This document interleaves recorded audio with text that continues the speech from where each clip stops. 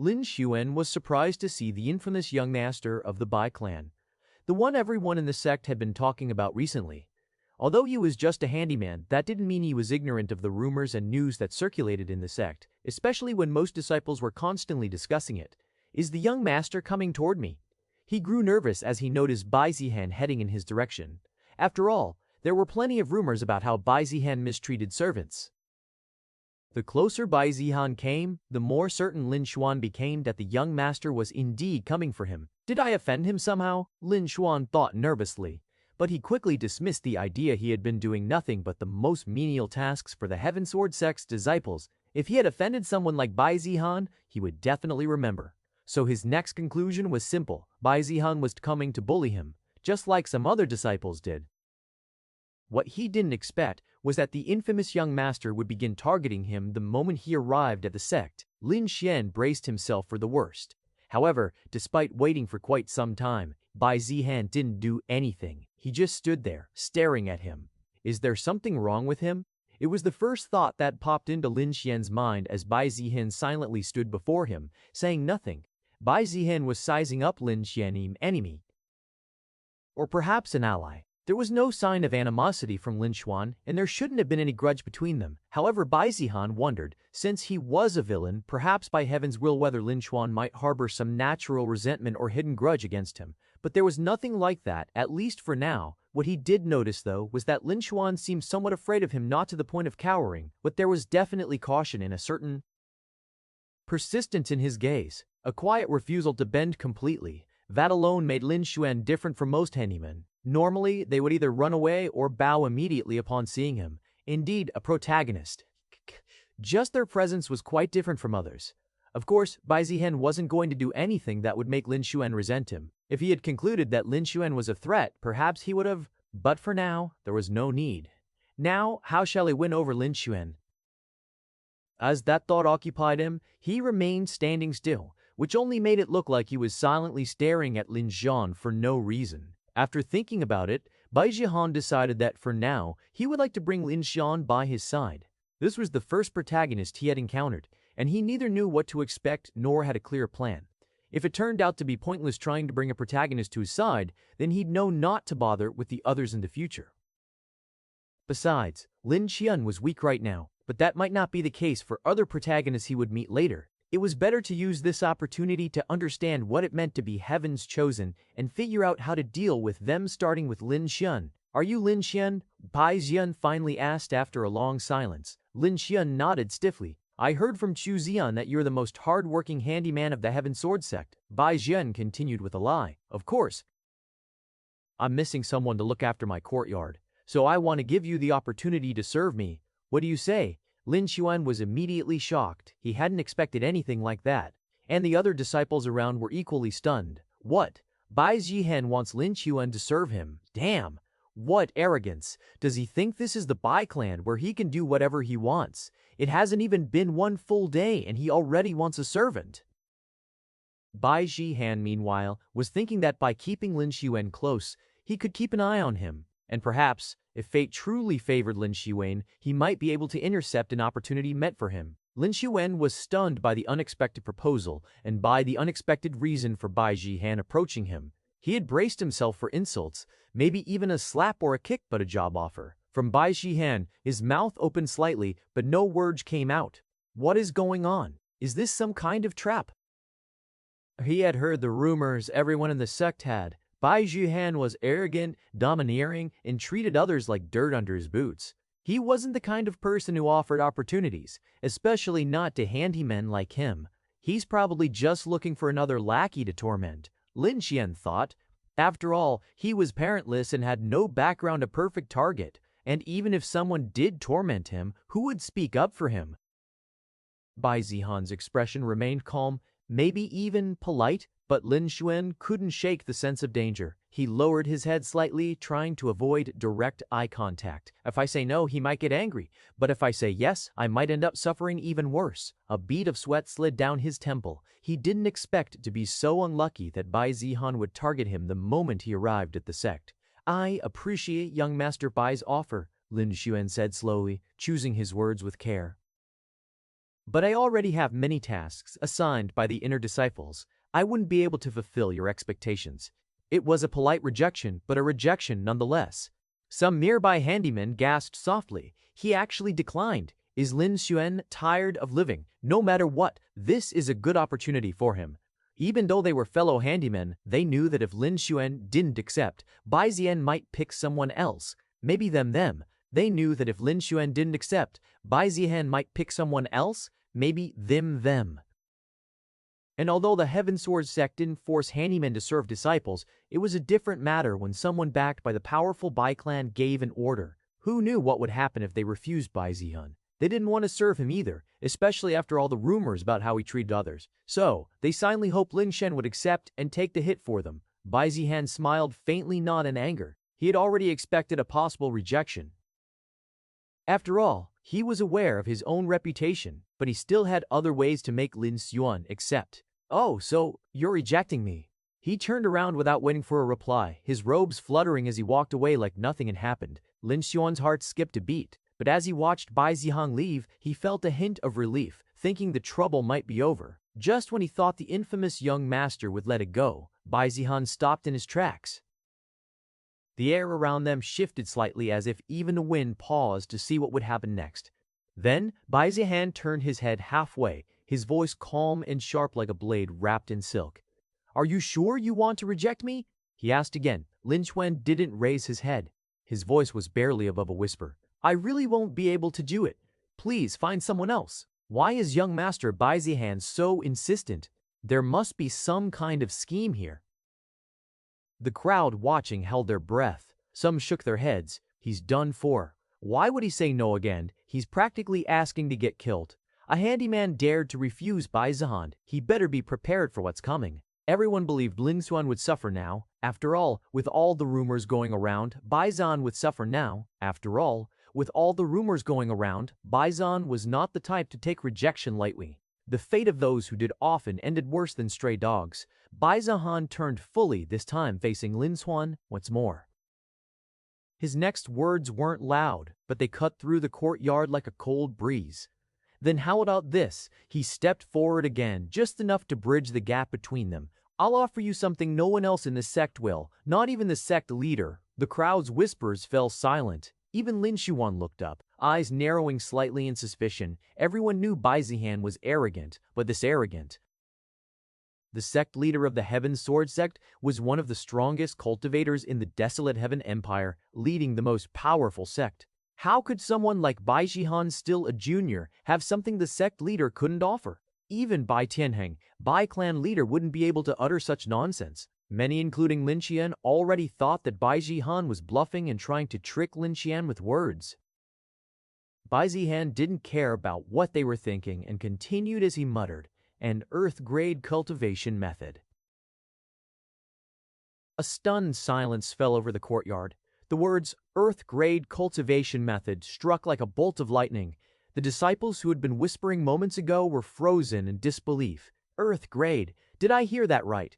That can't be true. Although the Ba clan has earth-grade cultivation methods, those are reserved for their elites. How can the Ba clan has earth-grade cultivation methods? Those are reserved for their elites. How can the Ba Zihan? He would instantly be expelled even if he was an heir. He's definitely bluff. He would instantly be expelled even if he was an heir. It has to be a trick, but even if they thought it was a trick, no one dared to say it out loud. After all, even the biggest of scammers wouldn't casually throw around the term earth grade to entice people. Profound grade might be somewhat believable, especially if it came from the mouth of a Bai clan member who could afford that, but earth grade, that also a cultivation method and not just a fighting technique, and for a handyman. Even someone with the slightest intelligence would know that had to be a lie. Lin Xuan's eyes widened ever so slightly. His heart, which had been full of suspicion and caution, now trembled for a different reason. Earth-grade cultivation methods weren't just rare, they were mythical. In the entire Heaven Sword sect, even inner disciples only had access to profound grade. Core disciples might have access to peak profound grade. But earth-grade cultivation method? Only disciples with powerful backgrounds or the sect leader and the next sect leader would ever see such things. As for heaven-grade cultivation method, no one in the desolate Heaven Empire possesses. which meant earth grade is the highest grade for cultivation method. But Bai Zihan, he was claiming he had one in his possession and was willing to offer it to a handyman. What kind of game is he playing? Lin Xuan didn't speak, he couldn't. He was still trying to process whether Bai Zihan was insane, lying, or actually serious. Bai Zihan stepped closer, his tone calm but carrying the weight of utter confidence. Not only that, I promise that you will get every resource you need for cultivation. He then proceeded to take something out of his storage ring. Here, I'll give you this as a present for our first meeting. Bai Zihan tossed a jade bottle containing core formation pills, all of high quality. Considering he had already broken through to the core condensation stage, those pills weren't as useful to him as core condensation pills. His father had given him thousands of high-quality core formation pills, unaware that Bai Zihan had already broken through. So Bai Zihan didn't care about giving them away. He also had a good number of core condensation pills, also gifted in preparation for his breakthrough. Moreover, even if he ran out, he could simply inform his clan and receive a new batch. Lin Xuan caught the jade bottle and immediately recognized what pills they were. There were at least 20 of them, each of unusually high quality. Though Bai Zihan didn't think much of them, it was different for others, especially Lin Xuan, who had no background. If he saved up for a year working as a handyman, and that was assuming he didn't spend it on anything else, might be able to afford one such pill. But Bai Zihan had casually tossed 20 at him without a moment's hesitation. The other disciples and handymen saw this and were stunned. Even disciples with decent backgrounds couldn't afford to give away such pills, let alone of that quality, which even money couldn't easily buy. The handymen couldn't help but feel jealous when they realized what Bai Zihan had just given away. They had initially thought Lin Jian was in serious trouble, but now, looking at the casual gift he'd received, they couldn't help but envy him. Their perspective shifted from Lin Jian being unfortunate to being extremely lucky. Lin Jian felt the same. With those pills, his cultivation would leap beyond what he had anticipated. In the next sect assessment, he might even have a chance to become the outer disciple of Heaven Sword sect. However, he also knew that nothing came free in this world.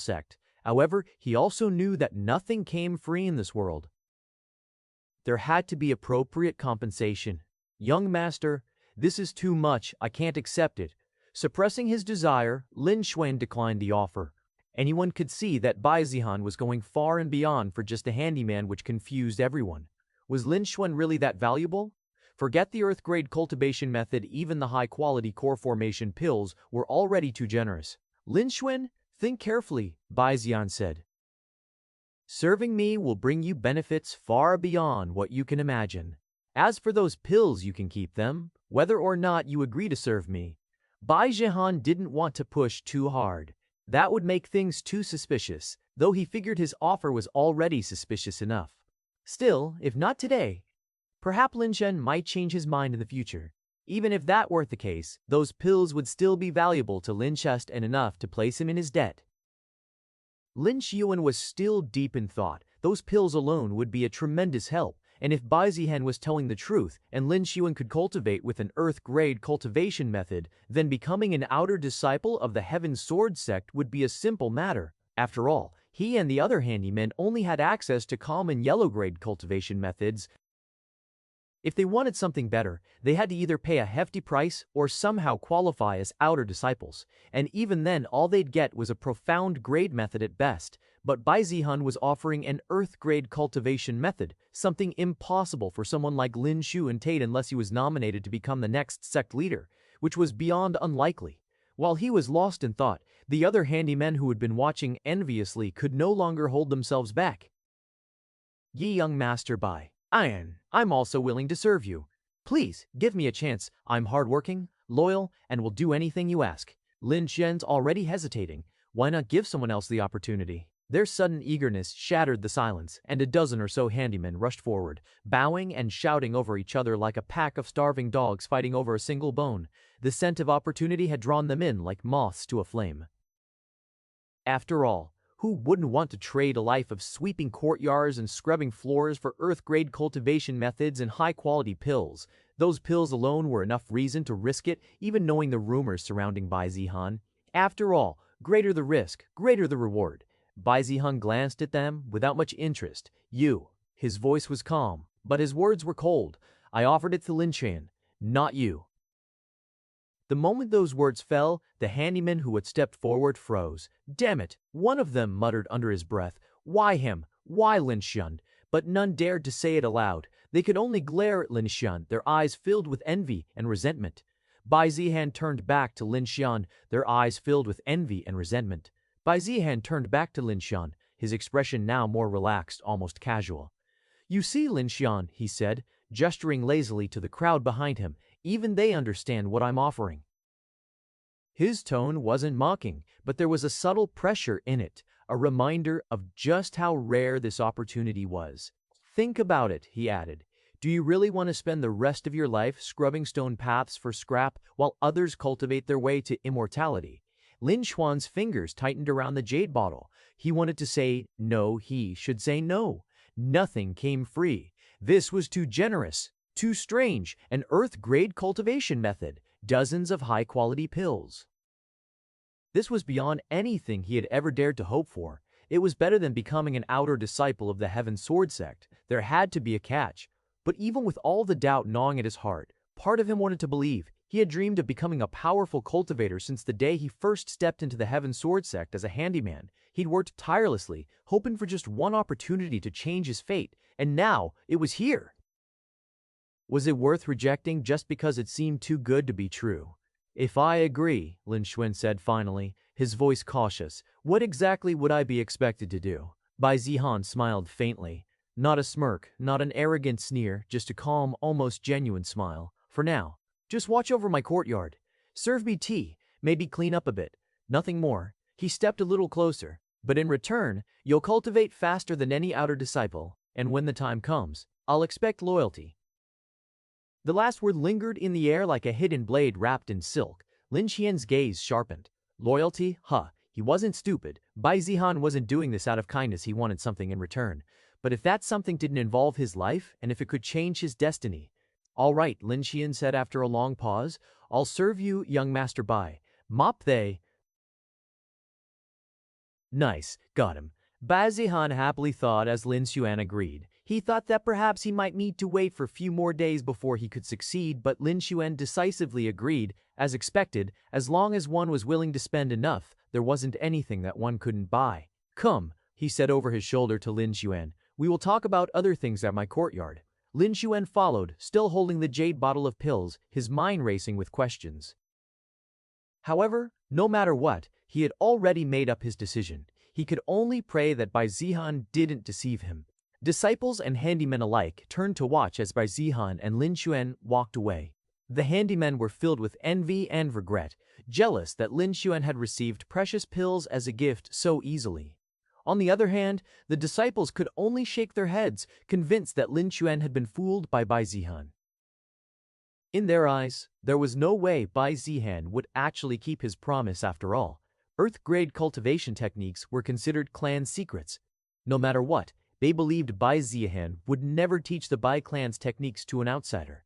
You said yes, but I know you're still uncertain, Bai Zihan said as they walked. Lin Xuan remained silent. That's fine. I don't expect blind loyalty overnight. However, soon you will realize that this decision is the best decision that you made in your life. Lin Xuan didn't say anything for a long time, and there was a long silence as the two of them entered the mystic moon peak. Why me? Lin Xuan asked after a long silence. After a long silence. This was what bothered him for a long time. He didn't think that there was anything remarkable about him for Bai Zihan to personally seek him out.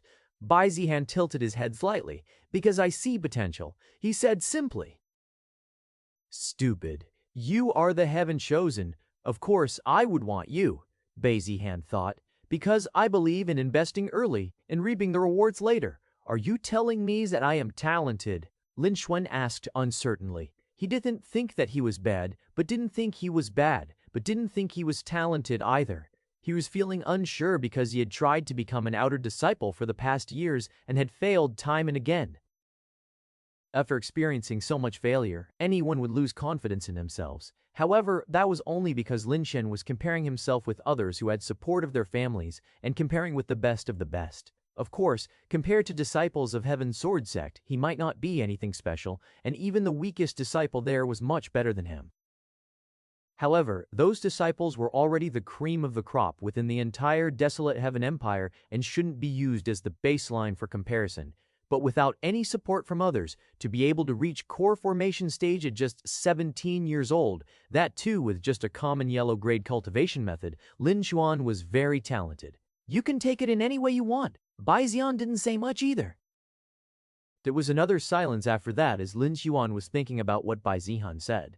On the other hand, Bai Zihan was looking at his system store. He was going to buy an earth-grade cultivation technique from the system store and give it to Lin Xuan. Bai Zihan knew the myriad breathing technique, but it was heaven grade and he wasn't going to risk it and teach it to Lin Xuan, who might become his enemy. Moreover, if others knew that he had such cultivation technique, they would surely come to hunt him down.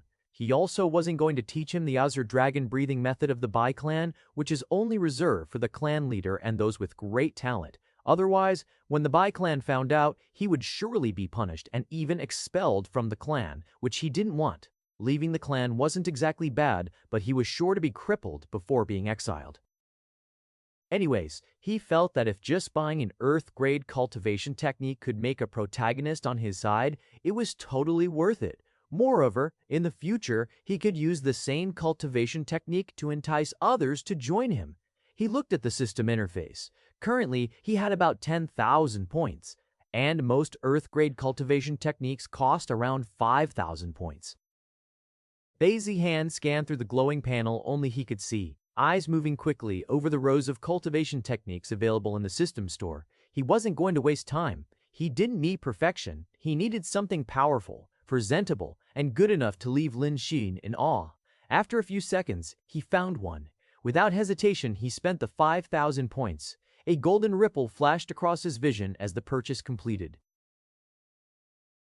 Star breathing technique, earth-grade description, a potent earth-grade cultivation technique that refines qi using celestial resonance. It allows the cultivator to harmonize with the rhythm of stars, drastically improving qi circulation and combat adaptability. Absorption efficiency, 100% increased qi absorption. During nighttime, cultivation speed increases by an additional 50%. Bai Zihan nodded with satisfaction. Star breathing technique, huh? Sounds fancy enough, he muttered to himself. By the time he finished, they had reached his courtyard. The doors opened with a wave of Bai Zihan's hand, after which he sat down on the table and took out his jade brush. He sat down calmly and gestured for Lin Yanwan to wait. Then, with practiced ease, he began to write the technique from memory line by line, stroke by stroke, each character glowing faintly with qi. Then, with practiced ease, he began to write the technique from memory line by line, stroke by stroke, each character glowing faintly with qi. Lin Xian stood silently, not daring to interrupt, eyes filled with restrained anticipation. It wasn't long before Bai Zihan placed the finished scroll on the table and looked up. This, Bai Zihan said, is the star breathing technique, an earth-grade cultivation technique. Lin Xian's breath caught in his throat. Even though Bai Zihan had said he provide one, he didn't believe it until he was given the scroll. Still, he was skeptical. He was skeptical, man. He didn't believe it until he was given the scroll. Still, he was skeptical. Unless he tried it, he wouldn't know whether Bai Zihan was lying or really giving him an earth-grade cultivation technique. Bai Zihan tapped the scroll lightly. You are not to teach this to anyone, not even your friends, should you have any, if I find out you've copied or passed it on without permission. He let the sentence hang unfinished, but Lin Xiu understood. I understand, young Master Bai, he said seriously, taking the scroll with both hands and bowing deeply. I will never show it to anyone. Bai Zihan leaned back in his chair and smiled slightly. Good. You can cultivate in my courtyard and check its efficiency. Lin Xuan's hands trembled slightly as he clutched the scroll. He had walked into this courtyard as a mere handyman, a nobody. But now he held in his hands something that countless people could only dream of. This was his chance, a new beginning. The first rays of sunlight spilled gently across Mystic Moon Peak, warming the rooftops and setting the courtyard dew aglow like tiny gems. Inside his residence, Bai Zihan slowly opened his eyes. What a great night, Bai Zihan muttered, stretching lazily as he sat up on the edge of his bed. A soft yawn escaped his lips as he rubbed the sleep from his eyes. Yesterday had gone far better than he expected. Haha, I really did it. Lin Xuan is in. He couldn't stop the smile from tugging at the corners of his lips. Snagging a protagonist this early without even needing to fight him was an absolute win in Bai Zihan's book. Normally, these heavens chosen were arrogant and prideful to a fault, but Lin Xuan, he was cautious, sure. But he also had no backing, no powerful sect elders watching over him. That made him vulnerable and easy to win over. Now all that's left is to cultivate his loyalty. Bai Zihan chuckled to himself as he stepped into his robes and fastened his belt. He pushed open the doors to his residence, stepping out into the crisp, fresh morning air. His long robes fluttered softly and his expression was calm and composed, as if everything in the world was proceeding exactly as he intended. The moment he stepped out, his eyes fell on the figure seated cross-legged under the old plum tree not far from his courtyard gate. It was Lin Xuan. The youth was sitting in a meditative pose, his back straight, breathing calm and even. Thin wisps of qi spiraled around him like invisible threads drawn from the world itself, converging toward his dantian. A subtle fluctuation in the air told Bai Zihan all he needed to know. Lin Xuan had already begun cultivating the star-breathing technique. It seemed Lin Xuan had spent the entire night cultivating beneath the plum tree, something Bai Zihan hadn't expected. He had assumed that once Lin Xuan confirmed the technique was genuine, he would return to his own quarters to rest. That fast? Bai Zihan raised a brow. Learning a cultivation technique was never an easy task, even with the right method. And yet, Bai Zihan hadn't personally taught Lin Xuan, he had simply handed him the technique. As expected, the protagonist with a cheat-like ability to learn.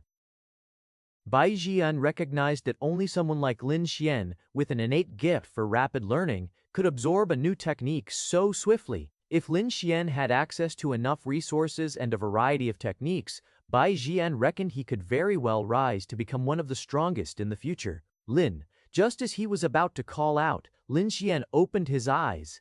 A flash of brilliance flickered within them.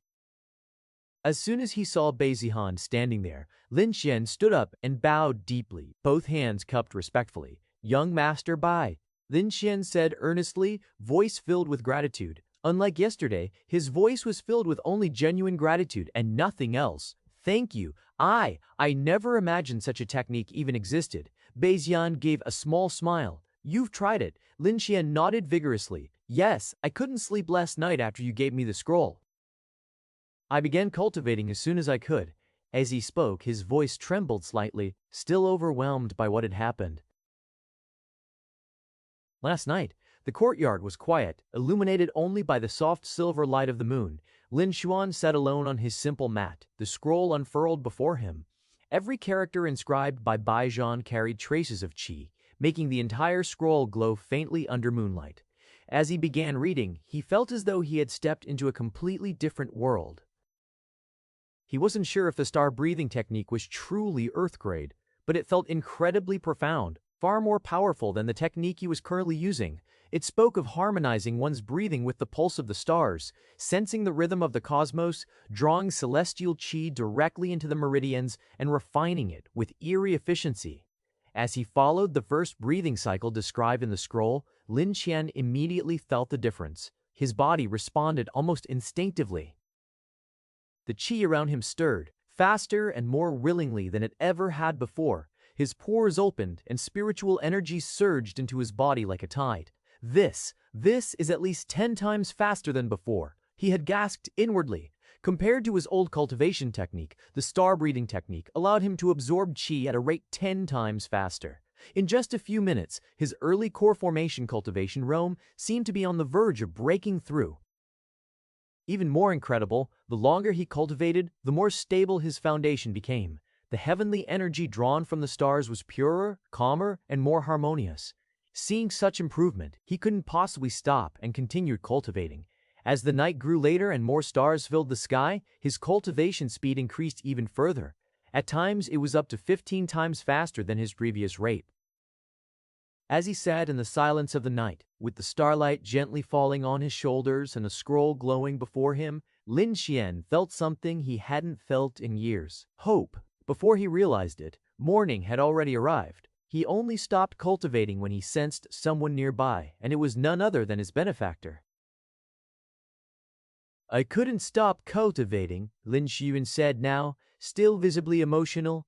I've used many techniques over the years, but none of them even come close to this. It's like I've finally found a path that belongs to me. Bai Zihan's expression didn't change, but deep in his heart he was pleased. That's right.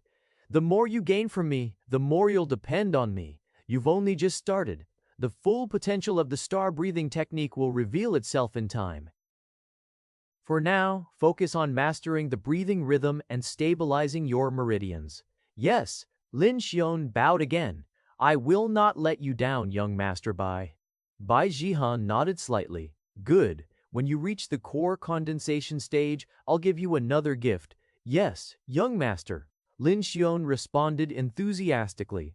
He didn't care much about what he might be given next, since he had already received something he could only dream of. Still, he replied excitedly, eager to show Bai Zihan that he was genuinely happy to hear it. The morning sun continued its slow rise over Mystic Moon Peak, casting long, warm rays across the quiet courtyard. Bai Zihan had just finished speaking with Lin Xion and was thinking about what to do today when a ripple of qi stirred the air. Footsteps approached. He turned casually toward the source. A young man in the standard azure robes of an inner disciple stepped through the courtyard gate, stopping a respectful distance away. He was thin, sharp-featured, and carried himself with a slight air of superiority, as though he were used to being obeyed. Bai Zihan, the disciple said, cupping his hands, though his tone lacked sincerity. Well, knowing who he was speaking to, it would have been surprising if the disciple showed any real respect. The head disciple of Mystic Moon Peak has called for a meeting of all inner disciples at the Cloud Pavilion. I am here to inform you and request that you make haste. Bai Zihan's brows lifted slightly. Oh, Bai Zihan already knew where the Cloud Pavilion was, as Chuzian showed it to him yesterday. As Chuzian had explained, it was the usual place where all inner disciples of Mystic Moon Peak gathered, typically used once a month, or when Peak Master Qinglan summoned them. It's standard practice for new inner disciples to be properly introduced. The disciple explained, seeing that Bai Zihan didn't know why the sudden meeting happened. Head disciple Fang Jinyan values unity and respect among the disciples, so he has called for a meeting. I see, Bai Zihan said, brushing a speck of dust off his sleeve. He could smell that something was going on and that the target was likely him, but he didn't think much of it. He wanted to see what tricks they had up their sleeves. Or was they just wanting to know him, which is almost impossible? But he believed that it must be his enemy scheming behind him and using the so-called head disciple. After all, he hadn't offended anyone from Mystic Moon Peak yet. There shouldn't be any reason for conflict, unless, of course, they simply wanted to keep the new junior in check. Still, there was a bigger possibility that Fang Jinyan was acting on someone else's behalf. Shen Liang, for example, had considerable influence within the sect and obviously wanted his revenge. It could be others too, like Lu Tian, though his influence was nowhere near Shen Liang's. In any case, Bai Zihan wasn't afraid. After all, none of them were protagonists. Lead the way, Bai Zihan commanded. The disciple paused, a little surprised. He had thought he might need to persuade Bai Zihan more, but with no objection from him, the disciple turned and led the way up the winding stone path toward the towering structure perched near the cliffside, the Cloud Pavilion. By the time they arrived, many inner disciples had already gathered. Their attention immediately turned to the newcomer of Mystic Moon Peak, already infamous among the disciples. Many looked displeased. Some didn't seem to care. At the center stood Fang Jinan, the head disciple of Mystic Moon Peak. He looked the part, handsome, confident, dressed in flowing blue robes with a jade sword at his side. His smile as Bai Zihan approached was warm. Ah, junior brother Bai. He greeted, his voice smooth and enthusiastic. We were just talking about you. Is that so? Bai Zihan replied with a faint, knowing smile. You're quite famous already, Fang Jinyan continued. After all, it's not often someone joins the inner disciples without participating in the standard assessments. His tone was polite, but the sarcasm didn't go unnoticed. A few chuckles rippled through the crowd, but Bai Zihan didn't spare them a glance. I wasn't aware that assessments were required when Peak Master Qinglan herself approved me as a disciple of Mystic Moon Peak. Bai Zihan replied, Do you want to question Peak Master Qinglan's decision? The jab was casual, but Fang Jinyan's smile flickered. Of course, Fang Jinyan replied, we would never question the master's decision. He clapped his hands lightly. Ahem! Anyway, since junior brother Bai has joined Mystic Moon Peak, I thought it best for everyone to get to know each other. I don't think there's anyone here who doesn't know who I am, Bai Zihan said arrogantly. The gathered disciples stirred, some scoffing at Bai Zihan's blatant arrogance. Others exchanged curious glances, watching Bai Zihan with intrigue. Fang Jinyan's smile deepened, though anger reached his eyes. Indeed, he said smoothly. Your name echoes even beyond the Bai clan, but hearing about someone is never quite the same as meeting them face to face. There are many disciples who are curious about you, he continued, so how about letting them get to know you? Just then, another disciple, Kong Zanheng, broad-shouldered and loud, stepped forward. He cupped his fists and smirked. Junior brother Bai, I've heard the rumors about you defeating the genius Li Feng. I'd like to see that for myself. Kong Zanheng said it with clear vigor and challenge. Are you asking for a spar? Kong Zanheng grinned. Nothing serious, just a friendly. No, the refusal came before Kong Zanheng could even finish his sentence. Bai Zihan didn't raise his voice, but the air seemed to still. Fang Jinyan's brows twitched faintly. Junior brother, it's just a friendly exchange. Unless you're not confident.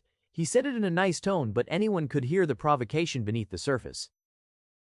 Bai Zihan met his gaze squarely.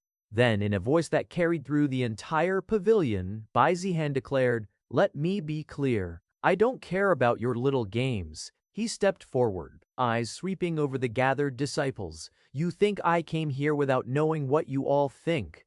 I don't care whether you're acting on personal agendas or someone else's orders. A few disciples bristled. Fang Jinyan's smile faded slightly, but Bai Zihan wasn't done. If you want to provoke me, think very carefully. His voice dropped, each word ringing like steel against stone.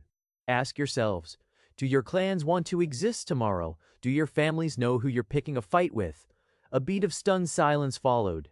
Then he smirked. If you want to play, I'll play. But don't cry when the board flips and your pieces get swept away. Bai Zihan's gaze turned cold, and so did his words. Remember, when you're picking a fight with me, you're not just provoking me, you're provoking the Bai clan. This declaration clearly shook Kong Zanheng and Fang Jinyan, who had been stirring up trouble for Bai Zihan. At the same time, the surrounding disciples felt a growing unease toward Bai Zihan after those words. Although they hadn't directly provoked him, they weren't overly afraid either. In their eyes, Bai Zihan was just a waste who had entered the Heaven Sword sect through the back door. But none of them expected Bai Zihan to openly threaten them using his clan's name. After all, disciples from powerful clans usually avoided relying on their background. They wanted to prove their strength independently, to stand tall without their clan's support. Unless they could manage something without relying on their clan's support, they would avoid doing so. But Bai Zihan, on the other hand, boldly leveraged the power of the Bai clan's name. It could be seen as cowardice, but would anyone say that out loud? Obviously not, after being threatened. Fang Jinyan's smile froze on his face as Bai Zihan's cold declaration echoed across the cloud pavilion. His hands, still clasped behind his back, tightened ever so slightly. Kong Zanheng, who had been smirking moments ago, now felt his throat run dry. Compared to Bai Zihan's background, his own was practically non-existent. Just one elder from the Bai clan would be enough to uproot his entire family. His gaze flicked toward Fang Jinyan, silently pleading for guidance. Chich dof.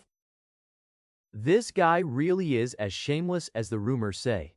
Fang Jinyan cursed internally, forcing his smile to return. He didn't even hesitate to drop the Bai clan's name.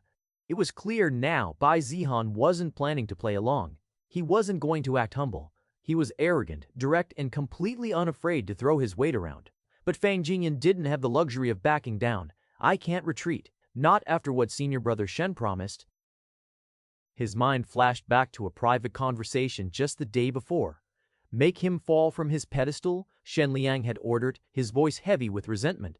Bai Zihan must appear weak, so weak that even with his Bai clan background, no one in the sect would fear him. Fang Jinyan had hesitated at the time. But he's from the Bai clan. Won't this bring trouble? Shen Liang had laughed. Trouble. He leaned in. The Bai clan is strong, yes. But Zihan is just one child. Shen Liang had laughed. Trouble. He leaned in. The Bai clan is strong, yes. If we disgrace him enough, make him a joke, even Elder Qinglin might feel ashamed to help him. Xun Liang continued. Moreover, would the Bai clan risk losing their face for a waste? You don't need to worry about them. He then promised Fang Jinyan valuable pills, rare resources, and most importantly, protection within the sect. Even a personal recommendation from his uncle to become a core disciple. With Elder Shen behind Xin Liang, Fang Jinyan knew it was an opportunity he couldn't afford to miss. He'd been stuck as an inner disciple for years. His current position as head disciple of Mystic Moon Peak was likely his limit. But with Xin Liang's help, or more precisely, Elder Shen's help, he could climb higher. Best of all, he didn't need to act personally. He could use others to do the dirty work, minimizing risk. Make sure the other disciples stop fearing him. The more they see him as weak, the more they'll target him. I want him isolated and powerless. That's what I want. He couldn't back down. And yet, Bai Zihan was proving to be a tougher nut to crack than he'd expected. Fang Jinyan kept his gaze on him. Bai Zihan was casually dusting off his sleeves, as if he hadn't just threatened several disciples, many from powerful clans. But compared to the Bai clan, even their clans combined wouldn't amount to much. Junior brother Bai, forgive us if we were too forward. We only wanted to get to know you better. Perhaps he got a little bit too excited, Fang Jinyan said smoothly, as though none of the earlier malice existed. Excited? Bai Zihan echoed, his tone bone dry. That's a nice excuse, but not quite good enough for seeking death, is it? Fang Jinyan's smile faltered. Despite the polite tone, Bai Zihan continued to press in them. Still, isn't threatening your seniors a bit over the top? Fang Jinyan asked. Haha. So what? Bai Zihan replied coolly, head disciple, if I were you, I'd pray I don't become my target, but it seems like you are openly seeking death, aren't you? He stepped closer, voice dropping slightly. Fang Jinyan frowned. Not even Shen Liang could threaten him like this, let alone Bai Zihan, who was weak and simply abusing his background. Junior brother Bai, aren't your words a bit too much? Huh, weren't you the one looking for trouble with me? Don't think I'm too foolish not to see through your little act behind that creepy smile. Bai Zihan insulted. How about this? Tell me who instructed you, and I might let you off. Fang Jinyan blinked. What? What do you mean, junior brother Bai? His nervous expression betrayed the lie in his words. Looking at you, someone definitely sent you to create trouble for me. Could it be? Shen Liang. Bai Zihan speculated. Fang Jinyan's eyes twitched. This devil. How does he know? Junior brother Bai, please stop with these baseless accusations. I was only trying to help our fellow disciples bond. Fang Jinyan denied. If that displeased you then, forget it. Fang Jinyan finally decided to back off. Any further escalation risked exposing his link to Shen Liang. Forget becoming a core disciple, he might not even retain his position in Mystic Moon Peak. After all, targeting fellow Peak members because of someone's order was the same as betraying the Peak. He. Trying to run away now, Bai Zihan smirked. Then, without sparing the others a second glance, he turned to the gathered disciples and spoke, his voice ringing loud and clear. Everyone else except him, leave. A stunned silence fell over the crowd. The inner disciples looked around uncertainly. You may return to your cultivation, Bai Zihan said sharply. Unless you'd rather be lumped together with this dog. No one moved. They had come here because Fang Jinyan, with his authority as head disciple, called them. But now, Bai Zihan was the one commanding them. You think this is a bluff? His gaze swept the group. I said it once, I don't care who your clan is. Act against me and I will retaliate. Not as Bai Zihan, but as the heir of the Bai clan. Several disciples stiffened. Fang Jinyan gritted his teeth. You. Bai Zihan was already challenging him, making it clear that his power and influence as the heir of the Bai clan far outweighed Fang Jinyan's position as head disciple. If they listened, then his authority as head disciple would be seen as lesser than that of Bai Zihan. You don't want to be dragged into this, do you? Bai Zihan asked them, almost kindly. Then leave. I don't want anyone crying to their elders later when they get caught in something they had no business in. One disciple coughed and quickly cupped his fists, backing away. I have other matters to attend to. Sorry, head disciple. Come to think of it, my friend asked me to help him with practicing his technique. Another followed, then another. Soon, everyone was already moving down the steps of the Cloud Pavilion, glancing back over their shoulders, both fearful and curious. They consoled themselves with the thought that it was Fang Jinyan who had provoked this great disaster. They had no part in it. Finally, only Bai Zihan, Fang Jinyan, and Kong Zanhong remained. Kong Zanhong wanted nothing more than to run away, but doing so would mean offending Feng Jinyan. So despite his instincts screaming at him to flee, he forced himself to stay. By then, Fang Jinyan was fuming with anger. His authority as head disciple had been trampled by Bai Zihan, and he had lost a great deal of face. In the future, it would be difficult for him to command the same respect he once held. Bai Zihan, Feng Jinyan roared, dropping all pretense. How dare you overstep your bounds as an inner disciple? His expression twisted as the last of the disciples fled the cloud pavilion. Their retreat echoed like a chorus of slaps across his face. He had been thoroughly humiliated. His reputation and status as head disciple were stomped underfoot by Bai Zihan. The man wasn't even pretending to be modest. He stood tall, looking at Feng Jinyan as if he were already beneath him. That was the final straw. Feng Jinyan's hand dropped to his waist as a surge of qi flared around him. "You crossed the line," Bai Zihan heed said, fuming with anger. "I won't allow you to continue disrespecting the peaker me."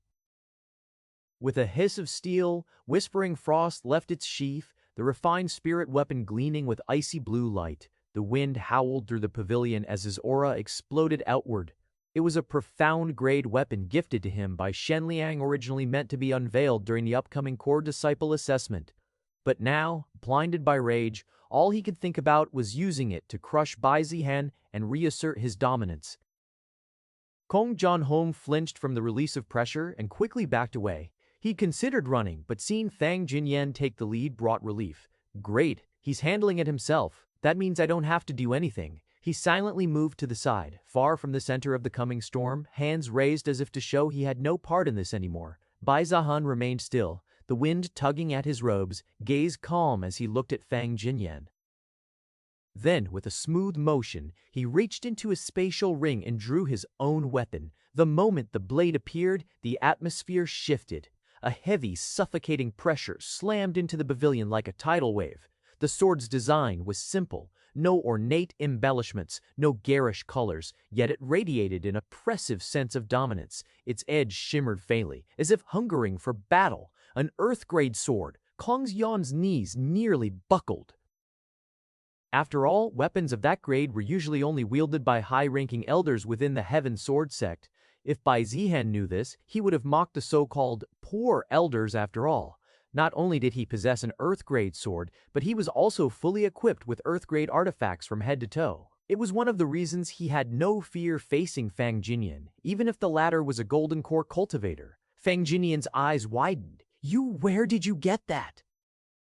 Bai Zihan didn't respond. He simply raised the blade, resting it casually on his shoulder. "Since you're so eager for a fight," he said, "let's not waste time." Fang Jinyan gritted his teeth, fury bubbling. "So you're relying on a weapon to make up for your weakness?" He spat. No matter how strong a weapon is, it's only as powerful as the one who wields it." But even as he said that, he felt unease rise in his chest. This was his first time facing an Earth-grade weapon. No matter how he tried to brush it off, the pressure it exuded was real. He tried to convince himself and Bai Zihan that someone at the core formation stage couldn't possibly handle such a weapon properly. With a roar, Fang Jinyan moved first, dashing forward, Whispering Frost flashing like a beam of cold light, a full-force strike from a golden core cultivator. Any ordinary opponent would have been crushed in an instant, but Bai Zihan was no ordinary opponent. He raised his sword, clang. A single swing. The impact cracked the tiles of the cloud pavilion. Fang Jinyan was blasted backward mid-strike, skidding across the floor as he struggled to stay upright. That sword. Fang Jinyan's arms trembled. His hands had gone numb. He thought it was just the sword's power. After all, a core formation stage cultivator could never. But it wasn't just the sword's power. After all, a core formation stage cultivator could never. But it wasn't just the sword. Bai Zihan himself possessed overwhelmed strength that defied his cultivability. His body had been refined through the primordial chaos body refinement technique, his physique possibly surpassing that of golden core cultivators. Combined with the myriad breathing technique, his qi was impossibly pure, allowing him to execute techniques with terrifying efficiency. While Fang Jinyan staggered, Bai Zihan wasn't going to give him a chance to recover. He wasn't some third-rate villain who'd taunt his opponent and let them strike back. He would end the battle when he had the advantage. 9 shadows flowing light sword. First form, flickering shadow step. He vanished. Fang Jinyan's pupils contracted as Bai Zihan reappeared directly in front of him, sword already descending. Boom! Fang barely raised Whispering Frost in time to block, but the raw power behind Bai Zihan's strike was too overwhelming for him to block. Fang Jinyan staggered backward. Blood rushing up his throat was too overwhelming for him to block. Fang Jinyan staggered backward, blood rushing up his throat. He couldn't believe what was happening. A core formation stage cultivator was casually overpowering him. This can't be. I refuse to believe he can beat me. Desperation overtook Fang Jinyan. He unleashed a barrage of techniques, his aura blazing with violent intensity. But Bai Zihan met every strike with calm precision. His swordplay was fluid, elegant, and devastating, parrying each attack like it was child's play. Oh, so this is the strength of the mighty head disciple. Bai Zihan's voice dripped with mockery. At this rate, I might as well take your place. You're clearly unworthy of the title. Fang Jinyan's fury spiked. The taunt stung not because it was cruel, but because it felt true. If he couldn't even defeat a core formation cultivator, then what was left of his pride? Don't get ahead of yourself. Bai Zihan, you haven't won yet. He roared, forcing strength into his voice, but the desperation behind it was obvious. No matter how he tried to spin it, Bai Zihan had already outclassed him in every way. It's time. Bai Zihan twisted his blade, disrupting Fang Jinyan's stance with sudden, precise footwork. Then bam! A brutal kick to the gut. Fang flew backward, coughing blood as he slammed into a pillar. Second form, Phantom Light Strike. This was the end. A streak of brilliant silver light tore across the pavilion. Bai Zihan shot forward, his figure blurring like a phantom. His sword howled through the air, shimmering with a sharp, lethal glow as it closed in on Fang Jinyan, who was still dazed, blood staining his lips. Stop! Fang Jinyan lips, stop! He tried to yell, but his voice caught in his throat. Too late. Slang! A thunderous crash rang out as Whispering Frost barely intercepted the blow, but Fang Jinyan was flung through the air like a broken kite, his body spinning before crashing into the steps of the Cloud Pavilion with a sickening thud. Cracks spiderwebbed beneath him, and dust clouded the air. His robes were torn, his chi wildly unstable. He tried to rise, groaning in pain, but collapsed again. Eyes wide with disbelief, he gasped. How? How is this possible? Kong Jianhong stood frozen in place, jaw slack, pupils trembling. He couldn't believe what he was seeing. Fang Jinyan, the one who stood untouchable atop the inner disciples, was being crushed, and not by a fellow Golden Core cultivator, but by a so-called Core Formation Junior. This is a nightmare, Kong Jianhong muttered. There's no way this is real. He now wanted to curse his earlier decision to stay. He could have clearly run away, but no, he had to stay. After Fang Jinyan, he feared that Bai Zihan's next target would be him. I have to do something, he muttered resolutely. Bai Zihan's sword dragged lightly across the pavilion floor with a low, metallic hum, one that sounded far more menacing than a war cry. Fang Jinyan's lips quivered. You won't get away with this. I'm the head disciple. Bai Zihan stopped a few paces away. He looked down at Fang Jinyan like one would at a bug that bare its fangs. Oh. I would like to verify that then. He raised his sword again, voice calm, too calm. A wave of chi pressure surged outward as he stepped into his final stance. The air grew dense, heavy with killing intent. Fang Jinyan's eyes filled with terror before he lost consciousness. Only this much, Bai Zihan said, unsatisfied with the fight. Well, it was boring considering that his opponent was a Golden Core cultivator. But it had also made something clear: with all his artifacts equipped and his tempered body, he could take on even Golden Core level enemies. Although he wasn't arrogant enough to think he could take on every Golden Core cultivator, Fang Jinyan was just a mediocre one without many trump cards. He also let his anger cloud his judgment, which made the fight much easier. If it had been a protagonist Golden Core cultivator, they would have shown trump card after trump card. Let alone Bai Zihan, who was just at the core condensation stage. Even a nascent soul cultivator might suffer. That was the terrifying thing about protagonists. Their trump cards were endless, and even if you managed to defeat them, killing them was another story entirely, with some senior, master, or love interest always swooping in to save them.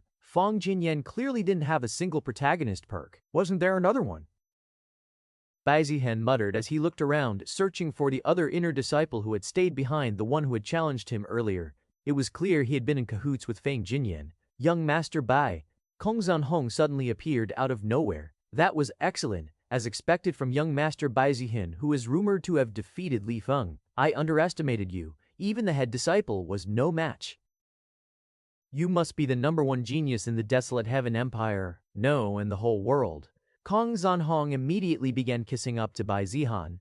No wonder Master Qinglen directly accepted you as an inner disciple. Even taking you in as a core disciple wouldn't be wrong. Bai Zihan's brow arched ever so slightly as he looked at Kong Zanhong's groveling display. The flattery was thick enough to suffocate a man. Oh, he said lazily, wiping his blade clean before returning it to his spatial ring. You weren't saying that earlier when you wanted to challenge me. Something about sparring to know each other, wasn't it? Kong Zanhong's face twitched, but he recovered quickly, slapping on a bright, obsequious smile. That was before I had the honor of witnessing your divine prowess, young Master Bai. He said, voice full of reverence, a mere ant like me, how could I have dared to presume? He bowed so low his forehead nearly touched the cracked floor of the pavilion. Bai Zihan didn't respond immediately. He stepped past Fang Jinyan's unconscious form and slowly descended the pavilion steps, hands clasped behind his back like he was taking a leisurely stroll rather than walking away from a duel. Kong Zanhong scrambled to follow. I never had any ill intentions, he said hurriedly. It was all Fang Jinyan's idea. I didn't want to, but he threatened to revoke my cultivation resources. Young master, please believe me. Bai Zihan paused, his back still turned. His voice was soft, almost casual. Is that so? Kong Zanhong nodded like a chicken pecking rice. Yes, that's exactly how it happened. I was forced. There was a brief silence. Well, no matter. Do you know why Fang Jinyan targeted me? Bai Zihan asked. Since Kong Zanhong was being so submissive, he decided not to take action for now.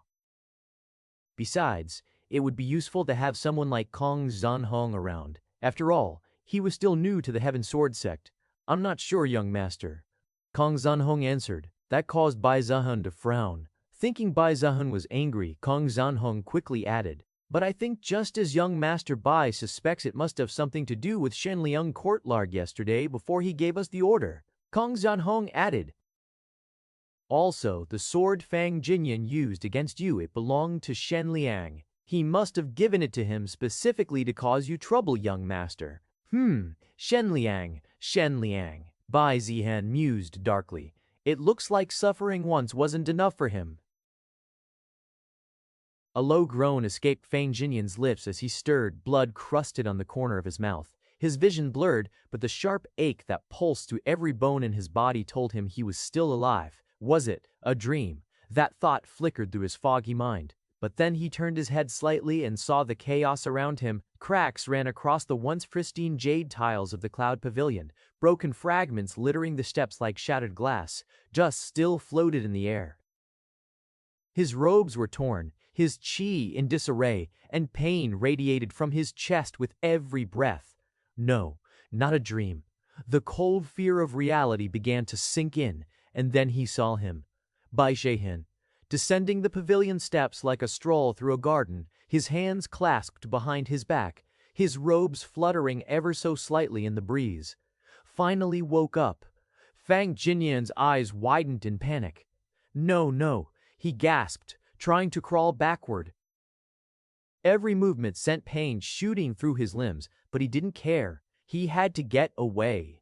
Bai Zihan's presence now felt suffocating, like a mountain pressing down on his soul. You!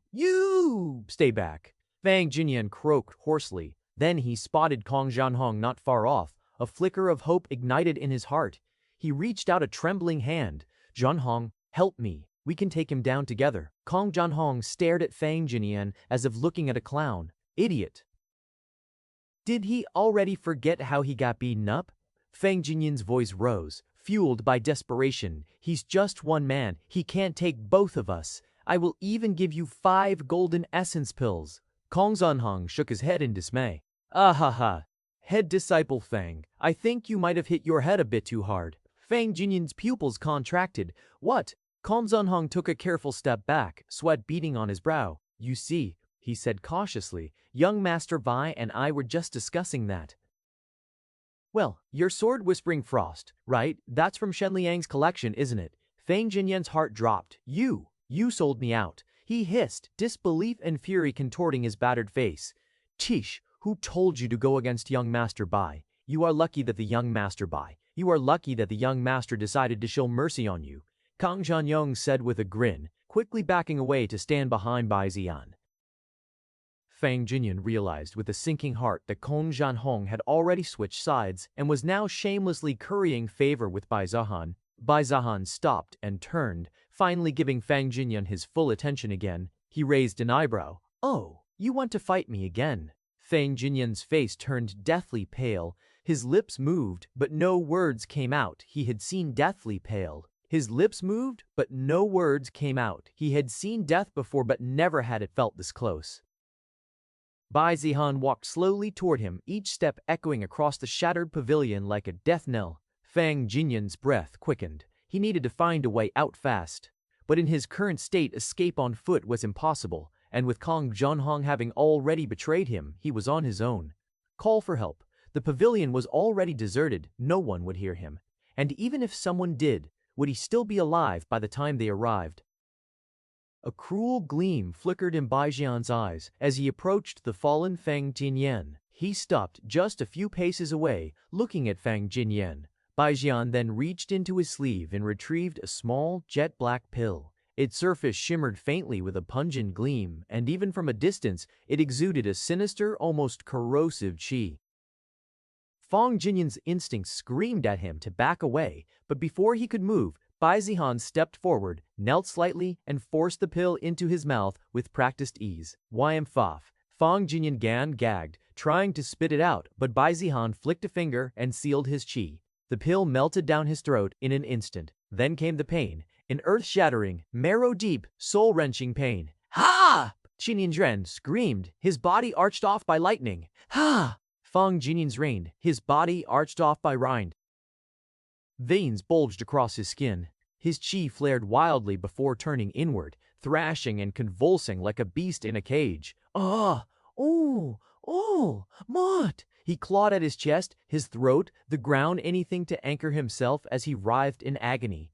Kong Jianhong flinched and backed even further away. Even he hadn't expected this. It was like watching someone be slowly torn apart from the inside out. Looking at Bai Zihan, he once again realized just how wise his earlier decision to been. Otherwise, it might very well be him screaming in agony alongside Fang Jinyan. Just watching a single pill bring a golden core cultivator to his knees in seconds, Kong Jianhong knew it had to be at least a grade 3 poison pill. Bai Zihan stood there, utterly unfazed by Fang Jinyan's screams. There was no need to show mercy to someone who dared to harm him. Please, Fang Jinyan stammered. Spare me, please, I will do everything you say. But Bai Zihan wasn't interested and just kept staring at Fang Jinyan, who was pleading for help. After a few moments, he retrieved a second pill, this one shimmering with a faint golden hue, and tossed it toward Fang Jinyan. Swallow it. Fang Jinyan obviously hesitated. After all, the last pill had brought him unimaginable pain. This one might very well send him straight to the afterlife, unless you don't want the pain to stop, Bai Zihan added. Fang Jinyan didn't hesitate any longer. The agony clawing through his body was too much that a sliver of hope is all he needed to obey. He shoved the pill into his mouth with trembling hands, coughing and choking, eyes bloodshot and overflowing with tears. The pain dulled slowly, his breathing steadied, but the agony lingered like a burning coal buried in his gut. What did you do to me? He croaked, barely able to speak. Bai Zihan crouched beside him, voice low and menacing. It's called the thousand-vein parasite pill, he said softly. An exquisite little poison that binds to your meridians, your bones, and your muscles. Fang Jinyan trembled. What I gave you was a remedy which can help suppress the poison for 3 days, after which it will resurface. What? Fang Jinyan realized he hadn't been given the antidote yet, and the pain still lingered, coiled deep within his body like a sleeping beast. If he were to suffer that agony again, he might very well lose his mind. What do you want from me? Fang Jinyan asked with fear in his voice. Bai Zihan stood up, casually brushing dust from his robes. I want you to become my eyes and ears, he said simply. A loyal little spy sitting beside Shen Liang. You'll smile, flatter, obey and report everything back to me, won't you? Bai Zihan's gaze was calm, yet cold. Fang Jinyan hesitated. After all, going against Shen Liang was no easy task. If he was ever found out, it could mean death. But then he remembered the pain, mind-shattering, soul-wrenching pain. Compared to that, betraying Shen Liang didn't seem nearly as terrifying. Yes, I'll do as you say, Fang Jinyan agreed, his voice trembling. Oh, and Fang Jinyan agreed, his voice trembling. Oh, and Fang Jinyan, Bai Zihan said, turning back with a faint smile. Fang looked up weakly. Why don't you give me a brief summary of your deal with Shen Liang? Well, to be honest, I didn't get anything useful out of Fang Jinyan. Just some lame deal about stirring up trouble for him in exchange for resources. No clever schemes, no secret plans. Just a typical suck-up mission gone wrong. Now that Shen Liang's plan had gone up in flames, Bai Zihan figured the guy might try something else soon. Well, that was if he knew that Fang Jinyan failed, which he wouldn't know as he got Fang Jinyan in his hand. Moreover, although the guy was a total weakling, he was the head disciple of Mystic Moon Peak. That title had some weight to it. Might as well use it like it's his own in future. Getting Mystic Moon Peak to do his bidding now and then, yeah, that might come in handy. So, you're going to report to Shen Liang after this, yeah? Bai Zihan asked lazily. Fang Jinyan looked hesitant for a second, but since Bai Zihan already knew, there was no point in lying. Yes. Shen Liang asked to meet me once I was done here, he admitted. Then you know what to say, and more importantly, what not to say, Bai Zihan said. Just tell him I suffered a bit and escaped with some fancy artifact. Understood. And when we're in public, act arrogant around me, Bai Zihan added casually. After all, if he suddenly started acting all submissive, Shen Liang would sniff something out immediately. But if he played the tough guy, it would throw them off the scent. Go on, then go report. Fang Jinyan didn't need to be told twice. He bolted out of there, practically tripping over himself in relief. He wasn't dead yet. But with the poison still in his body, if he ever tried anything funny, he'd be coughing blood before he could even regret it. Now only Kong Zhanhong was left, standing obediently like a little dog. You Dogan, all yen master, whatever you need, just say the word. Kong Zhanhong was left, standing obediently like a little dog. You, Bai Zihan called, Yasyanhong said, bowing with a big-ass grin. The guy was practically born to kiss ass, but Xian didn't mind. Honestly, he preferred guys like that over clueless idiots who didn't know their place. Go gather all the info you can about the Heaven Sword sect and its factions, Bai Zihan ordered. I was planning to ask someone from the Bai clan, but haven't seen a single one yet. Oh, and another thing, find out where the other Bai clan disciples are hiding. Trying to avoid me? Yes, young master. Where the other Bai clan disciples are hiding? Trying to avoid me. With everything taken care of, Bai Zihan headed back to his courtyard. As he stepped onto the familiar stone path, the wooden door slid open and a figure came rushing out. Young master, you're back, Lin Xian said, voice full of respectful enthusiasm. It was a big change from yesterday. Gone was the cautious tone, the wary glances. Lin Xian now stood straight, eyes slightly lowered, voice steady but reverent. The shift was clear as day. He wasn't just pretending. He'd already accepted Bai Zihan as his master. A sharp contrast from yesterday's edge of suspicion attitude. Bai Zihan gave him a sideways glance. Lin Xuan quickly stepped aside, holding the door open and offering a fresh cup of tea like a proper servant. I've cleaned the courtyard, lit some calming incense. Would you like to rest? All this without even being asked. Bai Zihan raised an eyebrow slightly but said nothing. Not bad. At least, better than Luo Qin, who needs to be given orders for everything. He walked inside, took the tea, and made himself comfortable. Meanwhile, the Heaven Sword sect was buzzing with gossip. In the inner disciple dorms down by the riverside training grounds, even in the Pill Refinement Hall, everyone had something to say. Yo, you heard? That new Bai clan guy took in a handyman as his personal servant. You mean Lun Shen? That quiet dude from the outer quarters? Yeah.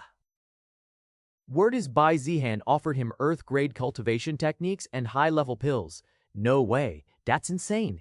Man, Lin Xuan's either crazy or just desperate. I bet he's suffering right now, poor guy. But that wasn't the hottest rumor. Oh, and get this, Bai Zihan fought the head disciple, Fang Jinyan. No shit. What happened? Bai Zihan fought the head disciple. Fang Jinyan. No shit. What happened? Apparently, Fang Jinyan kicked his ass, sent him running like a scared little rabbit. Seriously, that's what people are saying.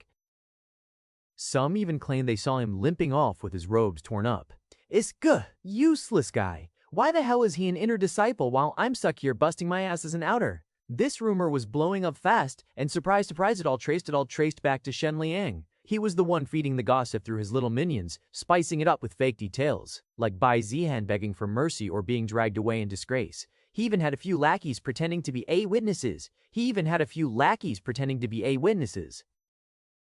Xin Liang wanted to chip away at Bai Zihan's growing mystique, make him look weak, laughable. He didn't just want to isolate Bai Zihan, he wanted to make him a joke. Naturally, it was to make him a joke. Naturally, it was to make Bai Zihan lose whatever reputation and influence he might have as Bai clan's heir. He also rewarded Fang Jinyan as promised and gave additional tasks with even greater reward. So that's what he's planning, huh? Sao? Bai Zihan let out a dry mutter as Fang Jinyan finally stopped talking and bowed, dutifully delivering Shen Liang's so-called genius plan like it wasn't complete trash. Apparently, just having to get Fang Jinyan to beat him up and spreading rumors wasn't enough for that bastard. No, Shen Liang wanted the full package, his reputation wrecked, his engagement blown up, and if possible, his entire future in the Heaven Sword sect torched. In this latest scheme, he ordered Fang Jinyan to sneak some female undergarments into Bai Zihan's room. Make sure they're placed somewhere obvious, then tip off a few girls ones who'd be willing to play along. And make sure Juzian's with them too. Accuse him of something nasty. Say he's been peeping, stealing, or maybe even plotting something worse. The girls would act shocked, kick up a fuss, and start pointing fingers in front of a crowd. If it all went according to plan, the engagement with Juzian would be over, and Bai Zihan might even get expelled. At the very least, his name would be dragged through the mud until he didn't even have the face to show up in public. Too bad for Shen Liang. Bai Zihan already knew everything. Bai Zihan didn't plan to do anything to Shen Liang at the moment. Fang Jinyan was going to inform him when Shen Liang decided to carry out the plan, and Bai Zihan didn't have to do much to thwart Shen Liang's plan, which was already known to him. Bai Zihan cultivated for the 2 days before Kong Jinon appeared with the task completed. Young master, I have collected all the required information and written it in this scroll, Kong Jinon said as he handed over the scroll. Bai Zihan took it. Good job. Here's your reward, Bai Zihan said as he handed him a jade bottle. Kong Jinon caught it, then checked what it was and was shocked when he saw it. This, young master, is it okay for me to accept this? Kong Jinon asked fearfully. After all, what was in the jade bottle were 5 high-quality Goldman essence pills, which were extremely effective for someone like him. It was too precious. His clan could only afford to send one such pill every 2 months, and even that was low quality. Take it. Anyway, I don't lack such things. You can cultivate for now and remember to come when I call you, Bai Zihan said, not caring in the slightest about the pill he'd given Kong Jinon. After all, the Bai clan treasury had plenty of such pills, and he'd taken a bunch of them with he came to the Heaven Sword sect. Thank you, young master. I will carry out your orders without hesitation, Kong Jinon said, his voice trembling with forced loyalty. Even if I have to walk through 1,000 swords or swim through a sea of flames, I'll do it. He was initially only submissive to Bai Zihan because he feared for his life, but after receiving such a reward for such an easy job, he now realized what a great opportunity this was. Kissing Bai Zihan's ass was 100 times better than trying to work under Fang Jinyan or Shen Liang. This is what a real tycoon looks like. After giving a big bow, Kong Jinon left. What a dramatic guy, Bai Zihan thought, before turning his attention to the scroll.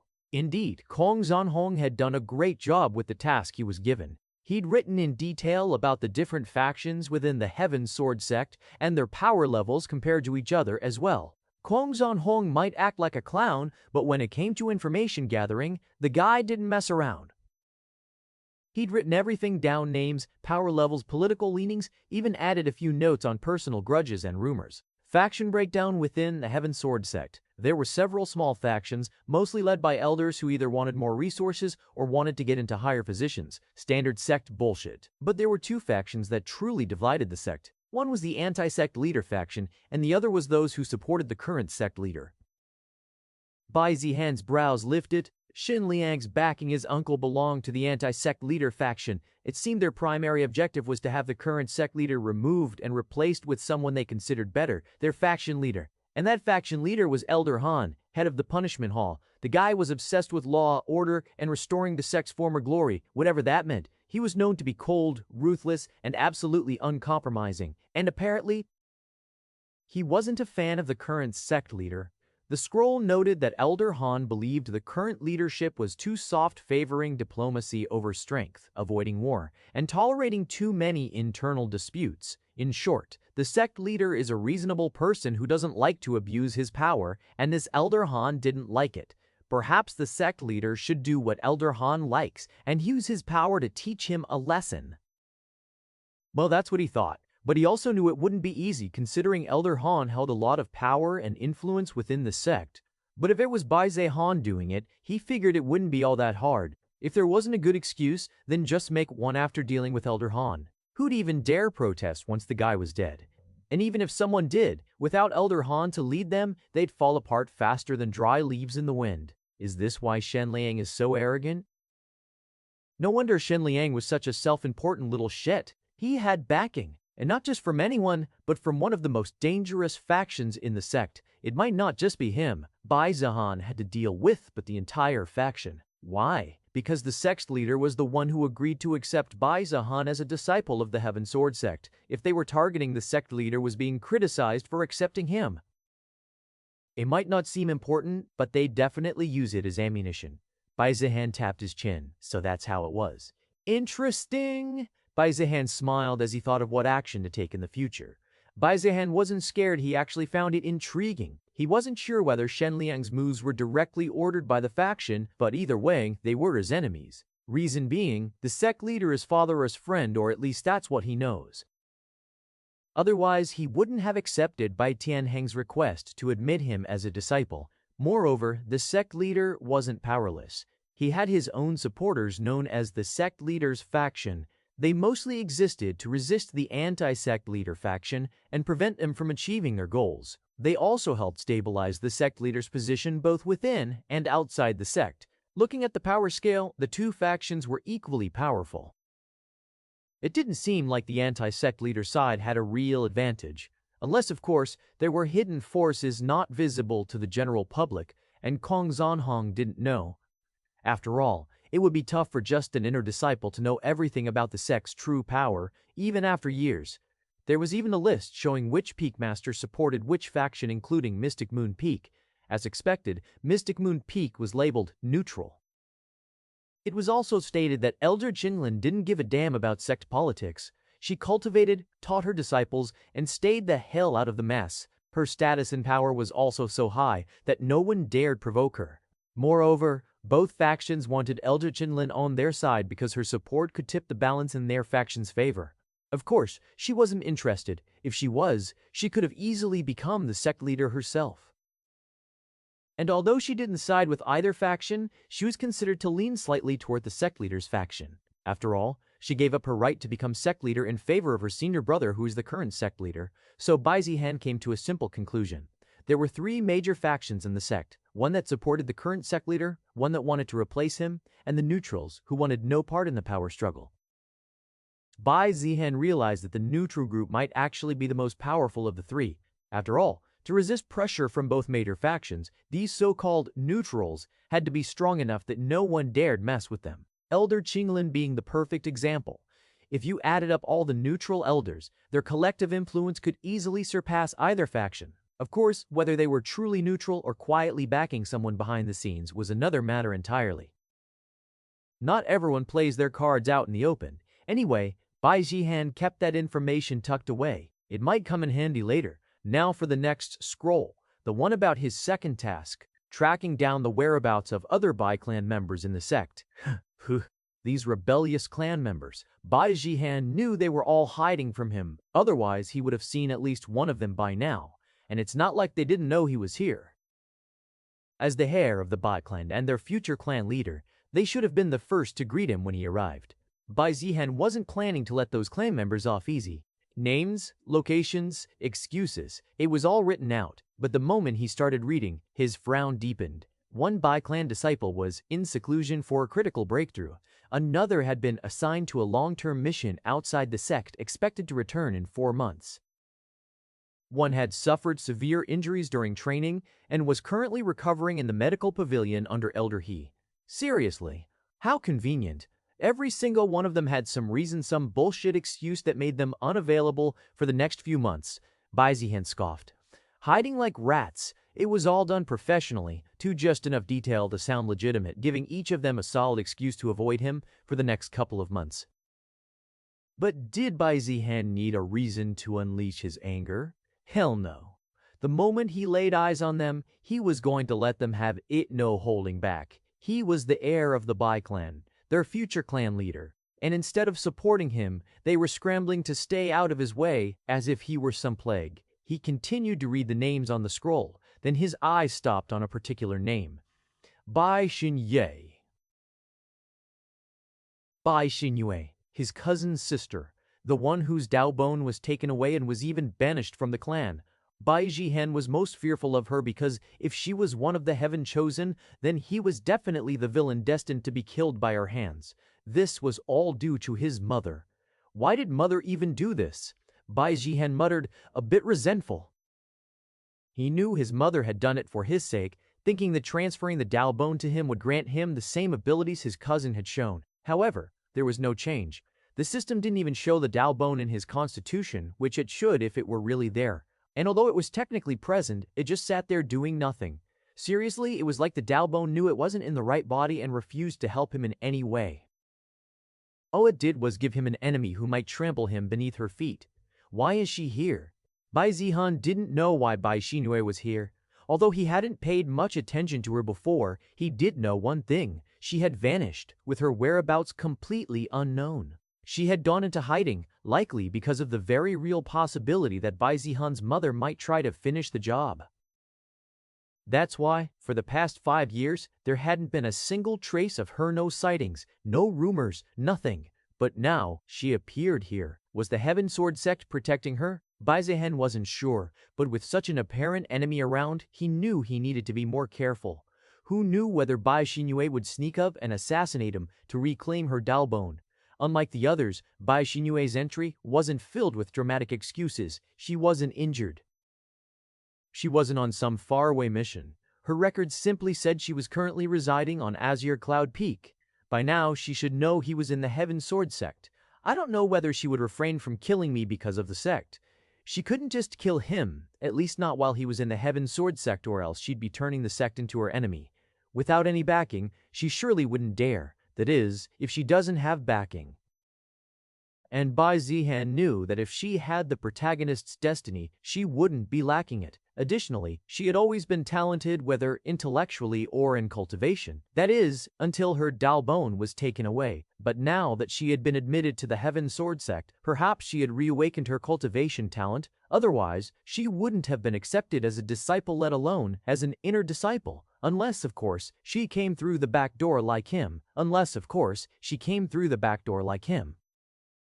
Which he found hard to believe. Still, he found it surprising that Bai Xinyue hadn't shown up in front of him yet. Or maybe it just wasn't time. Maybe she was biding her time, waiting for the perfect moment to strike. After all, simply killing him wouldn't be enough. Not after everything she had suffered. Shit!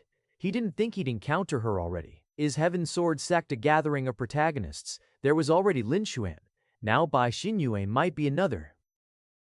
And he hadn't even seen much of the sect yet.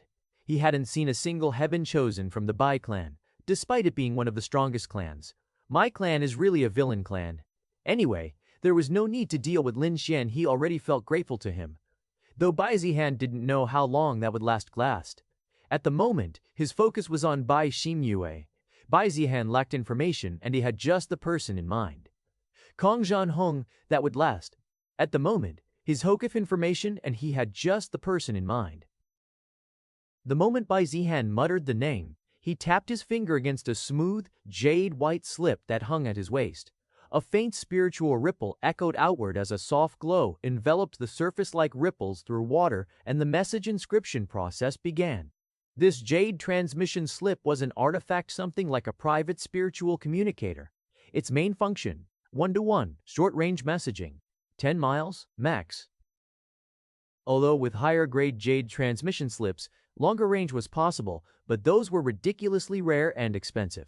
What Bai Zihan was using was already one of the best, so much so that even some Heaven Sword sect elders had limited access to them. Yes, young master, Kong Zhanhong replied, I need you to urgently gather information on someone. The faster and more detailed the info, the better the reward you'll get. Kong Zhanhong's reply came instantly, with a hint of excitement in his voice. Who should I investigate, young master? Well, after the reward Bai Zihan gave him earlier, of course he'd be eager now. Bai Xinyue of Azure Cloud Peak. I need a full report, cultivation level, habits, daily routine, temperament, who she hangs out with, who hates her, who's simping over her, everything. Understood, young master. Bai Zihan leaned back in his chair, fingers drumming against the armrest.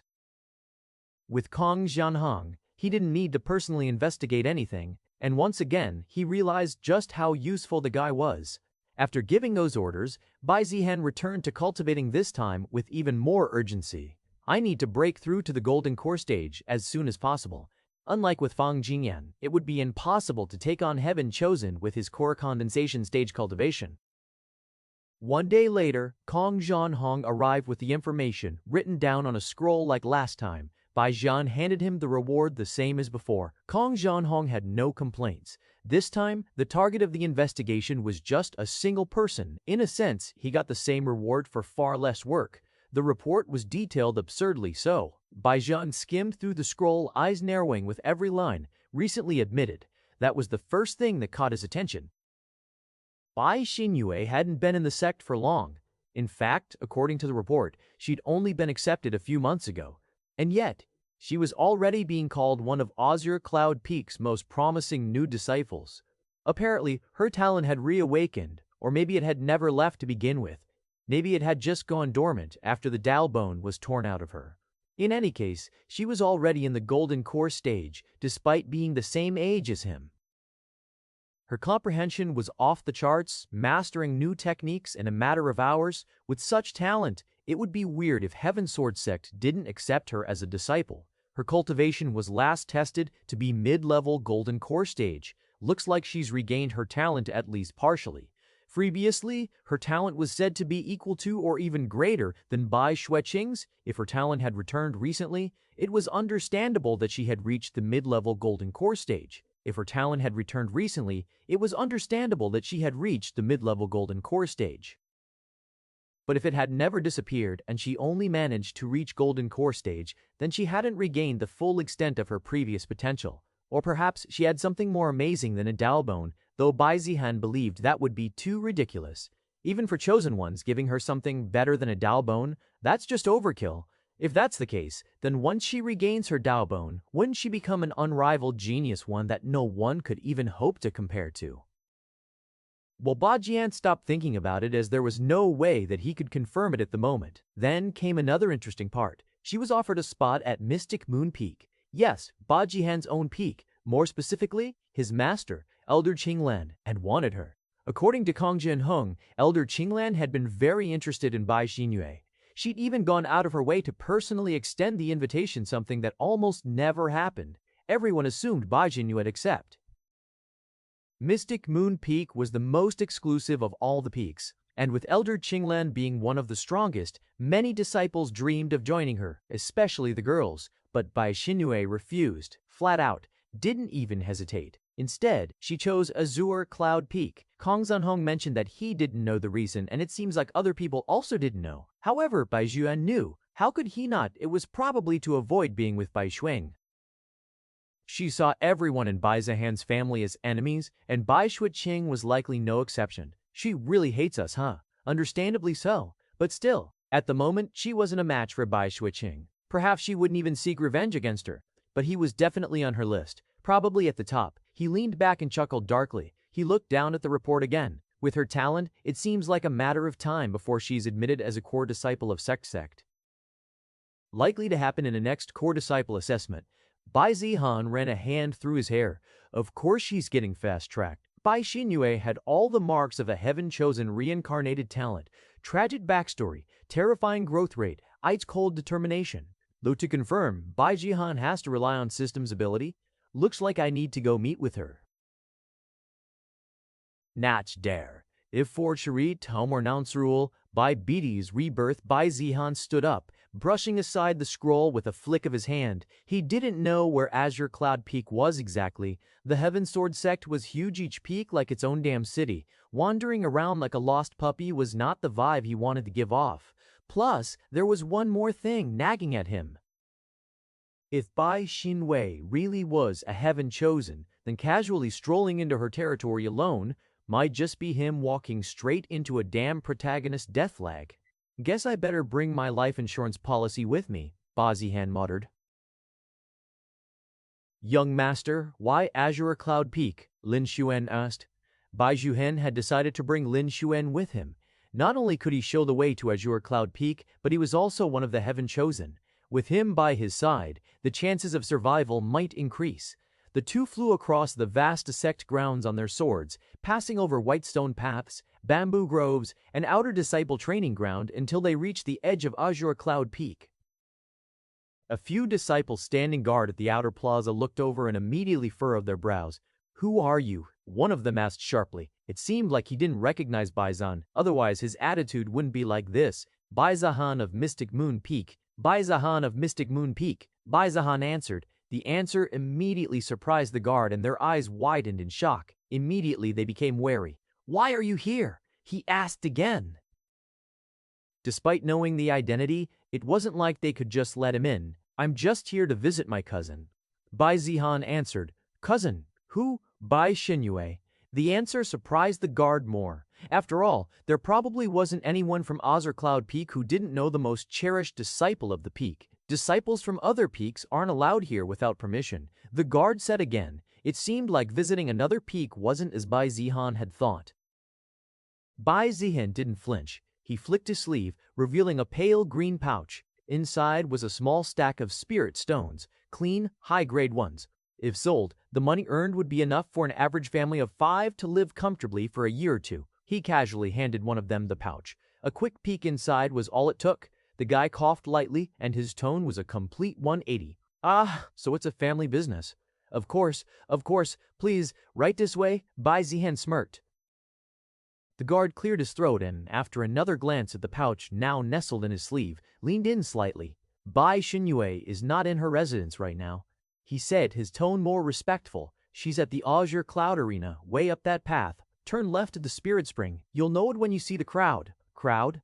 Bai Zihan didn't understand why there would be a crowd. Bai Zihan didn't understand why there would be a crowd, but didn't ask. He find out soon enough. Perhaps there is a fight between powerful disciples. Let's go. Azure Cloud Peak was every bit as refined as it looked. Waterfalls cascading beside jade staircases, lotus ponds glowing with spiritual light, and elegant pavilions dotting the landscape. But the disciples here, they were something else. As soon as they stepped in, Bai Zihan could feel the stares from a few disciples, cold, judgmental, and in some cases downright hostile. He heard a whisper as they passed. "Isn't that the Bai clan waste? What is he doing in Azure Cloud Peak? That's him. Teh! What a piece of trash. Who gave him permission to enter our peak?" Bai Zihan rolled his eyes, ignored them, and kept walking. Lin Xian wasn't so calm. He felt anger at the people insulting his benefactor, but also knew better than to cause trouble. After all, rather than focusing on such nonsense, he knew well that for Bai Zihan, his task was much more important. There was also the fact that he couldn't do anything to those inner disciples who were in the golden core stage. Though he made sure to remember those faces for when he became strong, they ascended the mountain trail, turned left after the Spirit Spring, heading toward the arena. Soon, they heard the crowd before they saw it. A chorus of gasps, murmurs, and the occasional, "Did you see that?" rang out across the trees, and then the arena came into view. A large, open-air platform of polished stone, rimmed with sky-blue pillars and glowing formation lines. Dozens of disciples stood at the edges, craning their necks for a better look, and at the center Bai Zihan's eyes narrowed as he spotted her, Bai Xinwei. He'd chosen detected, as expected. Before the system even showed him who the Heaven Chosen was, Bai Zihan already knew. Scanning, Haven, chosen profile unlocked. Name, Bai Xinwei. Age, 17 faint grade, youth brom, 5 stars, cultivation base, golden core, late destiny, heavenly phoenix rebirth. Bai Xinyue was born with the heavenly phoenix constitution, an ancient and near mythical body type said to descend from the bloodline of the divine phoenix itself. This constitution grants her incredible regenerative powers, able to recover from grievous injuries, purge poisons, and even regenerate. Howard of Bowers, available from grievous injuries, purge poisons, and even regenerate ions in shattered bones. Her vitality burned like an undying flame, allowing her to rise again and again, no matter how many times she falls. However, her path was never smooth. As a child, her Tao bone, the spiritual core of her cultivation potential, was stolen through deceit and betrayal, robbing her of her rightful destiny. Labeled as mediocre and cast aside by her clan, she endured humiliation and isolation, but the phoenix is not meant to crawl. Through sheer will and unrelenting cultivation speed, she clawed her way back, breaking 2 bottlenecks faster than any of her peers. Blessed by the heavenly flame of nirvana, her breakthroughs come with blazing revelations, purifying her Tao and pushing her cultivation forward like a raging inferno. Her fate is one of vengeance, justice, and transcendence. She will one day reclaim her stolen Tao bone, unleashing her true potential. Tao bone, unleashing her true potential. The moment she does, the world shall witness the rebirth of the heavenly phoenix, a divine existence soaring high above the 9 heavens, untouchable and eternal. 64 Meeting with Bai Xinyue. Well, now that confirms it. Bai Xinyue is a protagonist, and one who is even more prominent than Lin Xuan. She has the heavenly phoenix constitution. No wonder she recovered from the injuries of having her Tao bone stolen, and even got back her cultivation talent, though it still seemed to be less because of not having her Tao bone stolen. And it also confirms that he was the villain that she must kill in order to fulfill her destiny and soar like a true phoenix. Anyways, it seems like the crowd is gathered here because of Bai Xinyue, and right in front of her was a pretty boy. Bai Xinyue, he declared loud enough for the whole damn peak to hear. I've admired you since the day I laid eyes on you. I've never met someone like you, so elegant, so talented, so palm, and oh my, you so elegant, so talented, so perfect. Oh no. Bai Zihan muttered, it's that kind of drama. He even thought that man was a villain, but turns out he wasn't. He seemed to be just a simp. The young master took a step forward, hand outstretched like he thought he was in a romance play. You already know this isn't the first time I've asked, so I'll say it again. Will you be mine? Really a simp?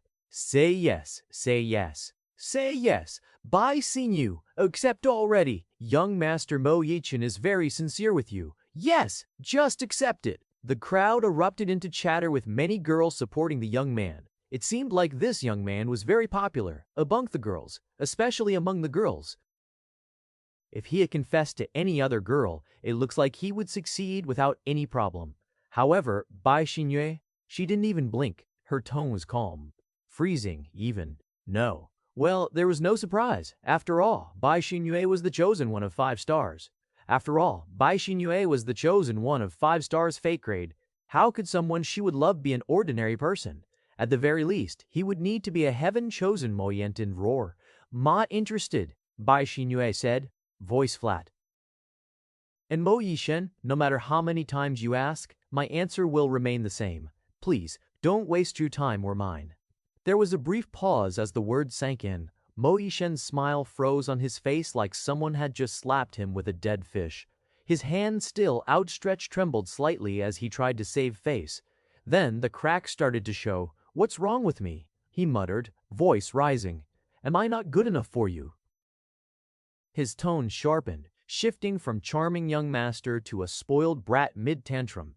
I'm the young master of the Mo clan, one of the top 10 clans in the entire desolate heaven empire. He took a step closer to her, trying to puff up his presence like a damn peacock on steroids. Even though my talent might not be the same as yours, I am a genius known throughout the empire. Bai Xinyue, on the other hand, didn't flinch. She just stared at him like he was some bug buzzing in her ear. Mo Yichin kept going, practically pleading and demanding at the same time. Why are you being like this? If it were any other girl, they'd be grateful just to stand next to me. He reached out again, this time not in some dramatic romance novel pose. No, This was some dumbass move that looked like he was actually going to grab her wrist, and that's when Bai Xinyue's expression finally changed. Her eyes narrowed, a chill rolled off her body like a blizzard wind. For a brief second, her golden core aura flared, just a flicker, just enough to make a few nearby disciples stumble back. She clenched her fist. Bai Zihan could practically see the murder in her eyes, but she held back. The only thing holding her back was the sect rules. If she beat his ass in public without a proper duel, it'd be a whole thing. Discipline hall, lectures, maybe even a temporary restriction on her cultivation rights. She gritted her teeth and didn't move. Maybe I should have chosen a different peak, Wasteful thought. Day and night she had been pestered by Mo Yichen, and the chances of her accepting Mo Yichen's confession were 0 to none because she was reminded of Bai Zihan by how Mo Yichen acted. The same arrogance without regard to the feelings of others due to his own status. Endure it, Bai Xinyue, you must endure this. Bai Xinyue ho, the revenge was still far off and she had been enduring for so many years. She believed that she only needed to endure a little more to succeed in her revenge. Young Master Mo should just give up. I am not worth it, Bai Xinyue said. Damn it, you're just an abandoned girl from the Bai clan. How dare you try to act superior? Mo Yichen threw away any pretense and angrily yelled. There was no secret that Bai Xinyue was exiled, and everyone who knew her knew about that. That is why, despite being from the Bai clan, Mo Yichen wasn't afraid of Bai Xinyue, who didn't have the support of the Bai clan. That's when a slow, sarcastic clap echoed through the air. Clap! Clap! Bai Zihan walked toward the arena where Bai Xinyue and Mo Yichen were. Who dares? Mo Yichen immediately had his attention attracted by the clap. Not only him, the other audience members in the Azure Cloud Arena were equally stunned that someone dared to interfere with Mo Yichen, especially when the tension had risen and Mo Yichen was irritable. Bai Xinyue's eyes widened, and there was a big frown on her face, with anger visible. Bai Xinyue's eyes widened, and there was a big frown on her face, with anger visible. Bai Zihan, she muttered under her breath. Although grown up and different from when they were children, it was impossible for her not to recognize the one she deemed her life enemy. Plus, even if someone had the same appearance as him, she refused to believe that anyone could replicate that same arrogant aura. Now, her lifelong enemy was before her eyes. Bai Zihan casually strolled forward, the sound of his slow, mocking applause echoing louder than it had any right to. He stopped a few steps away from the little standoff and tilted his head, wearing that ever-so-punchable smirk of his. Well now, Bai Zihan said, eyes locked on Xu Yuhan. This is the first time I've seen someone so confidently threaten a member of the Bai clan. He chuckled low and sharp. You're quite brave. Or maybe just stupid. Xu Yuhan narrowed his eyes in anger. Not only had he been rejected by Bai Xinyue, now some smug bastard was rubbing salt in the wound. Of course he was about to snap, but before he could even speak, one of his lackeys tugged on his sleeve and whispered frantically, Young master, that's Bai Zihan, the heir of the Bai clan. Xu Yuhan blinked. What? He looked from his lackey to the smirking Bai Zihan. Now that it was mentioned, yeah, he did recognize the face.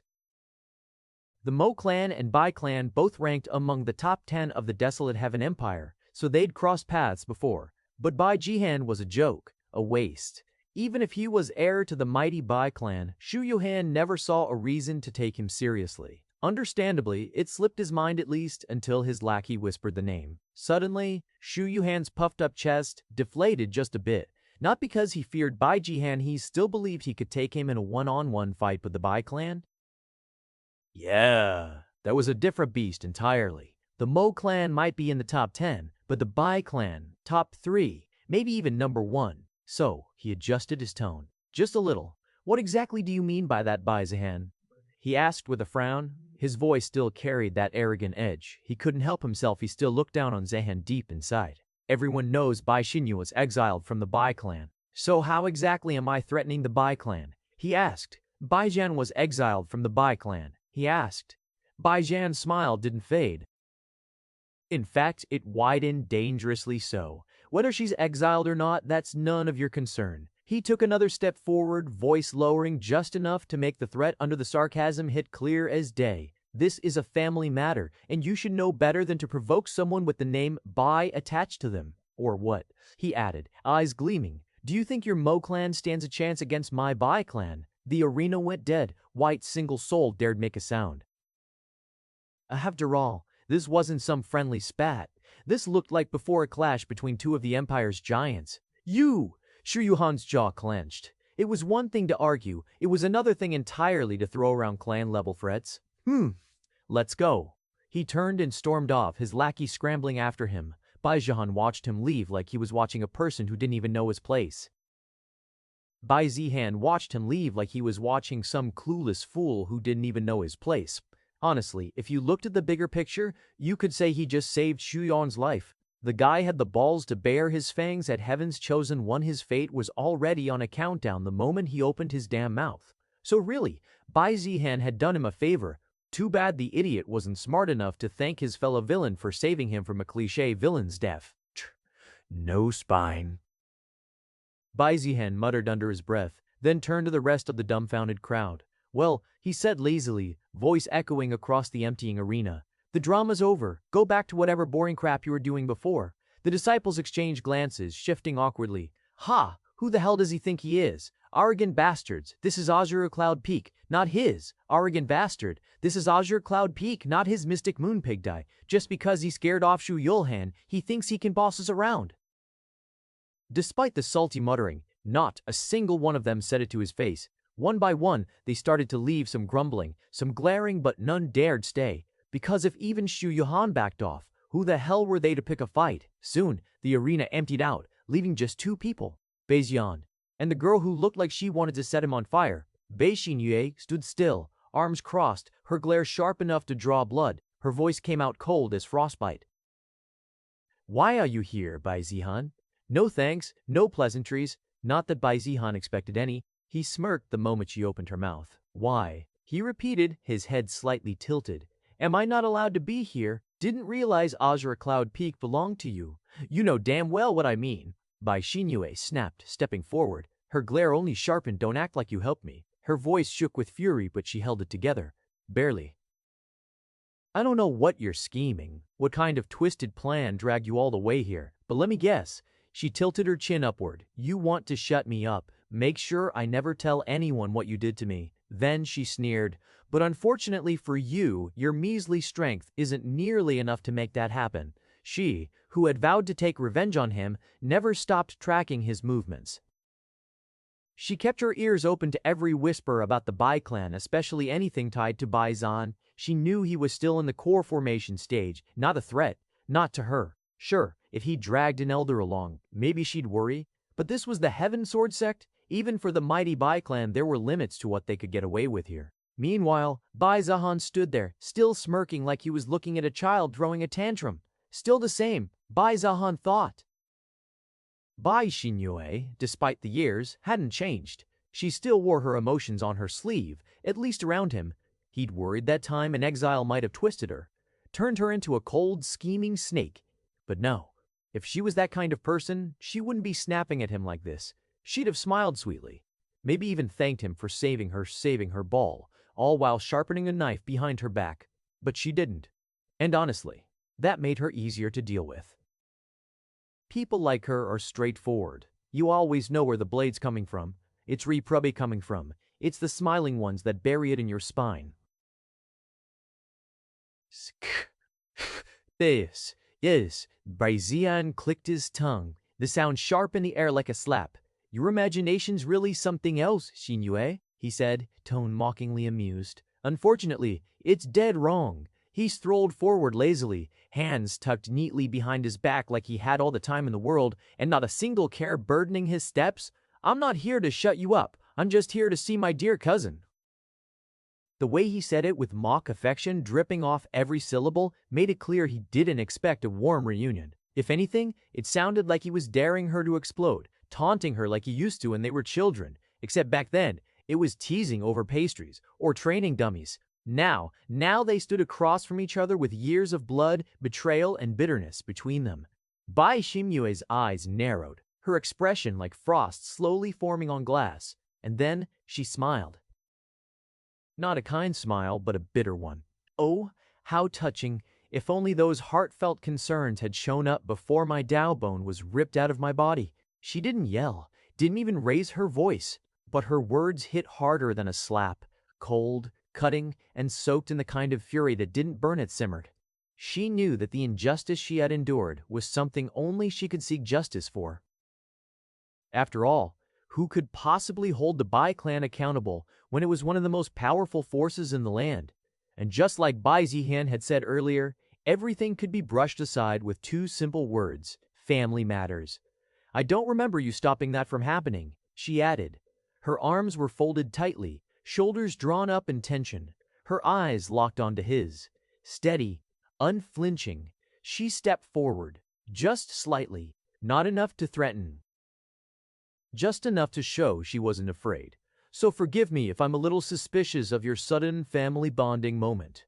For a second, the silence between them stretched taut. Then Bai Zihan let out a low, lazy chuckle, like she'd told a joke. "Oh, Xin Yue," he said, sighing as if she was the one being unreasonable. He shook his head. "Just once. Don't get me wrong. I didn't come here to make amends, or explain the past, or any of that sentimental nonsense." His smile faded, his voice dropped. "I came here to warn you." The words were sharp and dry like winter wind across stone. The mockery was gone now. His gaze hardened. He wasn't trying to hide behind any false kindness or excuses. He didn't bother acting like he cared about her anymore. Maybe he never really did. Because what apology could ever undo what had been done? What kindness could balance the scales of stealing someone's very Dao bone? He looked down on her now with arrogance, but with cold certainty. "Don't sully the Bai clan's name. How can you let someone from the Mo clan of all people bully you?" His words slammed into her like a slap to the face, but not because she cared about the Bai clan anymore. No, it was the sheer audacity. Bai Xinyue's fists clenched at her sides. "What Bai clan's name?" she hissed, voice finally rising in fury. "The one that abandoned me. The one that ripped my Dao bone from my body like I was just a vessel to be emptied." She stepped closer, fire in her eyes. "Don't you dare stand there and act like you're speaking from some noble high ground, Bai Zihan." But he didn't rise to her anger. He didn't yell back. He didn't even blink. He just stared at her. Cold, silent, like her rage didn't even graze him. After a long, drawn-out moment, he let out a breath, part sigh, part scoff. "Looks like you're doing well for yourself." There was no emotion in his tone, no warmth, just an observation. Detached, indifferent, but no matter how far you run. He tilted his head, almost like he was studying her anew. "You still carry the Bai clan's name." He took a step back, his voice lowering with every word, deliberate and sharp. "So don't you dare lower yourself before insects like Shu Yuhan." He turned then, no dramatic flourish, no parting smirk, just a simple pivot and walk away.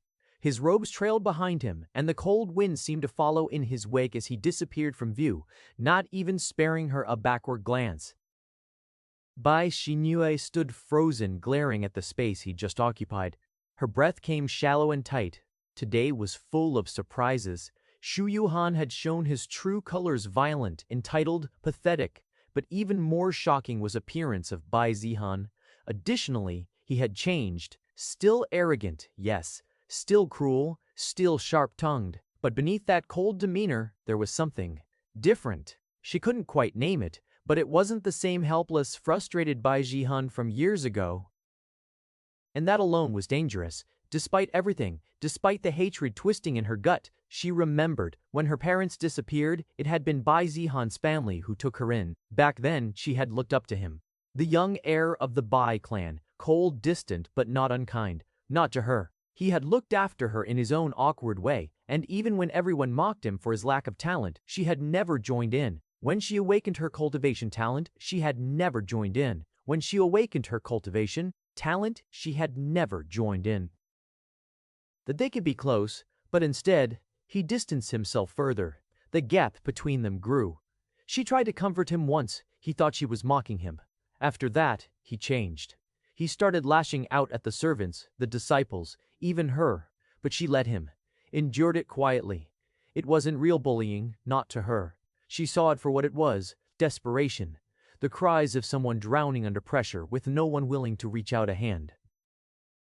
She thought that was the least she could do for the boy who had once looked after her like a brother. But then her Dao bone was stolen. Her very essence, the foundation of her cultivation, her future, her life, ripped away, given to Bai Zihan. Whether he asked for it or not, whether he knew at the time or not, it didn't matter. Her fate was sealed that day. Her body was broken, her path crippled. She survived only by sheer will and luck, the kind that left scars. Bai Zihan, she whispered, voice barely audible.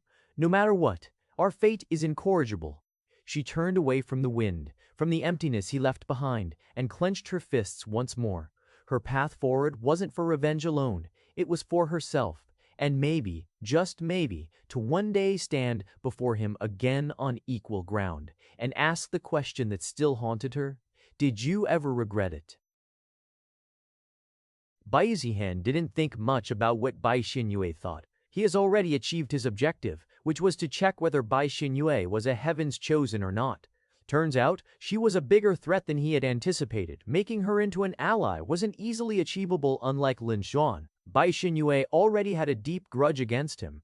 Treating her well, that would just make him look like a hypocrite with some hidden agenda. Even if he tried, there was no way it would change Bai Xinyue's heart. So, the only way for him to avoid the fate of being killed by Bai Xinyue was to get stronger. Bai Zihan returned to his residence without a word, his step steady, the frigid wind swirling around him as if reluctant to let him go. He sat down cross-legged within the quiet of his room, the qi around him already humming to life. He closed his eyes. The world fell away. All that remained was his breath and the steady pulse of his cultivation method, myriad breathing technique. Meanwhile, the sect was buzzing with even more rumors about Bai Zihan.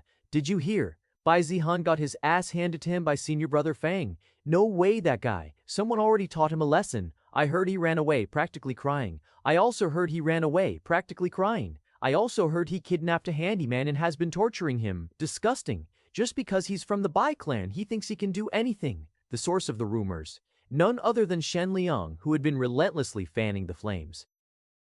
It didn't matter whether Lin Xian was actually tortured or not. As long as it sounded believable, Shen Liang made sure it looked like Bai Zihan really did it. There was no guilt or remorse in what he was doing. He believed it was justice for what he couldn't do back at the Bai clan, where he'd been falsely accused. The little rat was moving fast, making sure that every corner of the Heaven Sword sect whispered tales of Bai Zihan's cowardice and cruelty. With the help of his lackeys, it seemed like he'd made sure everyone in the sect had heard about Bai Zihan's so-called atrocities. Even Lin Xian, who openly tried to shut the rumors down, found himself met with pity and skeptical stares. I told you, that's not what happened, Lin Xian said, jaw tight as he tried to resolve whatever misunderstanding the other disciples had about him being mistreated by Bai Zihan. Of course, one of them said, all fake politeness. We don't want Bai Zihan to know that you're not helping him. But don't worry, we know the truth. Don't worry, Lin Xuan, it won't be too long before you're saved from the claws of that evil bastard. No matter how much Lin Xuan tried to explain, it was pointless. Those disciples weren't interested in the truth. They refused to believe him even when the truth was before them. They were already convinced that he was under Bai Zihan's threat and only pretending to support him. They thought they were clever, thought they could see through his act. In reality, they couldn't see shit. Just a bunch of self-righteous clowns convinced they were geniuses. During the past weeks when the rumors was spreading like wildfire, Bai Zihan hadn't said much about it, hadn't even denied the nonsense. He just kept to himself, training like none of it mattered. Lin Xian had gone to Bai Zihan to talk about it, but Bai Zihan didn't seem interested. He told him to ignore it. But how could he, when the person who changed his life was being falsely accused, dragged through the mud using his name no less? But after trying for a while, Lin Xian realized it was useless. Those people only liked to hear what they wanted to hear. So, Lin Xian wanted Bai Zihan to speak up for himself, shut down the rumors, clear the air, and show everyone the truth. He believed that, with Bai Zihan's permission and his own drastic improvement, proving those rumors wrong would be a piece of cake. As for the one about Bai Zihan getting beaten up by Fang Jinyan, Lin Xian wasn't sure if it was true or not. But judging from how Bai Zihan carried himself, the whole begging for help and running away part, yeah, that sounded like complete bullshit. Definitely the kind of lie cooked up by someone who hated his guts. And yet, Bai Zihan didn't care, didn't even flinch. He just told Lin Shen to focus on his cultivation and ignore the noise. Maybe the master has some kind of plan, that's what Lin Shen remained. Maybe he already has a solution. Perhaps I should listen to what master says and focus on my cultivation. It's time for the Heaven Sword Sect's disciple assessment test. It was one of the most grueling trials in the entire cultivation world, something that crushed the ambitions of tens of thousands of people every year, not just because it was difficult, but because it was designed to be. A meat grinder for dreams, a crucible that only the absolute best could crawl out of alive and changed. There were 3 stages to the test, each more brutal than the last. The first stage tested your comprehension of cultivation fundamentals, your ability to circulate qi, align your meridians, and absorb qi from your surroundings. It didn't just test your talent, it also depended heavily on your cultivation technique. A lot of people failed right there, including Lin Xuan himself, not because he lacked talent, but because his previous cultivation method was trash. His meridians were weak and his pills were low quality, full of impurities. That test had always been his wall. But now, with Bai Zihan giving him an earth-grade cultivation technique and high-quality pills, Lin Xuan's body was completely different. The rate at which he could absorb qi now was at least 10 times higher than before. He believed that this time he could easily pass the first test. The second stage was worse, the combat trial. A massive open arena hidden deep inside the sect's trial grounds. You'd be dropped into a formation array and forced to fight spirit beasts, golems, or other applicants. Sometimes all 3 at once. No rules, no mercy. It was pure chaos, a trial that reduced the number of participants by 90%. If you were unlucky, you might end up facing someone way out of your league. Game over. This part of the test was meant to weed out those so-called geniuses from prestigious clans pampered with high-quality pills and resources, but with zero real combat experience. It also served to gauge your proficiency in actual fighting techniques, which was just as important as raw cultivation talent. The final stage, the Tao Resonance Mirror. It wasn't difficult, but the pass rate was very low. A mirror forged from the bones of a dead god and imbued with ancient heavenly will. It didn't just reflect your image, it reflected your worth, your potential, your fate. If the mirror rejected you, that was it. No matter how well you'd done in the first 2 stages, if your Tao didn't resonate even faintly, you were out. That's why the pass rate was less than 0.010101.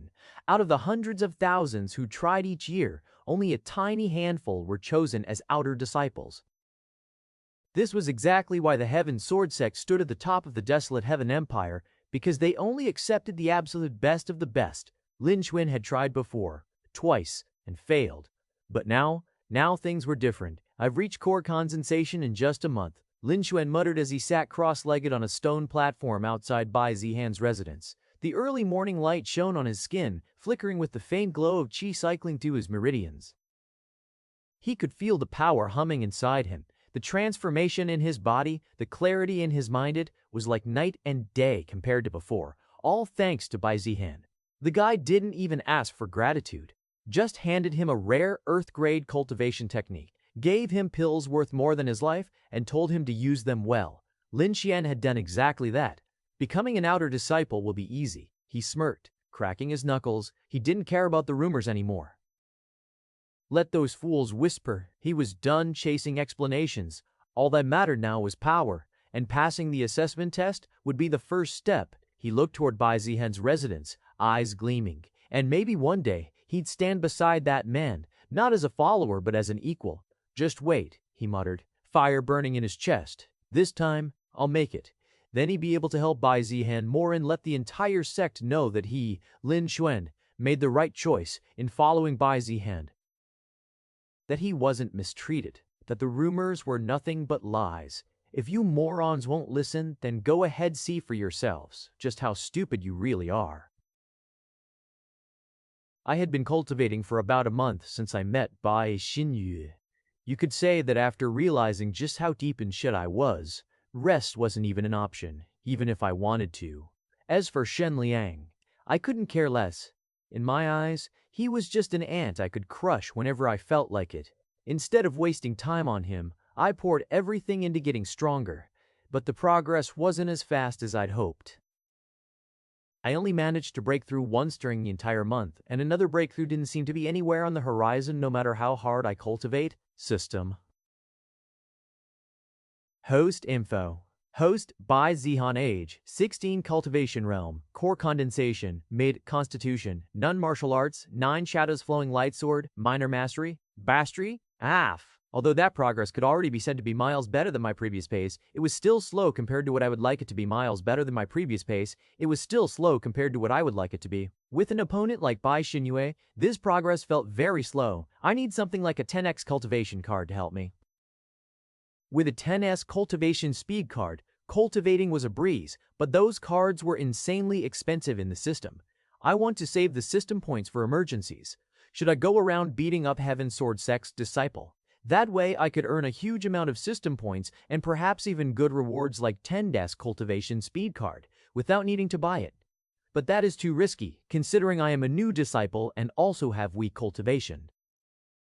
I will think about it once I reach the golden core stage. Before continuing with my cultivation, there was something I wanted to check out, the Heaven Sword Sect's assessment test. Lin Xian had told me about the assessment day where he would be participating to become an outer disciple. I was interested.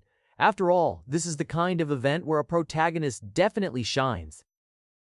Although there was already Lin Xian, there might be others as well, just like how the Heaven Sword Sect already has 2 Heavens Chosen. Who knows if another Heavens Chosen might pop up during the assessment test.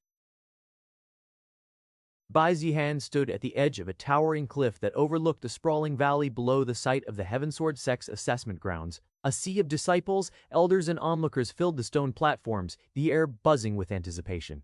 This wasn't just some little internal test of just Heaven Sword Sect, it was a grand event, practically a festival involving thousands of people from all over the desolate Heaven Empire.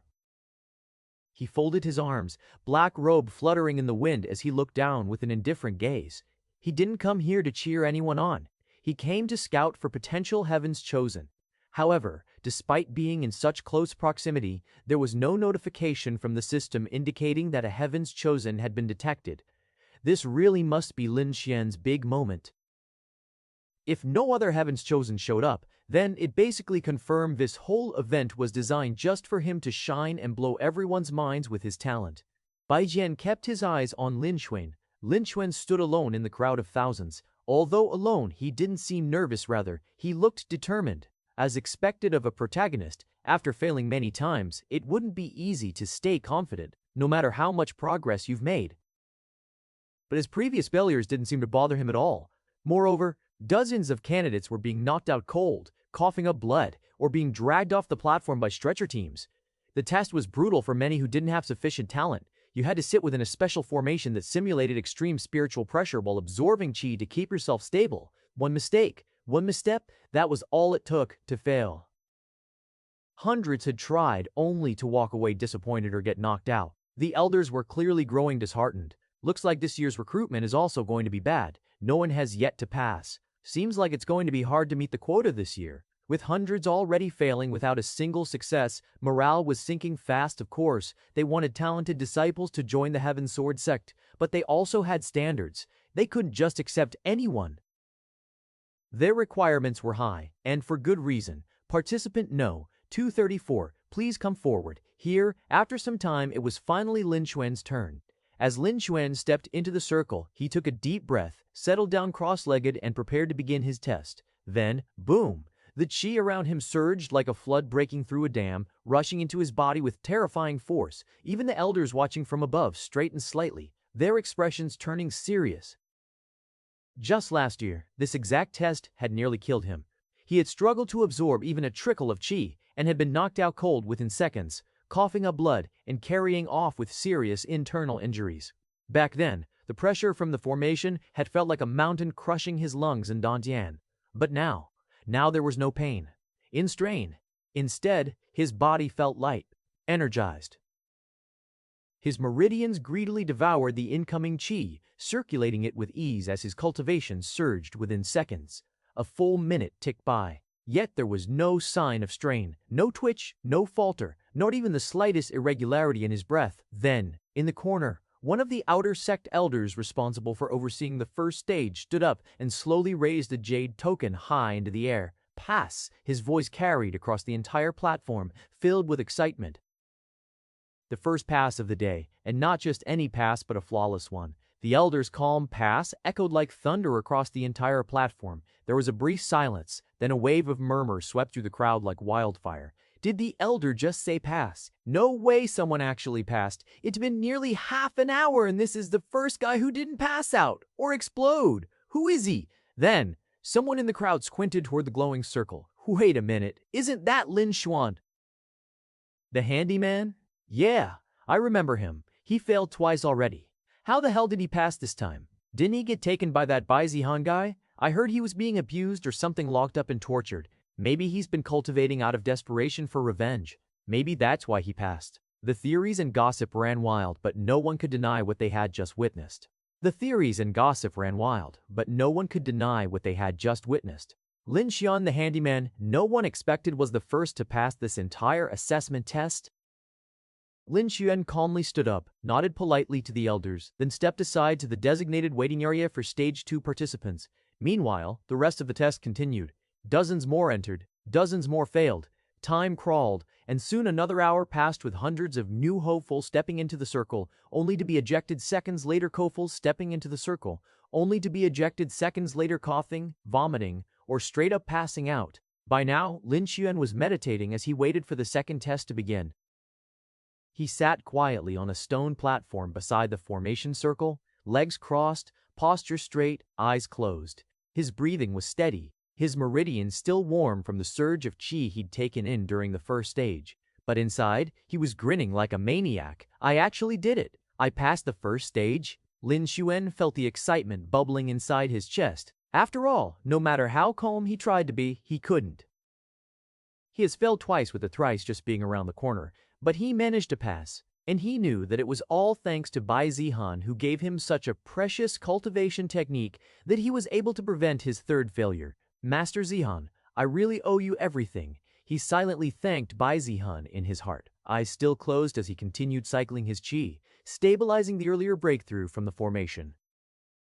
But although he was very happy that he passed, he didn't forget that it was just the first of the 3 tests, and he still got 2 more to go. That was only the first part. The combat trial was next, and then, finally, the Tao resonance mirror. If he failed at either stage, this entire effort would be wasted. Worse, he'd have wasted Bai Zihan's trust, time, and investment. Although he knew that for Bai Zihan what he gave him might not be much, for him, it was everything. What he gave him might not be much, for him, it was everything.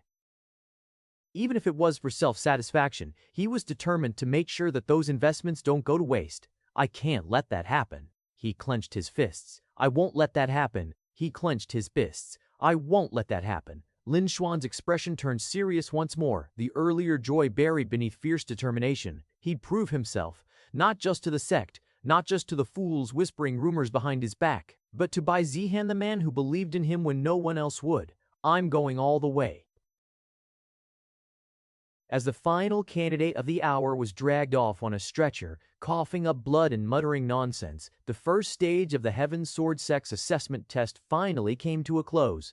Of the tens of thousands who entered, only a handful had passed, and of those few, Lin Xian stood out the most, not because he was the strongest, but because he was the most unexpected.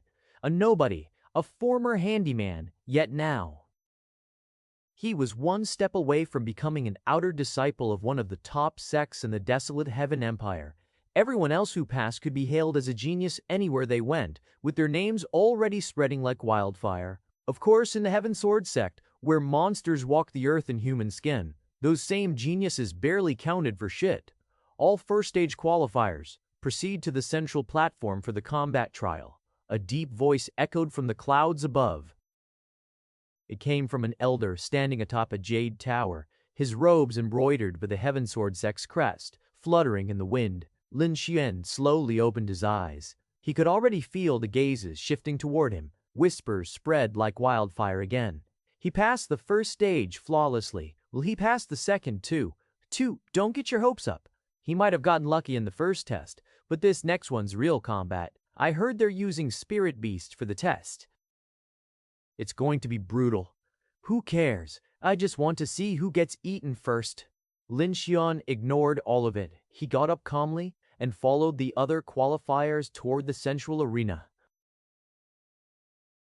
The second trial was held inside a massive coliseum-like pit surrounded by towering stone walls layered with countless inscriptions and runes to prevent damage from spilling outside. At the center stood several reinforced gates, each sealed shut. Raw, RRRR. From behind them, low growls echoed out, the sound of claws scratching against stone, the kind of noise that made cultivators with weak hearts flinch.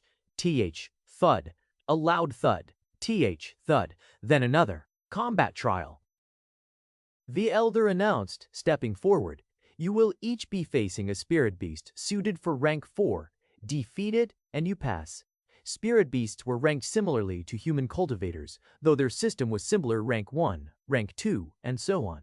Rank 1 matched the chi refining stage, rank 2 with foundation establishment, rank 3 for core formation, rank 4 equivalent to the core condensation stage, and so on. In theory, that meant a rank 1 spirit beast had the same strength as a chi refining cultivator. In reality, spirit beasts at the same cultivation level as humans were much stronger. A beast had thicker skin, sharper claws, and a brutal instinct to kill. Their entire lives were forged through blood and survival. Humans, especially those pampered by clans and sects, were fragile in comparison. Only the exceptional stood a chance to defeat a spirit beast at the same level. If you fail well, if you're lucky, you'll only get injured, the elder said with a faint, almost mocking smile as if it were some kind of joke. No one laughed. The mood was too heavy. Although the combat trial using only spirit beasts had the highest pass rate, it was also the most dangerous, because you never knew what those beasts might do. But that's exactly why the sect used them. They didn't want cowards or weaklings as disciples. The elder continued, these spirit beasts were captured specifically for this trial. Some are violent, others are cunning. You will be judged not only on raw power, but on technique, awareness, and survival instincts. He raised his hand. Number 1. Stepped forward, the first qualifier, walked up, fists trembling slightly, the gate rumbled and out charged a steel-furred wolf with blood red, snarling as it lunged straight at him. It was chaos from the first second. Blood. Screams. The first. Second. Blood. Screams. Dust flying. The guy barely survived, collapsing with torn robes and claw marks across his chest. Still, he passed. But not everyone did. One by one, each candidate was thrown into the pit. Some managed to scrape through with grit and technique. Some had to be pulled out by force before they died. And then came the standout case, number 61, Yan Xu. A roar of approval came from the crowd. Holy shit, that's him. The sword prince from the Yan clan. Well Suko. Roar of approval came from the crowd. Holy shit, that's him. The sword prince from the Yan clan. I heard he killed a rank 3 beast in the wild last year. His sword mastery is unmatched among this batch. Finally, someone who'll crush the test. Even Lin Xian glanced over at the guy, tall, dressed in crisp white robes, a cold look in his eyes, and a profound grade sword on his back. Yan Xu walked forward without hesitation, nodding slightly toward the elders. His movements were crisp, controlled. The gate creaked open.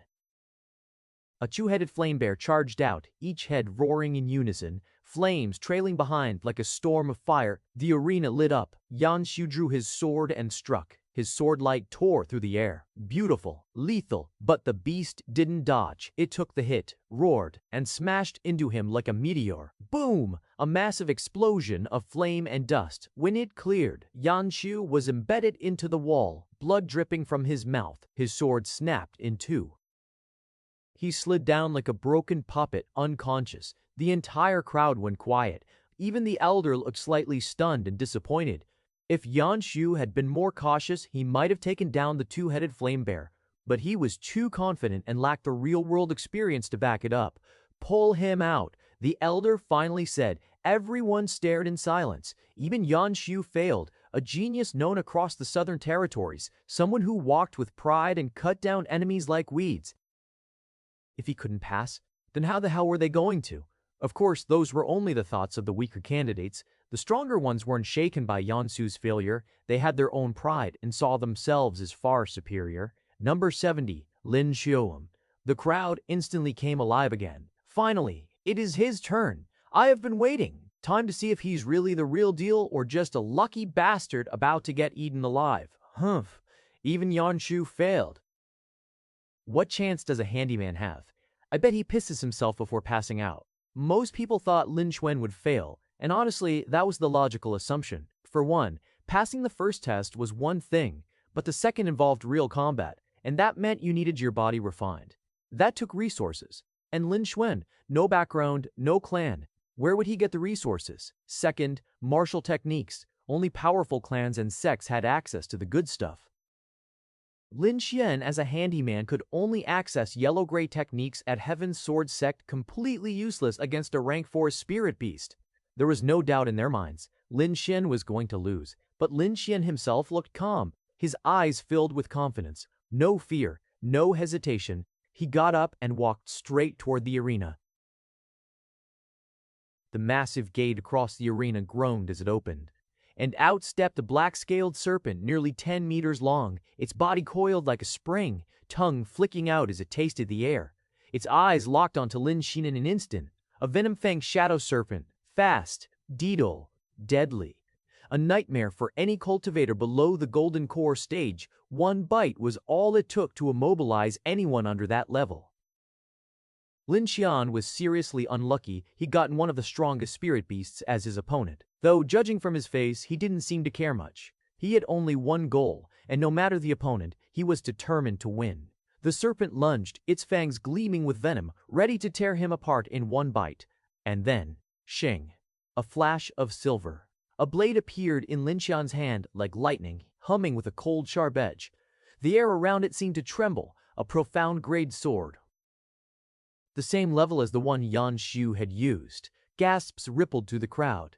Wait, is that a profound grade weapon? No way. How the hell does a handyman have one of those? Is he hiding some secret background? Shock spread fast, especially among those who had been looking down on Lin Xian.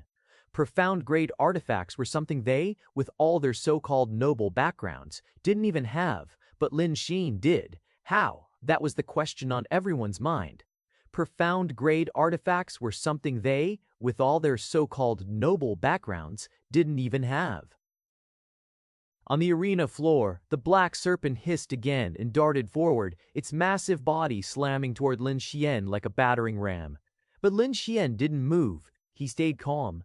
Until the very last moment, he moved. Swish! A shadow flickered. No, not a shadow, many. Multiple afterimages burst from Lin Xian's body like a mirage, each one brandishing a blade. One slash became 10. 10 became 100. 1,000 shadows soared. The storm of phantom blades engulfed the serpent mid-charge, the flurry so fast even the spectators couldn't track which strikes were real. Blood sprayed. Hiss. The serpent reeled back, screeching in agony, lacerated from head to tail. It twisted, confused, panicking, striking at illusions that vanished before it could even react. Someone in the stands up, eyes wide as they recognize the technique. Wait a minute, that sword technique, isn't that? The 1,000 Shadows sword technique, isn't that? The 1,000 Shadows sword technique.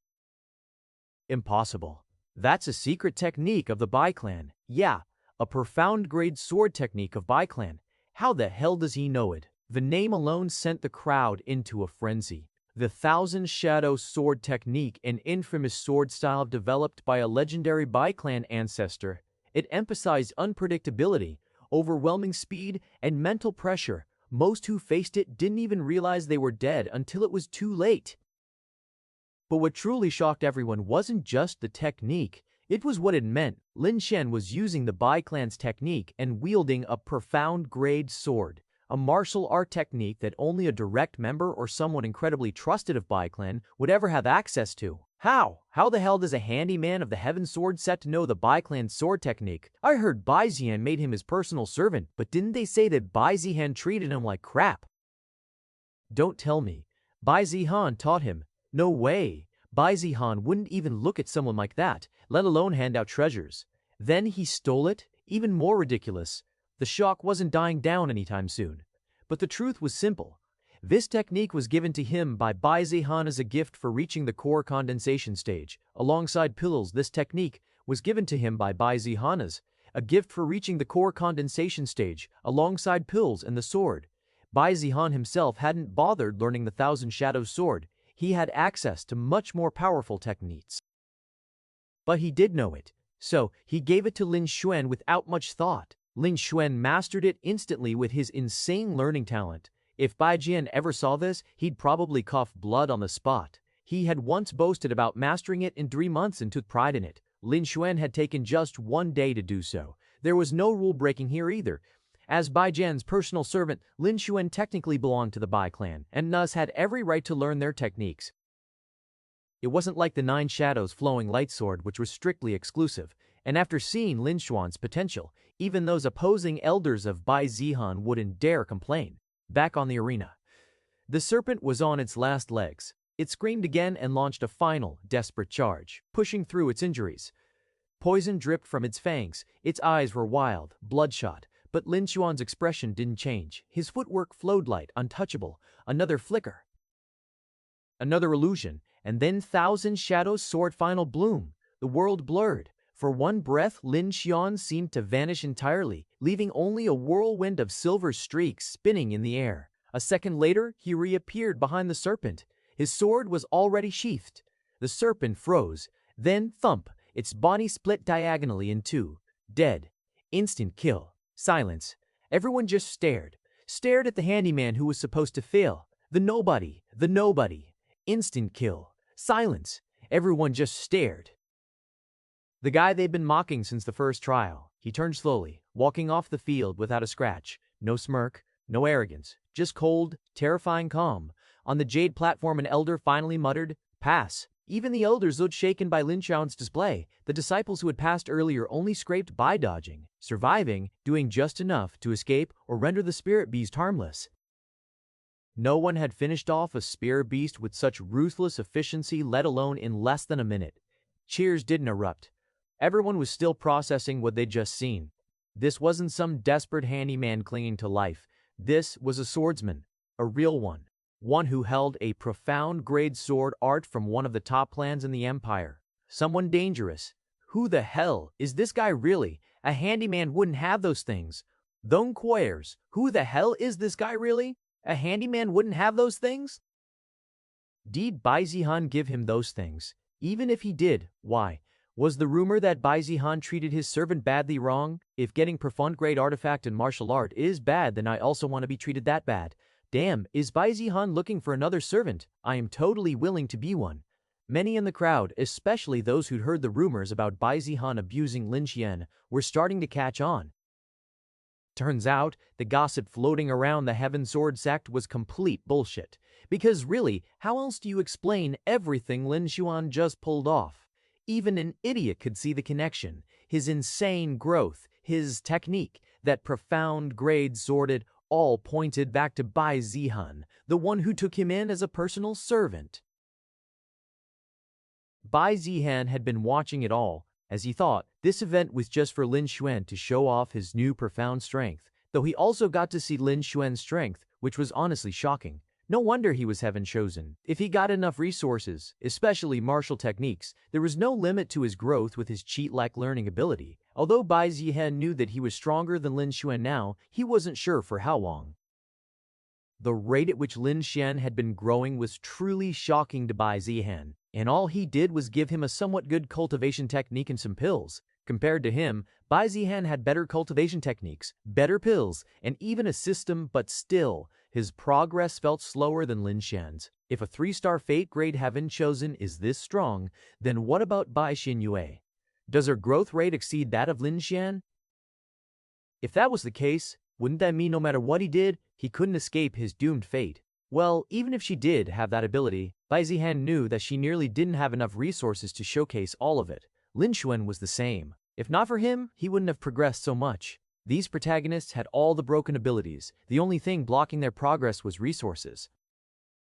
Bai Zihan, on the other hand, with his villain status, had all the resources he needed, but his ability just wasn't good enough to progress as much as those protagonists. I need to think of a way to get those system points. Otherwise, surpassing Bai Xinyue will only remain a dream. Bai Zihan thought he needed to tread cautiously, being new to the Heaven Sword sect, but fate clearly had other plans. If he stayed passive and played it safe, he feared he'd never escape his doomed fate. So even if it meant taking a risk, Bai Zihan felt it in his bone he had to act.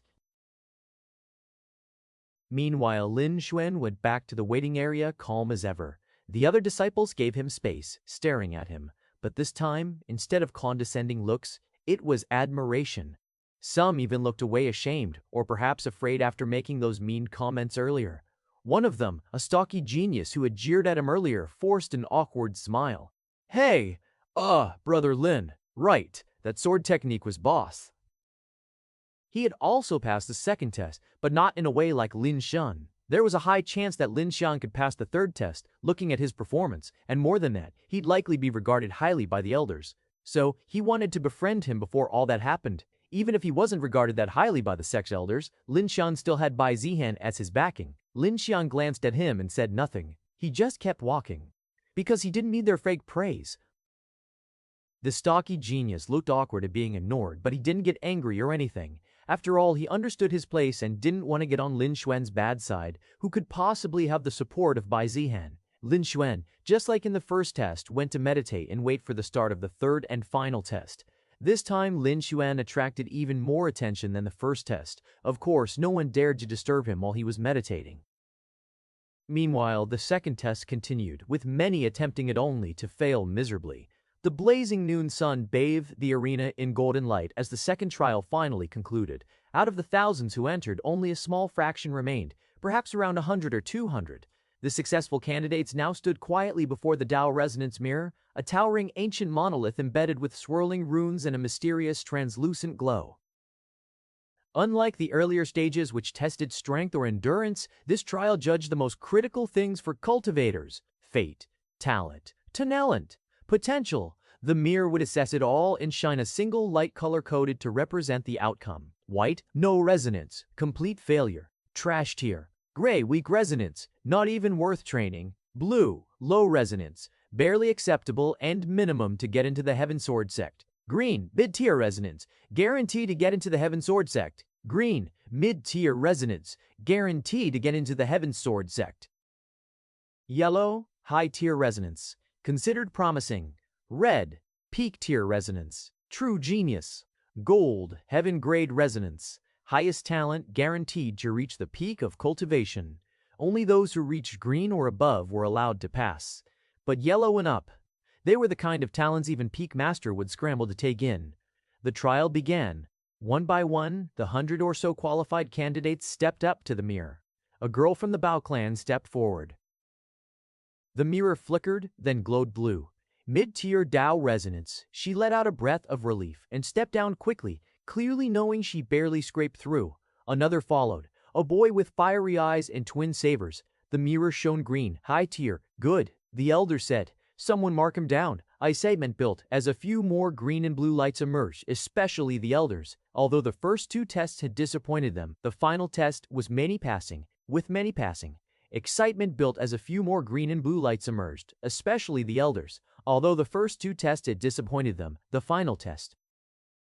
But then came the first gray. There was no consideration for anyone with gray color, and it was a direct failure for them. Wait, what? The disciple panicked. I passed the other two trials. He was clearly not convinced. He had fought tooth and nail in the two earlier tests, but now he was denied just because some stupid artifact said he wasn't worth it. How could someone who risked his life be convinced by that? But of course, there was no way for him to enter the Heaven Sword sect after the Tao Resonance Mirror had shown its result. You lack Tao Resonance, the elder said flatly. Your path in cultivation is too dim. No, let me try again. There are no retry, came the cold ration. There are no retries, came the cold response. Do you think this mirror runs on air? Every use cost thousands of spirit stones, and so, the failures were dragged out one by one, begging, shouting, even crying, but the elders didn't flinch. They didn't have to. You were either blessed by fate or you weren't. Moreover, there were no retries, even if one were to beg. The Tao Resonance Mirror, after all, drained tens of thousands of mid-grade spirit stones just to operate. This was the reason it came last. Only after filtering out the weaker candidates. If they could afford it, they would have done just this trial and called it a day. No one was going to burn another fortune just so a few failures could try again. Soon the mirror's light began to dim slightly from overuse. Only a handful of disciples remained, and among them, the one drawing the most attention hadn't even moved. Lin Xuan. He stood silently at the very back, arms crossed, expression calm, waiting for his turn. 98, 99, and so on. A flash of light green passed. Then, all heads turned to the last one. Next, the elder said, it was finally the last candidate, and that last person was Lin Xuan. It's finally Lin Xuan's turn. What color will he get? He should be able to get at least yellow. Looking at his talent. Red is also possible. Gold should be impossible. I heard that in a century, Heaven Sword Sect only had one person with that, and that person only joined recently. What was she called? Bai Xinyu, right? I think one of the Grand Elders brought her in and she showed that her Tao resonance was gold. It would be a big blow if Lin Xuan got green, or lower, though I hope he does. Many watched, some speculating he would score high as he was the strongest among them, while others hoped he would fail. Lin Xuan finally moved. His steps were slow, unhurried, but he didn't hesitate. He walked up to the Tao resonance mirror, stood tall, unhurried, but he didn't hesitate. He walked up to the Tao resonance mirror, stood tall, and placed a single palm on its surface. The mirror shuddered. A moment of silence, then boom! A blinding light burst out from its surface, shooting into the sky. Not blue, not green, not even red. It was gold, heaven grade. The entire platform trembled as golden rays exploded outward, casting everything in a radiant glow. Even the clouds overhead stirred, the air vibrating with spiritual pressure. A silence deeper than death blanketed the crowd, and then chaos. Gold, gold. No way. That's on par with Bai Xinye. Wait, wasn't he just a handyman disciple a few months ago? How lucky. We got 2 gold-graded talents in our sect at the same time. This must be heaven's sign of our rise. The elders on the high platform stood up at once, even the usually expressionless ones. Only one person in recent decades had reached this level, Bai Xinyue, the genius they had recently recruited just a few months back. Now Lin Xuan stood on the same level. Informed the sect leader. One of the elders immediately ordered one of their disciples, who immediately took off. Who would have thought that one of our handymen would be a heaven-blessed genius? Another said excitedly, luck is truly on our Heaven Sword Sect side. Ha, other sects might as well have trash disciples compared to what we have. There's no way Lin Shen will remain an outer disciple. The peak masters will definitely come once they hear the news. Yeah. Last time, Azura Cloud Peak got Bai Xinye. This time, Elder Qinglan will surely want to have him. But ultimately, it'll depend on Lin Zihan which peak he wants to join. No matter what, he's now a disciple of the Heaven Sword Sect. But I've heard some unsettling rumors about Lin Zihan. What? Apparently Lin Zihan was recruited as a personal servant by Bai Zihan. Some say he's been mistreated by him. Really, if that's true, then Bai Zihan won't be able to avoid responsibility. Normally, they wouldn't dare offend Bai Zihan, or more accurately, the Bai clan, and for a mere handyman, they wouldn't have said much. But now that the same handyman had shown gold on the Tao resonance mirror, things were different. To recruit someone like that, they'd be willing to offend even the Bai clan. After all, even keeping Bai Xinye had risked offending the Bai clan. After all, even keeping Bai Xinye had risked offending the Bai clan, who had exiled her. Doing the same for another heaven-blessed genius wouldn't make much of a difference. Well, it might just be a rumor, but if Lin Xian files a complaint, then we'll have to investigate. We can't let such a gifted disciple slip through our fingers and end up in another sect. Others also nodded in agreement. Meanwhile, the golden light slowly faded, but the shockwaves it left behind lingered in the hearts of everyone present. The silence following Lin Xian's test was almost reverent. No disciple spoke. None moved. All eyes were on the young man, who still stood with his hand resting on the now dim Tao resonance mirror, as calm as a mountain, though a rare smile played on his face. I did it. Lin Xian thought, both happy and stunned. He would have been satisfied just getting blue in passing. Who would have thought he'd actually get gold? The significance wasn't lost on him. He knew exactly what it meant. On the main platform, the elder overseeing the event stepped forward, stroking his beard. Ahem, Lin Xian. Was it? He said, trying to keep his tone calm. Lin Xuan finally moved, turning his gaze to the platform. Yes, elder, you've shown exceptional talent. Heaven-grade Tao resonance. It seems the Heaven Sword sect is truly blessed this year. The elder's eyes gleamed. You understand what that means, right? Lin Xuan nodded, though it still felt unreal. Rin Xuan nodded, though it still felt unreal. He knew the significance of getting a gold result on the Tao resonance mirror. With that level of talent, he could instantly become an inner disciple of any peak he wanted. After all, there wasn't a peak master alive who didn't want a heaven-blessed genius under their wing. They'd even fight for the chance, offering generous benefits. Then you should be prepared, the elder said, confusing Lin Xuan. Prepared for what? He got the highest grade. What else was there to prepare for? Before you could ask, the sect leader arrived along with a line of elders, all of them peak masters. The air trembled slightly as a majestic pressure descended upon the arena. An imposing figure appeared at the edge of the platform, walking calmly but exuding authority with every step. A dozen more figures followed behind, each one radiating the aura of someone who stood at the peak of the cultivation world. The sect leader, Tian Yuheng, had arrived. All the people present there instantly dropped to their knees. We greet the sect leader. The elders also bowed deeply. Tian Yuheng waved his hand, and a soft ripple of spiritual power rolled out, gently lifting everyone to their feet. No need for ceremony. I came to see the heaven-blessed genius with my own eyes, he said, his gaze turning to Lin Xuan. Lin Xuan stiffened slightly under the sect leader's gaze. It wasn't oppressive, but it was sharp-piercing, like a blade that could slice into one's soul and lay bare every secret. A test, and Lin Xuan stood tall. He met Tian Yuheng's gaze without flinching. After a long moment, the sect leader smiled faintly. Good. A strong heart to match a heaven-grade Tao. He walked forward slowly, stopping before the now lifeless Tao resonance mirror. Then he turned to the elders. This disciple is named Lin Xuan, yes? He asked, though it was clear he already knew. Yes, sect leader, the elder who oversaw the trial replied quickly. Originally a handyman disciple, but now he will not remain one, Tian Yang interrupted, voice calm but firm. From this moment on, he shall be promoted to inner disciple. Just like with Bai Zihan. Although their talent was extraordinary, their cultivation was still lacking. He would have preferred to promote them straight to core disciples, but the advanced teachings were tailored for those of the nascent soul realm and above their current level might hold them back. But of course, while their status will remain as inner disciple, the resources that they get will be more than what other inner disciple would get. Then he turned to Lin Xuan. You've shown the heavens your potential. From today on, the sect will show you its sincerity. He gestured to the row of peak masters behind him. Instantly, a storm of voices erupted. Lin Xuan, I am Elder Shi of Thundercloud Peak. Our peak specializes in lightning techniques and high-quality resources. Join us, and I'll guarantee you a personal courtyard and 3 spirit condensation pills a month. Don't listen to him. I'm Elder Wan from Verdant Fire Peak. We cultivate fire. Join us, and I'll give you a personal flame dragonentation manual and a profound grade flame sword.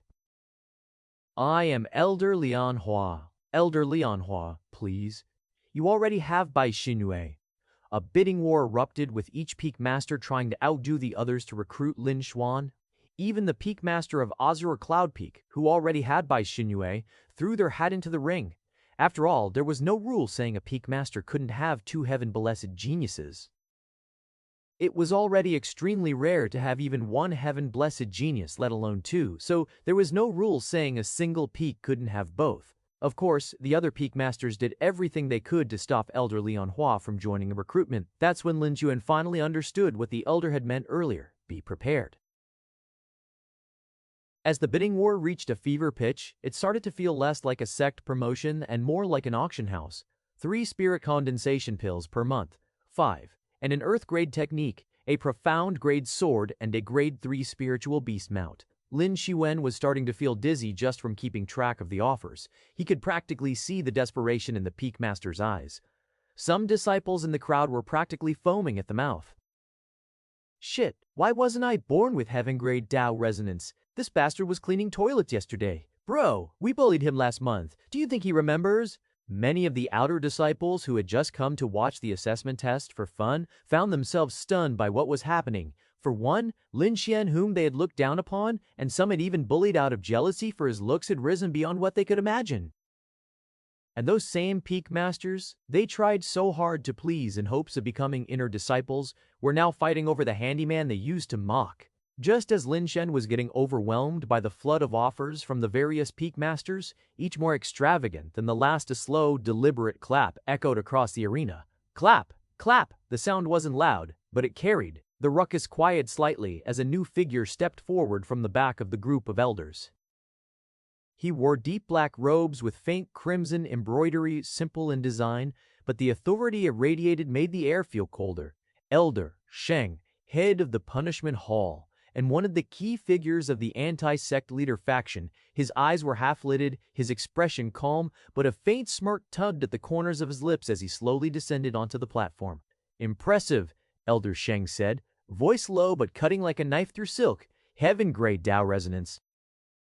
Truly, the sect has been blessed." His gaze turned toward Tian Yuheng, the sect leader, just for a second, then back to Lin Juan. "Lin Juan, I'm Elder Sheng, head of the Punishment Hall," he said, bowing ever so slightly. "I don't offer resources. I offer security and power." The other elders immediately frowned. His tone was off, a bit too suggestive, but Elder Sheng kept going. "In the Punishment Hall, we will have freedom unlike any peak. No petty squabbles.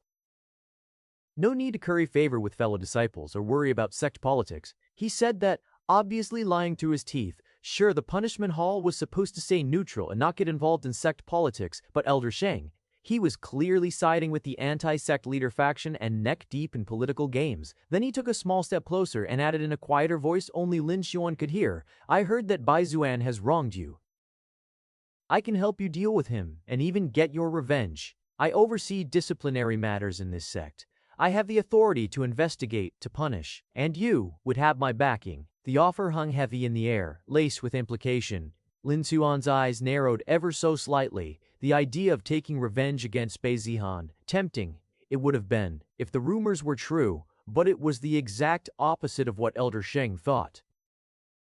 Elder Sheng didn't know that the rumors saying Lin Xuan was mistreated by Bai Zihan were made up by his own nephew, Shen Liang, in hopes of dragging Bai Jihan's reputation through the mud. But Elder Sheng believed them to be true and used them to try and lure Lin Xuan, thinking he wanted revenge. "I appreciate Elder Sheng's offer," Lin Xuan said, trying to sound polite, though those with keen eyes could tell he was truly displeased. "But it seems there's a misunderstanding." The arena fell silent again. They didn't know what Elder Sheng had said, but Lin Xian's tone made it clear he wasn't interested and even somewhat angry. "I don't need those things, and I won't be joining the Punishment Hall." Elder Sheng's expression didn't change much, but the subtle twitch at the corner of his mouth said enough he wasn't giving up that easily. Just as he opened his mouth to speak again, a stern voice cut in. "That's enough, Elder Sheng. We've already given you more than enough face by letting you speak this much." An elder with a long gray beard and sharp eyes stepped forward. It was Elder Wu from Ironheart Peak. "You made your offer. Lin Xuan rejected it. You're not the only one here, so don't act like you are. Step back, it's our turn now." Several elders nodded in agreement, clearly annoyed. Some of them hadn't even gotten a chance to open their mouths before Elder Sheng tried pulling his usual shady strings. Elder Sheng narrowed his eyes, clearly displeased, but didn't say anything. He shot Lin Xuan one last look, hard to tell if it was pissed off or scheming, then turned on his heel and strode off, his robes trailing behind him. The tension was thick, but before the other peak masters could start throwing their hats in the ring again, Lin Xian took a breath and stepped forward. "There's no need," he said calmly, voice steady but loud enough to be heard by all. "I already have a peak in mind." A heavy silence dropped over the arena again. Even the sect leader looked intrigued. He raised an eyebrow, then nodded slightly. "Very well, since Lin Xian has already decided, there's no need to waste time with more offers." That caused a wave of discontent to ripple through the crowd of elders. "What? I haven't even spoken yet. Just one chance. Let him hear what we have to." Damn it, who got to him first? Even Elder Qinglin, who had remained silent the whole time, frowned slightly. Her arms were crossed, her expression unreadable, but there was a faint trace of disappointment in her eyes. Losing Bai Xinyue to Azure Cloud Peak was already bad enough. Now she had to watch another heaven-blessed talent slip through her fingers. But then, "I want to join Mystic Moon Peak." The words rang out loud and clear. Elder Qinglin blinked. She stared for half a second before realization hit her like a lightning bolt.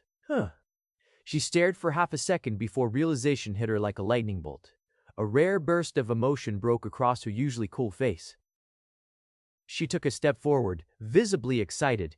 "You've made the right choice." Her eyes gleamed with something fierce and proud. "Mystic Moon Peak will welcome you with open arms, Lin Xuan. You've made the best choice you possibly could." The other elders could only grind their teeth in frustration. The other elders could only grind their teeth in frustration. Although Mystic Moon Peak didn't have a heaven-grade genius, it was still full of talent. They'd been relieved when Bai Zihan didn't choose Mystic Moon Peak, otherwise it would have made Mystic Moon Peak too powerful. But now Lin Xuan, the second heaven-grade genius, had to go there. Absolutely unfair. They could only curse in silence as Elder Qinglin practically beamed, already stepping up to personally escort Lin Xuan to her side. Elder Qinglin, who had maintained her usual aloof demeanor for the entire assessment, was now practically glowing. She turned to Lin Xuan and gave a rare nod of approval, her long hair swaying slightly with emotion. From this moment on, she declared, Lin Xuan is a disciple of Mystic Moon Peak. Anyone who dares trouble him, troubles me. Her words were calm, but they hit with the weight of a mountain. The crowd collectively swallowed. The other elders could only stew in silence. No one dared challenge her now, not after such a clear public claim. Even Elder Sheng's eyes narrowed faintly, but he said nothing. The smirk was gone. He for sure thought that Lin Shen had a conflict with Bai Zihan and would want revenge, but instead, he was rejected on the spot without any consideration. Moreover, Lin Shen, choosing to join Mystic Moon Peak, set off alarm bells for the anti-sect leader faction.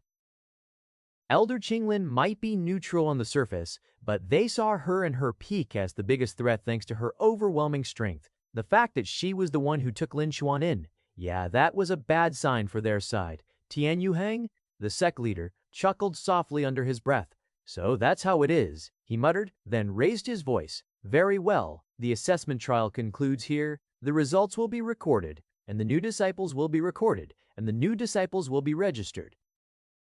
Then, Yu looked around the arena, his gaze sweeping over all the crowd. "And as for those who failed, don't forget that you can try again next year. I hope you all cultivate and work hard." With a gesture, the elders began to disperse, and the crowd slowly started breaking up. The trial was over, but the whispers weren't. He really picked Mystic Moon Peak. I thought he would avoid Bai Zihan, but he chose the peak where he is. Looks like the rumor about Bai Zihan regarding Lin Xian was false. It seems like what Lin Xuan wants to achieve in the assessment test has been achieved. Although there are still people who don't think those rumors about Bai Zihan are false, there are also those who began to doubt it. Additionally, by joining Mystic Moon Peak and staying close to Bai Zihan, it wouldn't take long for others to realize the truth. Bai Zihan, dad. It wouldn't take long for others to realize the truth. Bai Zihan wasn't mistreating him. If anything, it was the complete opposite. Meanwhile, Bai Zihan watched it all unfold, a smile on his face. But now, as Lin Xian stood beside Elder Qinglin, basking in the approval of the sect, Zihan's fingers slowly curled into a fist at his side. That was how fast a protagonist could rise once they found their momentum. Of course, he'd had a hand in helping him do so, but even without his help, Bai Zihan didn't think it would have mattered. Maybe Lin Xian had found some treasure or legacy out there. But either way, it was clear he was destined to rise. Just that, he managed to at least make Lin Xian owe him, and in the future, he could make use of those favors. As the crowd slowly began to disperse, and the whispers of Lin Xian's decision still echoed through the arena, most didn't think much of it. Mystic Moon Peak was the peak many wanted to join after all. Though many wondered why he deliberately chose to join the same peak as Bai Zihan, the answer depended on what they believed. Some thought it was for revenge, while others saw it as an act of gratitude. Either way, with Elder Qinglin's favor, they thought that Lin Xuan's status would be completely different than what it used to be. Elder Qinglin turned her head slightly, casting a side glance at the young man now standing beside her. She, of course, recognized Lin Xuan after all. She was the one who'd saved him and brought him to the Heaven Sword sect. Of course, just because she saved him didn't mean she remembered him. If she did, she'd have to remember the thousands she'd helped over the years. There were simply too many to keep track of. Lin Xuan was just special because the one who'd attacked his village wasn't some no-name demonic cultivator, but a very powerful one.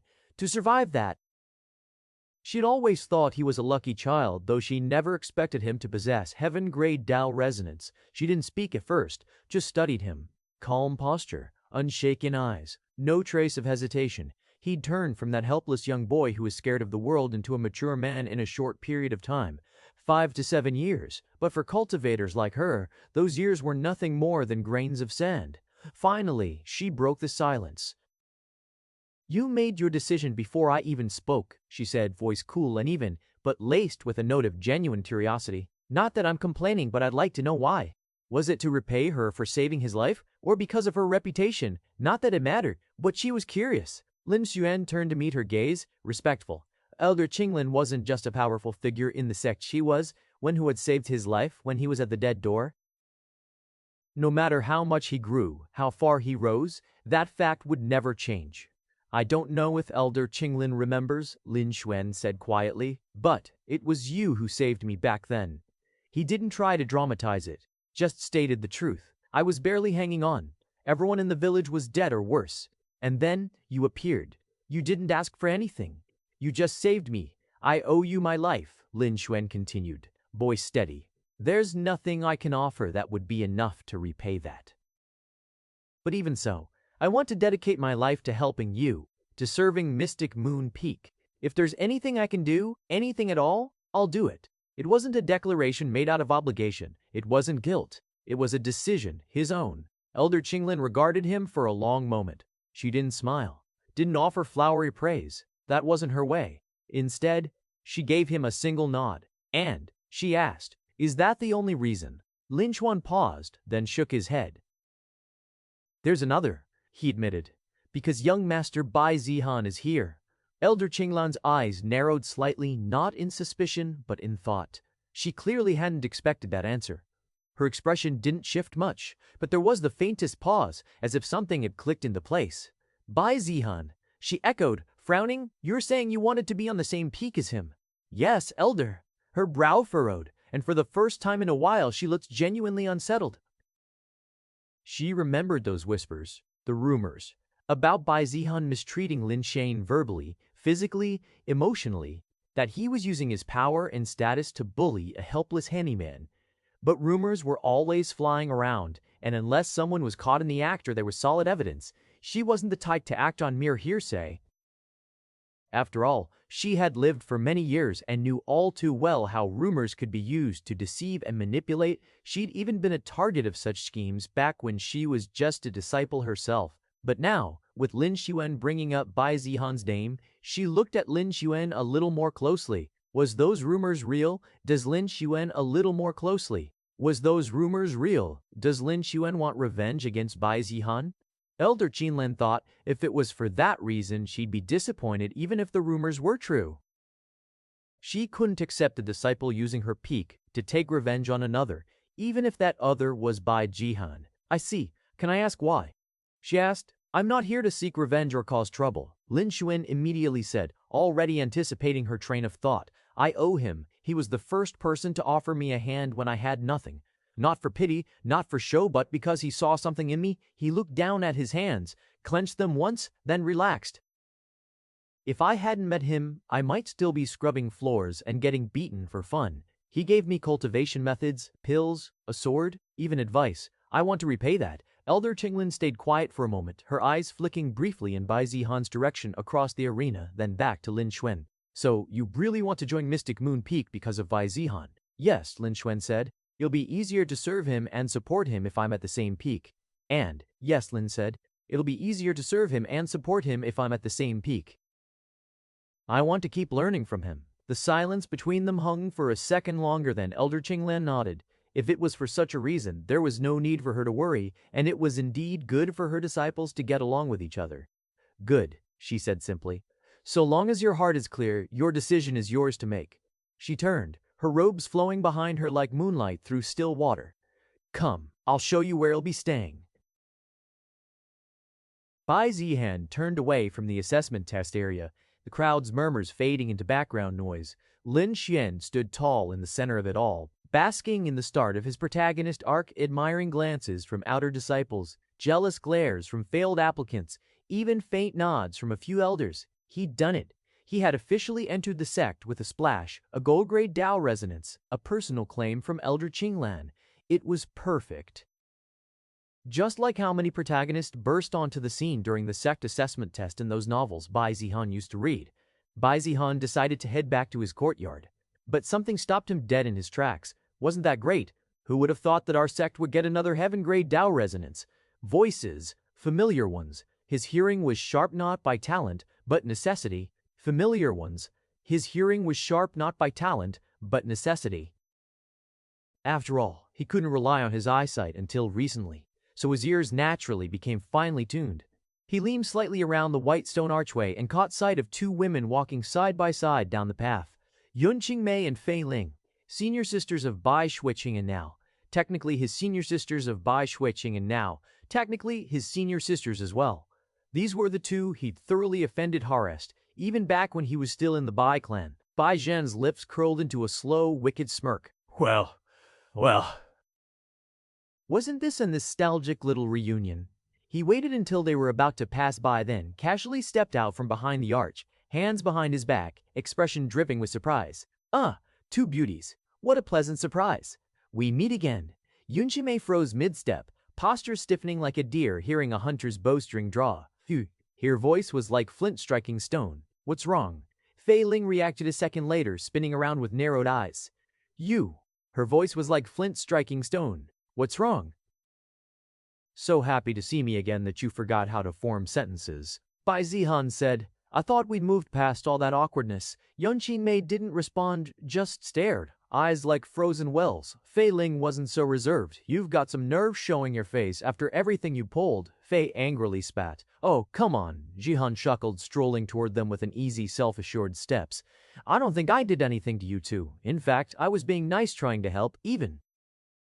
He gave a wicked smile as he slowly approached them. Although Yun Qingmei and Fei Ling had higher cultivation levels, they instinctively backed away, a flicker of fear in their eyes. It wasn't about strength, it was about him. The way Bai Zihan had humiliated Qin Liang, the man they respected, made him look like a common thug. They knew the truth. Bai Zihan had outplayed Qin Liang, despite being weaker, so naturally, a bit of fear had wormed its way into their disgust.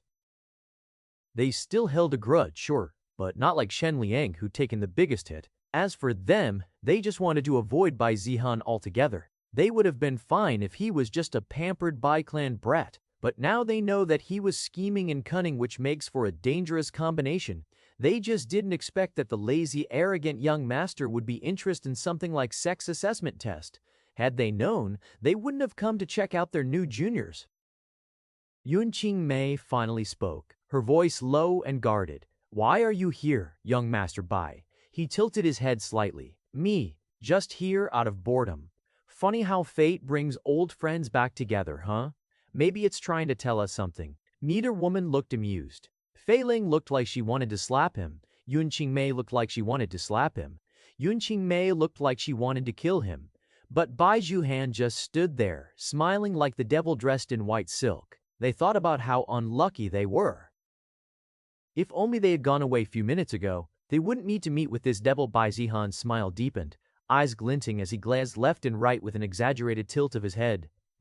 Strange, he mused aloud, stroking his chin like a scholar pondering about some profound stuff. Where's that righteous senior brother Shen who falsely accused me? Not tagging along with you two today? Both Yun Qingmei and Fei Ling stiffened.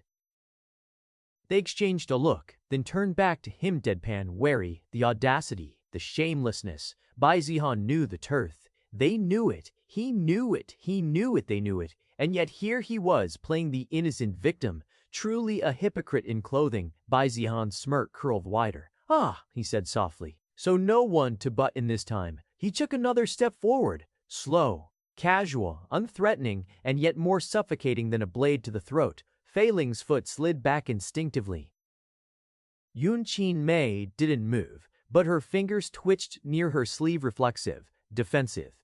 What do you want, Bai Zihan? Yun Qingmei asked coldly. Bai Zihan spread his hands, mock offended again. Want? Can't a man say hello to two old acquaintances without being treated like a walking plague? Cut the crap, Fei Ling snapped. Don't act like you don't have some scheme in mind. So what is it this time? Trying to humiliate us like you did with Shen Liang? Bai Zihan chuckled. Oh, please, he said, voice smooth as silk. You too. I could never humiliate you. He paused. You already did that to yourselves the moment you sided with someone like Shen Liang. That hit like a slap. Fei Ling's cheeks flushed with anger. Yun Xingmei's eyes darkened. Don't act like you're some noble victim. Yun Xingmei bit out. You were a bastard back in the clan, and you're still one now. Bai Zihan hummed. Bai Zihan hummed. True, that threw them off. Bai Moon. I was a bastard, he said with a shrug. Spoiled, arrogant, lashing out at anyone who looked at me sideways. But you know what? He stepped forward again, voice dropping low. I've learned something since then. The air thickened like a storm on the horizon. Fei Ling swallowed. What? That being a bastard doesn't mean I was wrong. Bai Zihan's grin turned razor sharp as he tapped his temple. Anyway, that bastard doesn't mean I was wrong. Bai Zihan's grin turned razor sharp as he tapped his temple. Anyway, that bastard Shen Liang's been messing with me since I arrived at the Heaven Sword Sect. Bai Zihan with somewhat irritated voice, spreading lies, just like back at the Bai estate. I thought maybe you two were helping him again. Yun Xingmei and Fei Ling stiffened again, unconsciously drawing closer together. They knew what he was talking about, and while they hadn't helped Shen Liang spread the rumors, they didn't think it was false either. After all, this was Bai Zihan they were talking about, and those rumors perfectly fit the kind of thing he would do. Well, Bai Zihan also knew that these two weren't actually involved with spreading those rumors about him. With Fang Jingyan feeding him info, he already knew exactly who was involved. But that didn't matter. He didn't need facts. He never had. He just needed an excuse to screw with them. We don't know anything, young Master Bai. If you have a problem with senior brother Shen, then take it up with him, Fei Ling said quickly. Her tone made it clear she wanted nothing to do with this. She might have supported Shen Liang, might have helped him if the opponent was anyone else. But this was Bai Zihan, and she'd already seen what happens when you get on his bad side. Yun Xingmei looked just as wary as she nodded in agreement. Hike? Bai Zihan chuckled. I don't know about that. Maybe you're lying to me. Maybe not. Who knows? He took one more step forward, that mischievous glint returning to his eyes. How about we go to my courtyard and discuss it properly? Fei Ling's eyes narrowed. Her voice turned icy. Keep pushing, Bai Zihan, and we'll report this to the elders. Yun Xingmei crossed her arms, her usual calm cracking just a bit. That's right, we're disciples of Mystic Moon Peak too. You think you can just harass us without consequences? Bai Zihan blinked. Ha ha, then laughed. Report me, he repeated, tilting his head like they just said something in a foreign language. To the elders. What exactly are you gonna say? Report me, he repeated, tilting his head like they just said something in a foreign language. To the elders. That I greeted you too, enthusiastically. His smile widened again, lips curling into something wicked. That I asked two beautiful senior sisters to visit my courtyard. Where is your evidence? Fei Ling gritted her teeth. You're disgusting. Yun Xingmei took a breath, clearly done with this back and forth. If you keep this up, we'll tell junior sister Chu Ziyan. That made Bai Zihan pause, just for a second. Then, he threw his head back and laughed. If you keep this up, we'll tell junior sister Chu Ziyan. That made Bai Zihan paused, just for a second. Oh no, he said, feigning exaggerated panic. Not my fiancé. He grinned at them. Please don't tell her I was talking to other girls. She might cry. Yun Xingmei's glare could have melted steel. Fei Ling growled. We're serious, Bai Zihan. Junior sister Chu Ziyan would break off the engagement if you continue this behavior. That's when his expression shifted, though not in the way they thought. Really, he said idly. They obviously misunderstood that Bai Zihan is the one who wants to marry Chu Ziyan as all other people thinks. Though I doubt that it could work. Chu Ziyan already told me I can take concubines if I want. Silence. Yun Xingmei's lips parted slightly. Fei Ling blinked. What? Why? You interested? Trying to apply early. Fei Ling actually took a step back this time, eyes wide with disgust. Yun Xingmei's face tightened, a storm brewing behind her eyes. Before either of them could respond, Bai Zihan suddenly stopped, his smile faded, and his voice dropped, low. calm, cold, relax, I'm just messing around. He turned his back to them, hands clasped behind him like none of this had ever happened. But if either of you helps Shen Liang, he glanced back over his shoulder, eyes dark with warning, then maybe I won't just be messing around. Bai Zihan stopped teasing Yung Qingmei and Fei Ling, not because he wanted to, but because he noticed Elder Qinglan and Lin Chen making their way toward him. The two girls didn't know what made him suddenly stop, but they weren't about to stick around and ask. Just as they disappeared around the corner, Lin Chen hurried over, eyes lighting up the moment he spotted Bai Zihan. "Young master, you're here." His voice was full of excitement and barely contained admiration. "Congratulations, Lu! I watched everything, I saw it all. I'm really happy you were able to show your worth to everyone." His words were sincere, his tone free of pretense. "It's all thanks to your help, young master," Lin Chuan said, bowing his head slightly. "Without you, I never would have gotten as far." Elder Qinglin watched the two interact. From what she saw, it was clear the rumors she'd heard were completely fabricated. "You two can catch up later. Let's go." Elder Qinglin watched the two interact. From what she saw, it was clear the rumors she'd heard were completely fabricated. "You two can catch up later. Let's go," Elder Gain said. Lin Xuan asked hesitantly. He already owed her too much, and asking for more, even something small, made him feel a little guilty. "Of course, what is it?"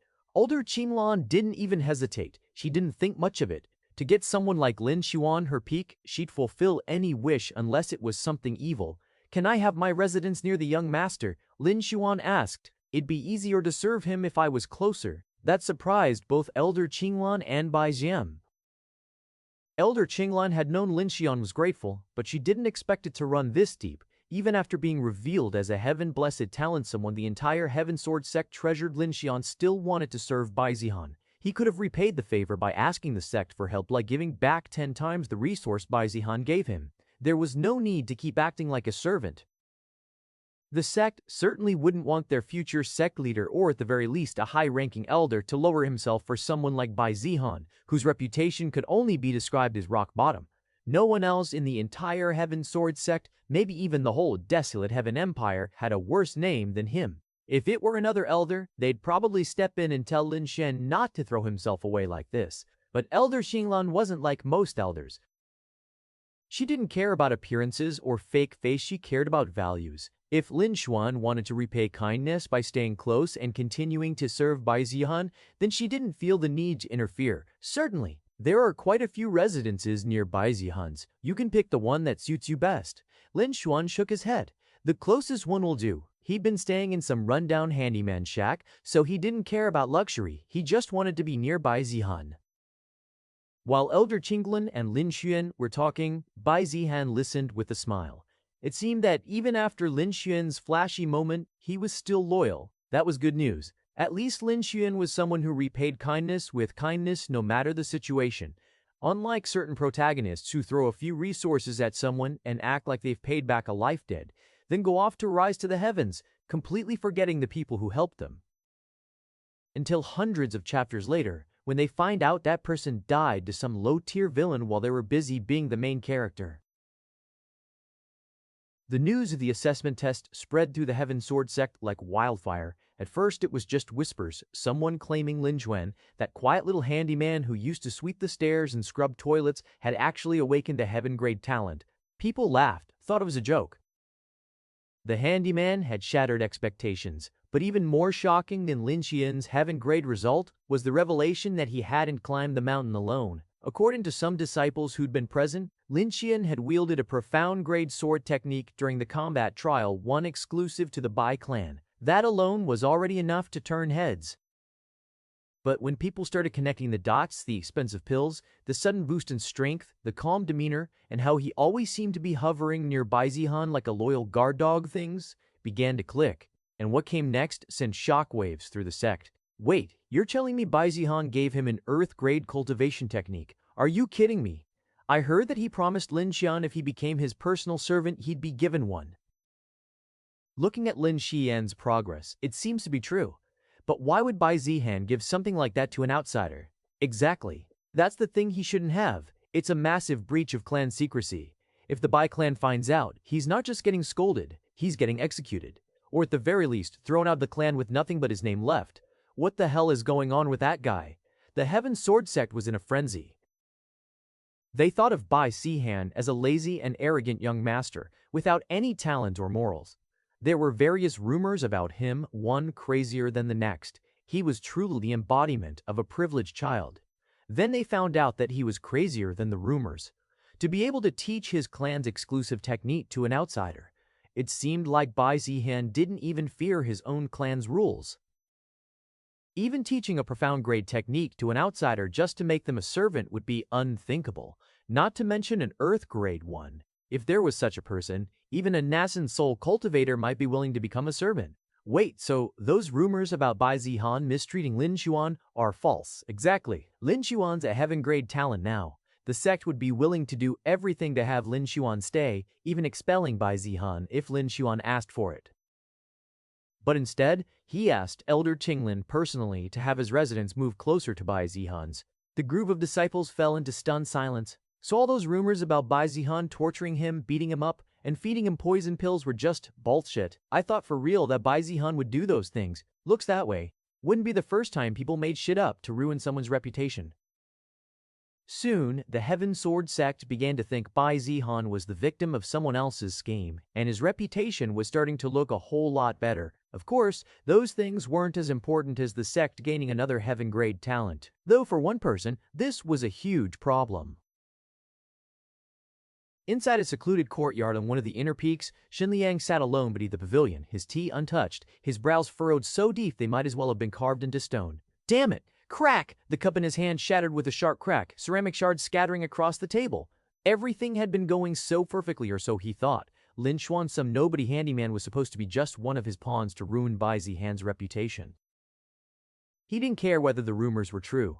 Even if they were proven false, it wouldn't affect much. There were still plenty of other bad ones to latch onto. But now, because of Lin Xuan's sudden rise and the news about his heaven-grade Dao resonance spreading everywhere, people were only focused on the rumors about Bai Zihan mistreating him. And now, those were collapsing. The little bastard had chosen to join Mystic Moon Peak publicly, in front of everyone, and even called Bai Zihan his benefactor. Many now thought the other rumors were false too, guilt, by association working in reverse. Duh! Xinliang scowled, his teeth clenched. Worse still, the whispers were changing. In the last hour alone, Xinliang had overheard things he never thought he'd hear. I didn't think Bai Zihan was the complete opposite of what I'd heard. Yeah, look at how he treated Lin Xuan, who was just a handyman, giving him so many precious resources and even earth-grade cultivation techniques. People are even volunteering to serve Bai Zihan now. I heard some inner disciples saying they'd do everything he commands if he made them his servants. Generous. Cultivating loyalty. Bullshit! Xinliang growled. After suffering through Bai Zihan's scheme, it felt like getting slapped every time someone praised him. Would he have suffered falsely if Bai Zihan was so generous? Is he kind just because he knows how to make others fear or obey? Sure, he made up some of the rumors, but that didn't make them wrong. He just fabricated the wrong incident. He was protecting people who might fall for the same trick he did. Of course, those were the justification he made to himself while committing all those horrendous things. But now, all that hard work was going to waste. And Xinliang wasn't going to let that continue. He reached into his sleeve and pulled out a communication talisman. Fang Jinian, he said coldly. Moments later, a familiar voice answered to the talisman, smooth and composed. Senior Brother Shen, awaiting your command. Xinliang, your command. Xinliang's eyes darkened. It's time. We're done playing nice. There was a pause. Then, Fang Jinian's voice came through, this time with a hint of interest. So we're moving forward with the plan. Yes. There was a pause. Then Fang Jinian's voice came through, this time with a hint of interest. Xinliang snapped. I'll completely destroy Bai Zihan's reputation this time. Bai Zihan stayed in his room and didn't cultivate that day, which was unusual as he would normally spend all his time cultivating. He looked at Mystic Moon Peak, serene and beautiful, as peaceful as ever. But the peace didn't last long. Before Bai Zihan could even enjoy a cup of tea in his courtyard, the sound of footsteps organized and heavy echoed from the entrance. A group of disciples in black and silver robes arrived, led by a stern-faced elder whose beard looked like it had been chiseled from disappointment itself. Behind him, 2 outer court guards and 4 inner disciples flanked him like they were ready to drag Bai Zihan off to a public execution. Bai Zihan, the elder called out in a loud, commanding tone. Bai Zihan raised a brow and casually stepped out from under the shade of his house. Who? He asked, without even a flicker of fear in his eyes, despite being surrounded by people who clearly weren't there for anything good. What's this about? If you're here for tea, I've only got the expensive stuff. Don't think you can appreciate that, though. Elder Sean didn't laugh. Of course he didn't. The man looked like he'd forgotten how smiles worked 50 years ago. But this was the first time a disciple hadn't taken him seriously and even seemed to be mocking him. Bai Zihan, do you know your crime? Elder Sean asked with a deep frown. My crime. Bai Zihan repeated, face painted with confusion. Whatever do you mean? I don't think I did anything. Of course, there is no way Elder Sean believed him. Or rather, no way he intended to let him off with just words. You know what you did. Feigning ignorance won't help you. Elder Sean declared, the charge is clear. Elder Sean snapped, his voice ringing through the courtyard like a judge's gavel. Multiple witnesses claim you were seen wandering around the women's bathing grounds, and one inner disciple testified that she personally saw you steal her undergarments. The courtyard fell silent. Bai Zihan blinked, then squinted. What? A long pause. Are you serious right now?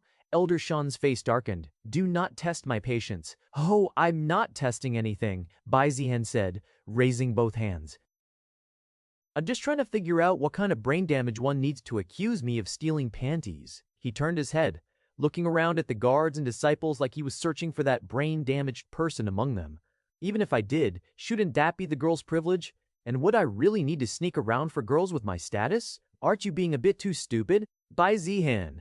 Elder Shan barked. Enough. You will admit your guilt and submit yourself to the punishment hall. Oh, so it's guilty until proven burned at the stake? Got it. Bai Zihan muttered, shaking his head. He turned back to Elder Sean, eyes sharp now. Listen, old man, I don't know what sad little gremlin whispered that nonsense into your ear, but I haven't even left my courtyard in 2 days. Ask the birds. Still refusing to admit it, Elder Sean's tone dropped several degrees. Even now, there's nothing to admit it. Old man, Bai Zihan said coldly. Bai Zihan said coldly? Unless you want me to confess to a crime I didn't commit just to make your job easier. Not happening. Elder Sean frowned as he was getting angrier. Bai Zihan even refused to address him as an elder and was clearly not taking this seriously. Then you will come to the punishment hall. Your crime and punishment will be decided there. With a flick of his sleeve, the guards moved in. Bai Zihan didn't resist, didn't fight. He simply adjusted his collar, made sure his hair looked decent, and stepped forward. I hope you can prove your accusation. Otherwise, don't say I'm being petty if I take revenge. And with that, he walked calmly between the guards like he was on his way to attend a boring meeting, except this one was about him supposedly being a pervert. As they escorted him out, word spread fast, suspiciously fast, almost like someone had prepared the gossip in advance. By the time Bai Zihan reached the central path leading to the punishment hall, a crowd had already gathered, dozens of disciples, outer and inner, whispering among themselves with barely concealed excitement. Is that him? The pervert who was seen in the female bathing grounds and even stole underwear? Yeah, that's Bai Zihan. Disgusting, and he's the younger brother of Bai Shui-Qing. I thought those rumors were false. Turns out he's an even bigger creep than they said. Our sect should expel people like him. The disciples all looked at him with disgust. It was strange, strange how quickly the news had spread when he himself had only learned about it minutes ago. Bai Zihan didn't need to think twice about who was behind this. Shun Liang, and wouldn't you know it, there he was Achwas. At the front steps of the punishment hall, standing in full view like a noble young master who just happened to be passing by. Smug. Composed. Face filled with the perfect amount of outrage, as if he too was shocked by such depravity. Nice acting. Bai Zihan's lips curled ever so slightly. Just a smirk, faint and fleeting. But it said everything. Oh, so this is the game we're playing now. Shen Liang's eye twitched just for a second. He must have noticed the look. The total lack of panic. The glimmer of amusement in Bai Zihan's eyes is, he was being played right in Bai Zihan's eyes, if he was being played right in Bai Zihan's eyes. But he shook off the doubt, thinking Bai Zihan was just bluffing. The moment the heavy doors of the punishment hall opened, the atmosphere shifted. The elders sat on high. Disciples of the hall filled the benches. Curious eyes stared down, eager to watch the pervert be humiliated. And overseeing it all was Elder Shen Zhiliang's uncle. This should have been the kind of pressure to make any disciple tremble, even if they were innocent. But Bai Zihan, he walked in like a prince stepping onto his throne, posture relaxed, chin slightly raised, eyes sweeping over the hall like he was there to judge them instead of him. "What kind of trouble did you get into this time?" Bai Xuejing asked. Not only was she present, Chu Xiang was there as well, standing inside the punishment hall. "Looks like Shen Liang wants to humiliate me in front of my sister just like I did to him. And Chu Xian wants to humiliate me in front of my sister just like I did to him. And Chu Xian, he clearly wants to sabotage my engagement." Bai Zihan shook his head, almost pitying Shen Liang. Once again, it seems Shen Liang's ready to be humiliated in front of his crush my sister. And on top of that, he brought a whole crowd to watch. Trouble. "Dear sister, can't you see I'd been falsely accused again? And I'm certain the culprit is the same," Bai Zihan said, glaring at Shen Liang. "Bai Zihan, don't talk nonsense. What did I do to deserve such an accusation?" Shen Liang shot back. "Skak! You know what you did. Not that you'd ever admit it." Bai Zihan smirked. "Heem. Won't waste my breath on someone so shameless." With that, Shen Liang turned on. "Rock word. Not waste my breath. I want you. Wait. What that? Idiot. If you're not smart enough to scheme, you probably shouldn't try. Too bad no one told you that you are an idiot. You're here too." Bai Zihan said, his words clearly aimed at Chu Xian. "Well, I heard my fiancé has been stealing other girls' underwear, so naturally I had to be here, right?" Chu Xian said, more amused than angry. Not that Bai Zihan expected anything else. After all, she was the one who said he could have other women. Their engagement was just a matter of convenience. So it'd be strange for her to suddenly care just because someone said he stole another girl's underwear. "So you're just here for the show?" Bai Zihan asked. "How could you say that? I'm here to support my dear fiancé and prove his innocence." Chu Xian dramatically clutched her chest like a devoted wife, ready to die for her husband. "Then, Viret," Bai Zihan said, "Jade, like a devoted wife, ready to." Xian replied with a shrug. "Then do it." Bai Zihan said. "Ahem. Well, we have to follow sect rules. Let's see what evidence they've brought." Chu Xian replied with a shrug. Bai Zihan couldn't tell if Chu Xian actually believed he was innocent or if she was just like his sister, thinking he was causing trouble again. Not that it mattered. Still, he was curious, though he figured it was probably the latter. Elder Shen, seated at the highest position in the punishment hall, finally raised his hand. Silence. His voice wasn't loud, but it carried unmistakable authority. The murmurs ceased. Disciples held their breath. Elder Shen's eyes calm, cold and calculating swept over the hall before settling on Bai Zihan. "We are not here to bicker like unruly children," he said, his tone sharp as tempered steel. "This is the punishment hall. The rules of the Heaven Sword sect are absolute, and all must answer to them, regardless of status." He let those words linger in the silence before turning toward the stern elder who had brought Bai Zihan in. "Elder Shen called, voice clipped. State the charges." Elder Shan stepped forward. "Honored Hallmaster." He bowed respectfully, then turned to address the gathered hall. "The disciple Bai Zihan is accused of breaching Sect Rule 27, trespassing upon sacred or private areas designated to a specific gender, and Rule 34, conduct unbecoming of a Heaven Sword sect disciple, including but not limited to theft of personal property." He continued, voice unwavering. "There are multiple eyewitness accounts placing Bai Zihan near the women's bathing grounds. Furthermore, inner disciple Mei Rulan has testified that her personal garments were stolen, and she claims she saw Bai Zihan fleeing the scene." Chu Zian raised an eyebrow. Bai Xuejing's expression soured. Shen Liang lowered his gaze, hiding a satisfied smirk. Gasps and whispers erupted once again. But Elder Shen raised his hand, and they quieted immediately. "And this accuser?"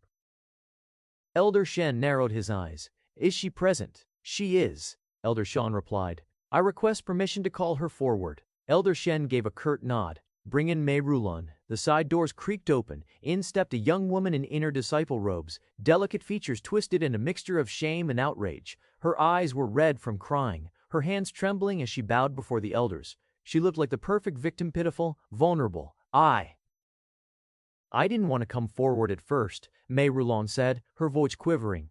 But it was too shameful. I saw Bai Zihan near the hot springs. He was looking around suspiciously, and when I went back, my clothes were gone. I'm sure it was him. I saw his face clearly. Another wave of murmuring rippled through the crowd. Some disciples shook their heads in disgust. Others looked skeptical. But the damage was done. She said she was sure. Bai Zihan didn't speak immediately. He just stared at Mei Rulon, lips slightly parted in disbelief as if he couldn't believe the performance she was putting on. He laughed, loudly and unhinged. The soft laughter soured the air, drawing scowls from most of those present. Some sneered, thinking Bai Zihan was simply being his arrogant self, too deluded to recognize his own downfall. But others felt a chill creep down their spines. There was no fear in that laugh. Not even in the face of the punishment hall or serious accusations. What's funny? Elder Shen asked, frowning. Ignoring the elder, Bai Zihan stepped forward. One hand rested casually at his side, the other lifted to point directly at Mei Rulon. You're sure it was me? Mei Rulon flinched but nodded quickly. Don't try to deny it. I'd recognize your face anywhere. You were wearing white like the robe you're wearing now. And saw your ring, too. Bai Zihan's expression darkened. The amusement drained from his face like ink washing off parchment. Mei Rulon, was it? Who was it? He asked, voice low, cold and quiet. Are you really sure you want to accuse me of this? But yes, good. His voice dropped even lower, venom in every syllable. Because I want you to remember this moment. I want you to remember that I gave you a chance. One single chance. The hall fell utterly silent. You want to falsely accuse me. Bai Zihan's gaze turned icy. His smile. Single chance. The hall fell silent. Then lie, but you better do it all the way. You better pray the sect executes me today, because if they don't, his eyes burned with terrifying intent. I will come for you, and I won't just ruin your life. I'll erase your name. I'll burn your house to the ground. I'll erase your name. I'll burn your house to the ground. I'll make your clan beg for mercy they'll never receive. Mei Rulon stumbled back, eyes wide in horror. You're threatening me. In front of the punishment hall. Bai Zihan didn't blink. Threatening you. I'm making a promise. The entire punishment hall was deathly silent. Everyone was stunned. Bai Zihan was openly threatening someone right in front of the entire sect and inside the punishment hall, no less. Bold didn't even begin to cover it. Bai Xueqing and Chu Zihan both looked stunned. Bai Zihan still acted like he was in the Bai clan, arrogant, reckless, threatening whomever he pleased. Bai Zihan, do you think he can get away with threatening someone in the punishment hall? Elder Shen asked angrily. Yes, Bai Zihan simply answered. You. Even Elder Shen couldn't keep his cool in front of Bai Zihan, who was giving him no face. You're just adding to your list of crimes. I'm holding you for threatening a fellow disciple inside the punishment hall, no less. Elder Shen said coldly. Do whatever you want. Bai Zihan replied, not caring in the slightest. Elder Shen said coldly. Do whatever you want. Let's continue with the trial. Bai Zihan, you've heard the accusations. Do you wish to confess? Elder Shen demanded. Bai Zihan stared at him like he was looking at an idiot. Confess. He gave a short laugh, dry, mocking. To what? Being blamed by someone clearly scheming against me. He turned to face the audience, now eyes calm, voice steady. I haven't left my courtyard for 2 days. Ask the trees. Ask the birds. Hell, ask the teapot if you want. His gaze swung back to Elder Shen. This is clearly a setup. Oh, Elder Shen raised an eyebrow slightly. And do you have any proof to support that? Bai Zihan shrugged, completely unfazed. Do you? There was a pause, brief, taut. The room held its breath again. Time and again, Bai Zihan was blatantly provoking Elder Shen. But for those who knew Bai Zihan was blatantly provoking Elder Shen, but for those who knew Bai Zihan, like Bai Xueqing, this was just his usual attitude. Unless presented with undeniable evidence, there was no way anyone could do him. Even clan elders had suffered at Bai Zihan's hands because of that. That's why Bai Xueqing saw Bai Zihan as someone completely shameless, someone who could lie without blinking, staring you dead in the eye like you were the crazy one. Even when he knew he was lying, he'd act like you were the crazy one. Even when he knew he was lying, he'd act like you were wrong, gaslighting the victims. He was someone who knew the rules well and how to use them. Elder Sean, apart from the victim's testimony, do you have any other proof that Bai Zihan is truly the culprit here? Elder Shen asked, as if following the script that had already been planned. Elder Shen nodded and replied, I had left behind some disciples to search Bai Zihan's courtyard. He straightened his back confidently. All of it is recorded using the memory crystal mirror. As soon as he said that, one of the inner disciples stepped forward, holding a smooth, translucent orb glowing faintly with spiritual light. The memory crystal mirror, a rare artifact used by the sect to record events in real time and project them in holographic form. It was often used for important trials like this, where evidence needed to be indisputable. With a simple incantation, the disciple activated it. A shimmering light appeared above the hall, like a mirage solidifying. The recording began. Everyone watched intently. It showed the moment after Bai Zihan's arrest, disciples respectfully entering his courtyard. It started from there because they hadn't tampered with the evidence by planting it themselves. Their movements were cautious but methodical, sweeping the grounds, searching the rooms. They even lifted the beds, overturned the wardrobes without touching or disturbing anything unnecessary. Then, the image zoomed under Bai Zihan's bed. There, nestled in a dark corner, was a small ornate box. One of the disciples in the recording pulled it out, opened it, and the hall erupted. Inside the box was a mess of delicate, colorful undergarments, some even embroidered with the names of their owners. And sitting right on top, unmistakable even to the untrained eye, was a lacy violet piece that practically screamed Mei Rulan's name. Some disciples gasped, others grimaced in disgust. Bai Shuixing's face turned black as the bottom of a pot, while Chu Zihan didn't show much change in her expression. She just watched Bai Zihan, who was strangely calm for someone caught with indisputable evidence. Shen Liang lowered his head, smirking to himself in secret triumph. Elder Shen's lips curled into a sneer as he leaned forward slightly. Well, Bai Zihan, he said, voice dripping with righteous fury, what do you have to say now? All eyes turned to Bai Zihan. Fury. Some were gloating, some were disgusted. Fury. Some were confused, not sure if things were as they seemed. Bai Zihan, however, didn't look rattled in the slightest. He glanced up at the swirling hologram of the box. Then he smiled. A slow, lazy, devil-like smile. What do I have to say? He repeated, voice casual, as if he weren't the one being questioned. Bai Zihan took a step forward, completely ignoring the guard subtly trying to block him. Since you have nothing to say, we will proceed with your punishment according to your crimes. Elder Shen's voice echoed across the punishment hall, self-righteous and cold. First, for stealing the personal belongings of fellow female disciples, you shall have your right hand severed to atone. Murmurs broke out in the crowd. Severing a cultivator's hand was as good as crippling half their life. It seemed excessive, but those who didn't like Bai Zihan agreed with it. Well, others thought that, while it was excessive, an arrogant and shameless person like Bai Zihan deserved it. Second, Elder Shen continued, raising his hand for silence.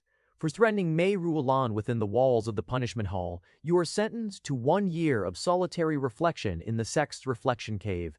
His voice was heavy, final, not only crippling Bai Zihan, but also imprisoning him. That was really a bit too much.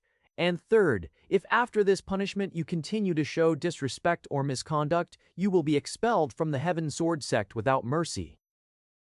The hall buzzed, shock and disbelief rippling through the disciples like a stone thrown into still water. Yet in the middle of it all, Bai Zihan stood there, still, no trace of fear or panic, even smirking at Elder Shen. Looking at Bai Zihan, one wouldn't know whether he was just that confident in his clan's influence or just plain arrogant. That nonchalance made some furious, others nervous. But Bai Shuixing, her face turned ugly, not because she cared about Bai Zihan personally. If he was guilty, then sure, punish him. The Ba clan wouldn't cover for trash, but this punishment was way too excessive. Severing Bai Zihan's hand, the Ba clan's heir, a direct descendant, was Elder Shen out of his mind. Even if Bai Zihan was guilty, treating the Ba clan's heir like this was a slap across the clan's face. They wouldn't be able to avoid war with the Ba clan if they go through Elder Shen's punishment. Elder Shen, isn't this going too far? Bai Jing finally spoke up. She couldn't help it. Bai Zihan was still her younger brother, and his future was at stake. Disciple Bai Qing, although you are respected and highly regarded by the sect, that doesn't mean you can protect your brother from his crimes. Elder Shen said stiffly. Still, this is too much. Expelling him from the sect should be enough. Bai Qing angrily said. She thought that if Bai Zihan had truly committed the crime, it would be better for him to go back to the clan where he could still live as the arrogant young master rather than being crippled. My words are final. Those who commit these crimes will face the same punishment, even if they come from a prestigious clan, Elder Shen declared, as if righteous and unbiased. This earned him favor from those with weaker backgrounds who thought Elder Shen would protect them even against the powerful. Bai Qing frowned. It seemed like Elder Shen didn't want to compromise at all, and it was getting on her nerves. At that moment, Shen Liang thought it was the perfect time to step forward. Junior sister, Shen Liang whispered to Bai Qing in a low voice, perhaps I can help plead for mercy from my uncle. Bai Qing raised her eyebrow. Indeed, although Elder Shen didn't listen to her, he might listen to his nephew. However, Shen Liang said, eyes flashing, I want Bai Zihan to apologize for what he did back at the Bai clan. He was planning to gain favor with Bai Qing and get revenge for what he suffered. Bai Qing thought for a second and nodded. She thought that Bai Zihan apologizing was better than losing his future. Moreover, she also knew that Bai Zihan apologizing was better than losing his future. Moreover, she also knew that Bai Zihan had surely messed with Shen Liang, even if the servants said otherwise. Meanwhile, Bai Zihan simply stood there. Finally, he opened his mouth, voice lazy, mocking, full of disdain. Sever my hand. He chuckled low and hoarse as if he couldn't believe the stupidity he was hearing. Is this really the punishment for my so-called crimes? Bai Zihan asked. Elder Shen and many others thought that finally Bai Zihan was coming to his senses, frightened by the punishment he was about to face. Yes, Elder Shen declared. Is that so? Bai Zihan paused for a moment before continuing. Then what if someone orchestrated the whole thing, and I was framed? Would the punishment be the same for them? Bai Zihan asked, voice steady and sharp. Yes, there's no mercy for those who commit such crimes, and those who frame others should face the same punishment, Elder Shen said sternly. Good. I hope you remember those words. Bang! The heavy doors of the punishment hall creaked open. Everyone turned in unison. Elder Qinglan walked in, her azure robes flowing like water, cold and graceful, every step light yet firm. And behind her, Lin Xuan. The same Lin Xuan who should have been locked away in cultivation, riding the high of his heaven-grade Tao resonance result. Yet here he was, face serious, eyes sharp, striding just a half step behind Elder Qinglan like he personally dragged her over. The crowd instantly buzzed again, whispering like cicadas. Even Elder Shen's face stiffened. Bai Zihan, meanwhile, simply smirked a little, raising his chin a fraction. Not bad, Lin Xian. Not bad, Lin Xian. Dunn thought casually. He hadn't asked for help nor shared anything with him, but Lin Xian had obviously heard about his arrest somehow and immediately gone to Elder Qinglan who, as Bai Zihan's peak master, couldn't ignore it. It wasn't a huge favor, but Bai Zihan appreciated it. This would further help him later and make things easier for him. Elder Qinglin's jade-like eyes swept over the hall once, cold and sharp, freezing the whispers dead in their tracks. She didn't even spare Elder Shen a greeting. Instead, she went straight to the heart of the matter, severing a disciple's hand over such an accusation. Reflection cave imprisonment for a year. Expulsion on top of it. I don't think you can solely decide that on your own. Her voice was calm but layered with an undercurrent of authority. After all, deciding the fate of a disciple of her peak without even informing her was akin to directly provoking her, which Elder Shen had done. Moreover, everyone knew Elder Qinglan was overprotective of her disciples, and without her permission, was akin to asking for trouble with her. Elder Shen's expression turned ugly. He had wanted to finish things up quietly, without Elder Qinglan finding out.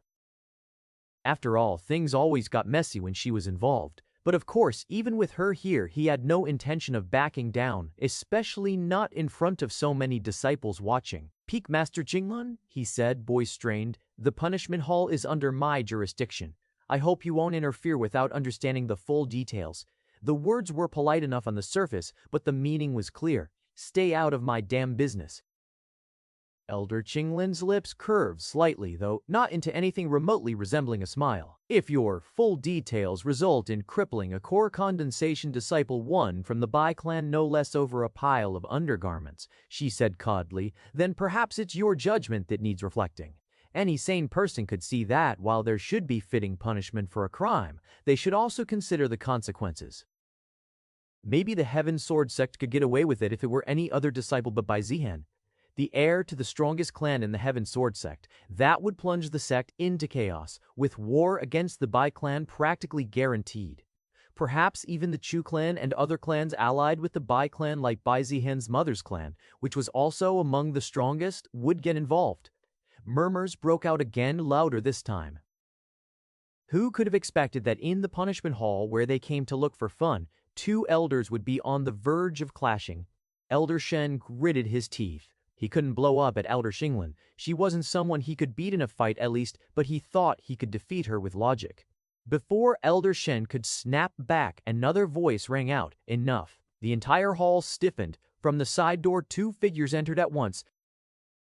The first was a man in simple white robes, carrying a calm yet oppressive presence, the sect leader of Heaven's Sword sect himself. And next to him, matching step for step, an old man in silver-gray robes, his sharp eyes sweeping across the hall like an unsheathed sword. Grand Elder Bai Ren, the only Grand Elder of the Bai clan still active. The other Grand Elders were in seclusion, cultivating an act that normally lasted for years. But one Grand Elder would always remain outside to oversee matters, and right now, it was Bai Ren. He was the one who had overseen the matter when certain Bai clan elders wanted to strip Bai Zihan of his heir position. The two of them stood side by side. Bai Ren had clearly been informed. He had come personally, for Bai Zihan had indeed asked the clan for support, citing that he was being schemed against by certain elders of the sect and needed backup. The evidence and how he knew the date of the so-called trial could all be attributed to Fang Jinyan, who had informed him in detail. Maybe he was trying to kiss ass, just like Kong Zanhong had after being rewarded by Bai Zihan. In any case, Bai Zihan hadn't expected his father to send a Grand Elder, but this was even better.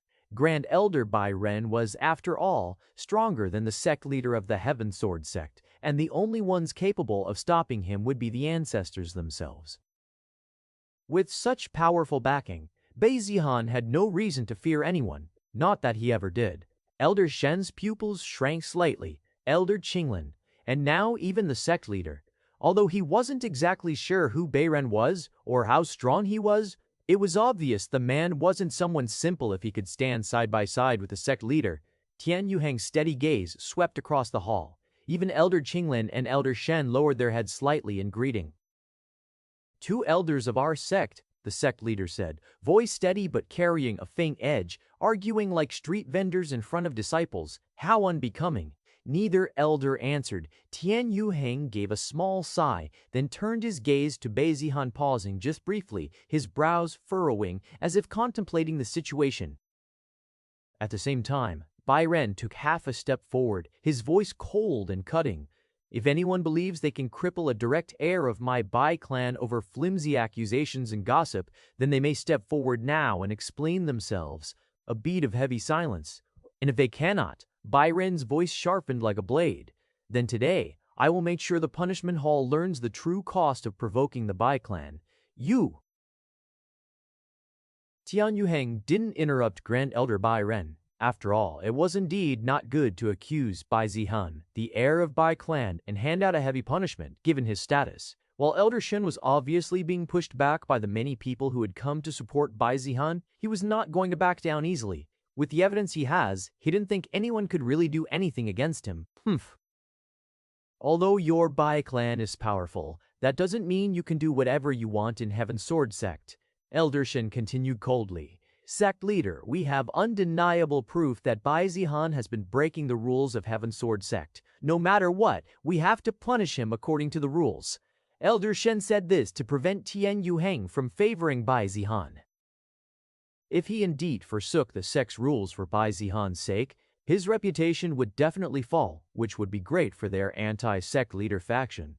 If not, then he would proceed to hand out the punishment to Bai Zihan. That was also good for their faction, as everyone knew Tian Yuheng had a good relationship with the Bai clan and had even brought Bai Zihan into the sect. By not being able to protect Bai Zihan, he would lose the trust of the Bai clan. The Bai clan might even blame Tian Yuheng. Tian Yuheng stared at Elder Shen, then at Grand Elder Bai Ren. "Elder Shen, are you certain about your evidence?" Tian Yuheng asked calmly. If the evidence was certain and Bai Zihan had broken the rules, he couldn't escape punishment, though it would not be too severe like Elder Shen intends to. However, neither Tian Yuheng nor Bai Ren had seen the evidence yet, and couldn't be sure. "Certainly. Elder Shen, show them." Elder Shen ordered. "No need." Bai Zihan finally intervened. He had let everything play out as he planned, and there was no need to keep playing along with his enemy's scheme. "What do you mean, Bai Zihan? Do you confess to your crime?" Elder Shen asked, his tone mocking. He thought that Bai Zihan didn't want others to see his crime exposed, and was going to admit it himself. "You wish!" Bai Zihan didn't want others to see his crime exposed and was going to admit it himself. "You wish!" Bai Zihan sneered. "There's no need to see your evidence because I have something that will prove yours worthless." Bai Zihan declared. He reached casually into his robes and pulled out a memory crystal mirror. "I believe," Bai Zihan said lazily, his smirk widening just a bit, "there's no need for Elder Shen's evidence. Since you all like drama so much, let's enjoy a better show, shall we?" With a snap of his fingers, the crystal flashed and the hall darkened slightly as images projected above it. The first scene appeared, a dimly lit room, clearly somewhere secluded within the sectede. And in it clear as day stood Xinliang and Mei Rulan. Xinliang's voice rang out for everyone present to hear it. "As long as you do this right, Mei Rulan, not only will you be rewarded, but the sect elders themselves will back you." Xinliang continued. "Blame Bai Zihan for stealing your underwears and peeking in female bathroom. As for the other things, you don't need to worry. I'll take care of it." Mei Rulan, her face nervous but greedy, nodded fiercely. The crowd exploded into an uproar. "What? Senior Brother Shen was the one who orchestrated this whole thing. So Bai Zihan was really falsely accused. Then, what about the evidence in Bai Zihan's courtyard? No, Senior Brother can't have done something so disgusting." Disbelief and confusion filled the hall as they couldn't believe their eyes, especially those girls who are fans of Shen Liang. After all, Shen Liang, who was a role model for most disciples, scheming against someone and falsely accusing him was something they had never imagined. Moreover, the look of pity on their faces turned into anger as they stared at Mei Rulan, who had earlier acted like a pitiful victim. Now she was exposed for what she was, a lying bitch who was just greedy. Elder Shen's face turned pale. Along with him, Shen Liang and Mei Rulan stood frozen, stunned at seeing their conversation being played in front of everyone. Mei Rulan was pale with fright, feeling the glares of everyone burning into her. Falsely accusing someone was a grave crime in Heaven's Sword sect, and she couldn't escape punishment. But Bai Zihan wasn't done yet. With another flick of his fingers, the scene shifted. This time, it showed someone sneaking around Bai Zihan's courtyard in the dead of night, carefully planting undergarments and other evidence around, making it look like he'd stolen from other disciples. Of course, it was Fang Jinyan, along with another lackey of Shen Liang, who was doing it. The evidence was crystal clear. Anyone could see who was the victim and who was the mastermind. Shen Liang gritted his teeth in rage. The final image froze, the culprit smirking as he tucked a final piece of clothing under Bai Zihan's bed. The hall went dead silent. You could hear a damn pin drop. Bai Zihan looked around lazily, then chuckled under his breath. "This is your undeniable proof, Elder Shen," Bai Zihan said with a sneer. He casually tossed the crystal over to Tian Yuheng, who caught it with a flick of his sleeve and quickly verified it with a sweep of his spiritual sense. Genuine, untampered, no illusion arts. The sect leader's face darkened visibly.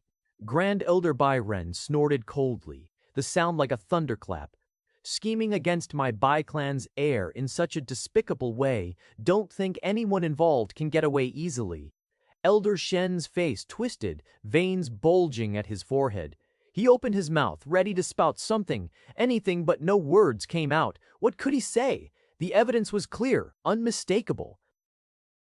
He could only glare at his nephew, who couldn't even handle a simple task and had completely messed up. Meanwhile, Elder Qinglin's lips curved into a very slight, razor-sharp smile. She didn't need to say anything either. Bai Zihan had perfectly gutted them with the truth. All that was left now was to punish the true criminals, and there was no doubt about who they were. Fang Jinyan. Shan Liang's mind roared furiously. That damned traitor! Fang Jinyan was the only one who had been present when Shan Liang plotted with Mei Rulan and also when planting the evidence in Bai Zihan's courtyard. He was supposed to be loyal, his trusted pawn. Yet now, standing silently behind Bai Zihan, his betrayal blazed as bright as the midday sun. U-. Shan Liang's hand shook as he pointed at Fang Jinyan. Words caught in his throat from sheer rage.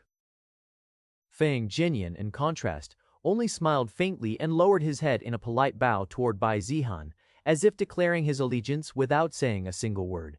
Offending Shen Liang was definitely not a good idea, but in Fang Jinyan's eyes, Bai Zihan was much more powerful.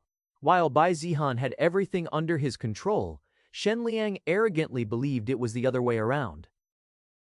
To Fang Jinyan, who knew better, Shen Liang had always looked like a clown grinning and laughing triumphantly, unaware he was already caught in Bai Zihan's web. On the other hand, Bai Zihan showed no cards until the last moment, even quietly calling for the sect leader and the elders.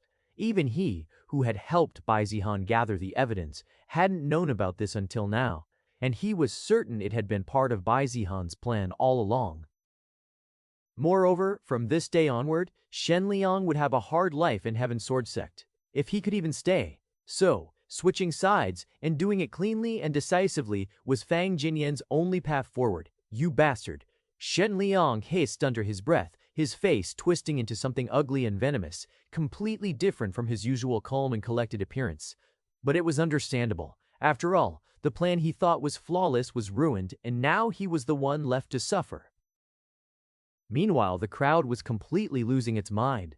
Looks like Fang Jinyan was acting like Bai Zihan's double agent.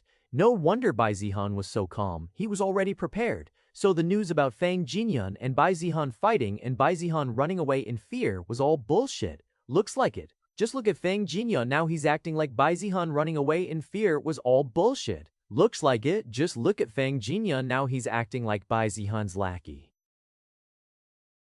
Everyone could understand why Shen Liang was raging at Fang Jinyan after being exposed. After all, like Shen Liang, they had also assumed that Fang Jinyan and Bai Zihan were at odds. Many Mystic Moon Peak disciples had been present when they fought, that was undeniable. But now, even that seemed suspicious. Was it all a setup? Had Bai Zihan planned everything from the very beginning? They didn't know, but just the fact that Bai Zihan could pull something like this off made a cold shiver run down everyone's spine. I'm not afraid of the blade I can see. It's the hidden dagger in the dark that terrifies me. Although Bai Zihan is one of the weakest in terms of pure strength, which they assume, his schemes, the ones you couldn't see coming until it was too late, were what truly terrified them. If even someone like Shen Liang couldn't stand against him, how could they? And now, with Mei Rulan exposed for lying and conspiring with Shen Liang, the entire case had flipped. Instead of Bai Zihan being on trial, it was Shen Liang and Mei Rulan who stood accused. Everyone's eyes were now locked onto Tian Yuheng.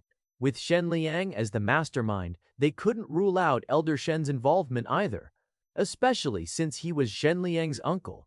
So now, the final decision lay in the sect leader's hands' involvement either, especially since he was Shen Liang's uncle. So now, Jian Yuheng's expression was terrifyingly cold, his brow tightly furrowed. He slowly raised his hand and the entire hall fell into deathly silence. Jian Yuheng's gaze swept across the room, pausing briefly on Elder Shen, then on Shen Liang and Mei Rulan. You? Jian Yuheng's voice was low but struck like thunder. Dared to tarnish a fellow disciple's reputation with false accusations. You conspired to frame him, forged evidence, and even dared to misuse the punishment hall. His gaze turned razor-sharp. Shen Liang, Mei Rulan, do you have anything to say in your defense? He asked, though it was clear he didn't believe they had a single excuse that could save them. Shen Liang's fists clenched so tightly that bloody crescents formed in his palms. He tried to force his voice to sound steady. "This is a misunderstanding," he said hoarsely, his face pale. "Bai Zihan must have fabricated this, just like he did back in the Bai clan." Shen Liang shouted in desperation and anger. Mei Rulan collapsed to her knees, trembling, tears spilling down her face. "Sect leader, I was forced. I had no choice." It seemed the two of them had no way forward but to tell even more lies. However, everyone still remembered Mei Rulan's greedy smile when she accepted Shen Liang's offer, and Shen Liang's smug excitement when he spoke about Bai Zihan's downfall, and the memory crystal mirror had already been checked by Tian Yuang personally. There was no tampering. No room for excuses. Enough. Tian Yuheng's voice was a blade slicing through her pitiful cries. "No amount of excuses will wash away your crime." He turned slightly, his gaze now settling on Elder Shen.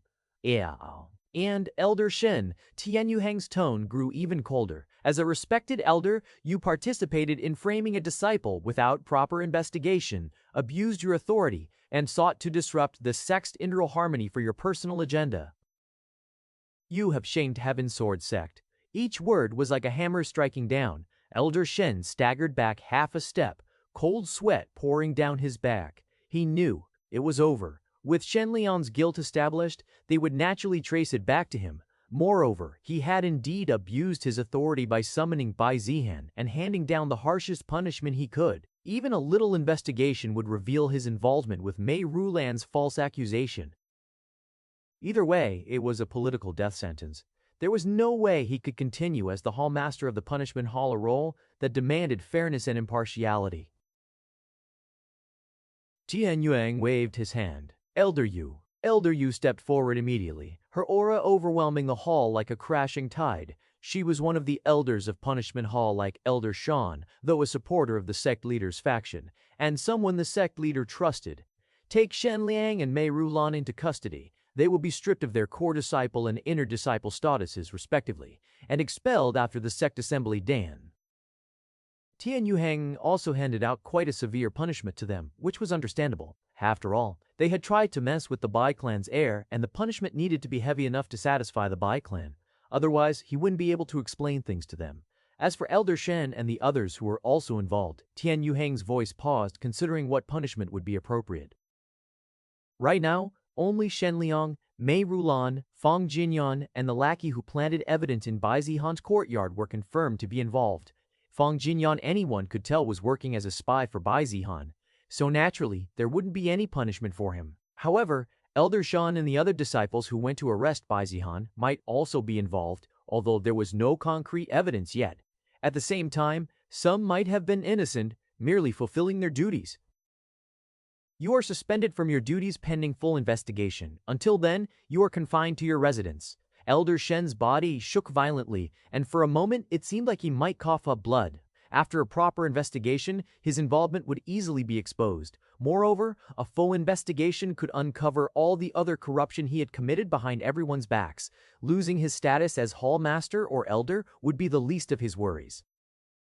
The anti-sect leader faction would also abandon him immediately, like rats fleeing a sinking ship. After all, without status to back him up, no one would risk themselves to save him. Still, he gritted his teeth, swallowing his humiliation with trembling fists. It seemed like the case was finally coming to a close, with all the culprits facing punishment, until Bai Zihan stepped forward. "Wait," Bai Zihan said. The entire hall, already holding its breath, turned gazes toward him. Tian Yuhong's raised hand paused mid-air, his sharp eyes narrowing slightly. Could it be that he's unsatisfied? Tian Yuhong thought. Although he had handed down a severe punishment, it might still not be enough to satisfy the devil of the Bai clan. "I recall," Bai Zihan said leisurely, his voice carrying clearly across the hall, "that when Elder Shen handed down my punishment, he decreed that if I was framed, the framer would suffer the same sentence." A heavy silence blanketed the room. Some disciples gasped, remembering exactly what Elder Shen had said during that hearing. Cut off the right hand, a year of isolation in the reflection cave, and possibly expulsion from the Heaven Sword sect. It wasn't just a punishment, it was a crippling humiliation, a destruction of a cultivator's future. Bai Zihan tilted his head slightly, a lazy, mocking smile playing on his lips. Now that the truth is out, shouldn't we honor Elder Shen's own words? His words weren't loud, but they slammed into the crowd like thunder. Shen Liang's face was drained of all colors. Everyone understood instantly what Bai Zihan was implying. He wanted Shen Liang's right hand. Tan Yoheng's face grew even grimmer. Even he hadn't expected Bai Zihan to be this ruthless. But fair was fair. Bai Zihan was merely asking to enforce Elder Shen's own decree. Bai Zihan was merely asking to enforce Elder Shen's own decree. Bai Zihan was merely asking to enforce Elder Shen's own decree. You heard it, didn't you, Shen Liang? His tone was light, even casual, but it carried the weight of 1,000 mountains. You plotted against me. You fabricated evidence. You nearly ruined my future in the Heaven Sword sect. And now, Bai Zihan's eyes glinted like sharpened blades. Return what you owe. You will lose your right hand. And you will lose your right hand, and you will spend 1 year in the reflection cave. That should be your punishment. A visible ripple of gas swept through the crowd. Even the outer and inner sect disciples watching from the edges of the hall were stunned. If this truly happened, the Heaven Sword sect would lose one of its geniuses. On the dais, Tian Yuheng didn't immediately speak. Instead, his sharp gaze pinned Elder Shen to the spot. Is what Bai Zihan said correct? He asked coldly. Elder Shen's lips trembled. He wanted to deny it, find some loophole, make some excuse. But he couldn't. Too many had witnessed him arrogantly decree Bai Zihan's original punishment, and if he went back on it now, his credibility, what little was left, would be completely destroyed. After a long moment, Elder Shen finally croaked out, "Yes, that was indeed what I said, but it was merely a slip of tongue." Tian Yuheng's face darkened even further. Just when he thought things couldn't get worse, Elder Shen only made it worse. Of course, Tian Yuheng couldn't let this escalate unchecked. While the Shen clan wasn't as powerful as the Bai clan, it was still one of the strongest clans. Cutting off the right hand of their genius was tantamount to provoking them. Disciple Bai Zihan, how about you show some leniency? His voice echoed heavily across the hall. You've already proven your innocence and brought the truth to light. For the sake of the Heaven Sword sect's harmony, perhaps it's best to leave some room for mercy. It was clear he was asking Bai Zihan to back down. Not for Shen Liang's sake, but to protect the sect's stability and face. Unfortunately for him, he was talking to Bai Zihan. Bai Zihan smiled slightly, his eyes curving, but there was no warmth, only a sharp, chilling edge. Leave some room for mercy. He repeated softly as if tasting the words, then his gaze sharpened, cold as ice. One must keep their word, wouldn't you agree, sect leader? Tian Yuheng's outstretched hand froze mid-air. The weight behind Bai Zihan's words made it impossible to press further without completely losing face. Everyone could feel it. Bai Zihan wasn't going to back down, not even if the sect leader himself asked. The air grew unbearably tense, as if an invisible hand was squeezing the entire punishment hall. At that moment, Bai Zihan hurriedly stepped forward, her brows knitted tightly, her voice urgent. "Jihan, let it go. Why ask for more when you've already gotten back at Shen Liang?" Bai Xueqing thought Bai Zihan was being disobedient again, even when the sect leader was already helping him. Bai Zihan turned his cold gaze toward her, so cold that Bai Xueqing instinctively shut her mouth. He spoke lightly, but each word struck like a hammer. Would you be saying the same if they had succeeded? Would they have shown mercy?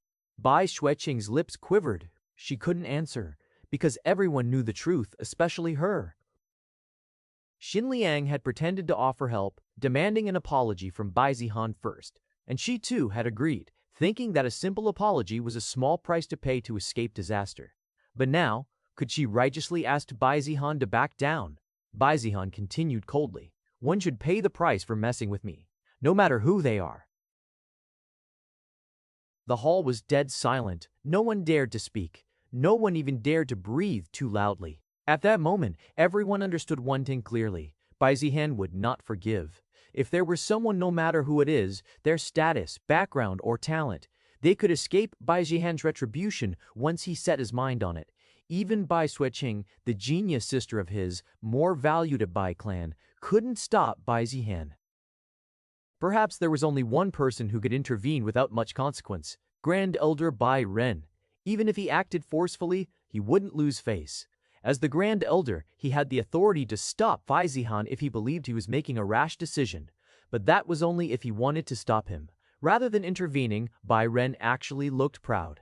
He nodded in agreement with Bai Zihan's words, and in his heart, he believed this was how the heir of their Bai clan should act.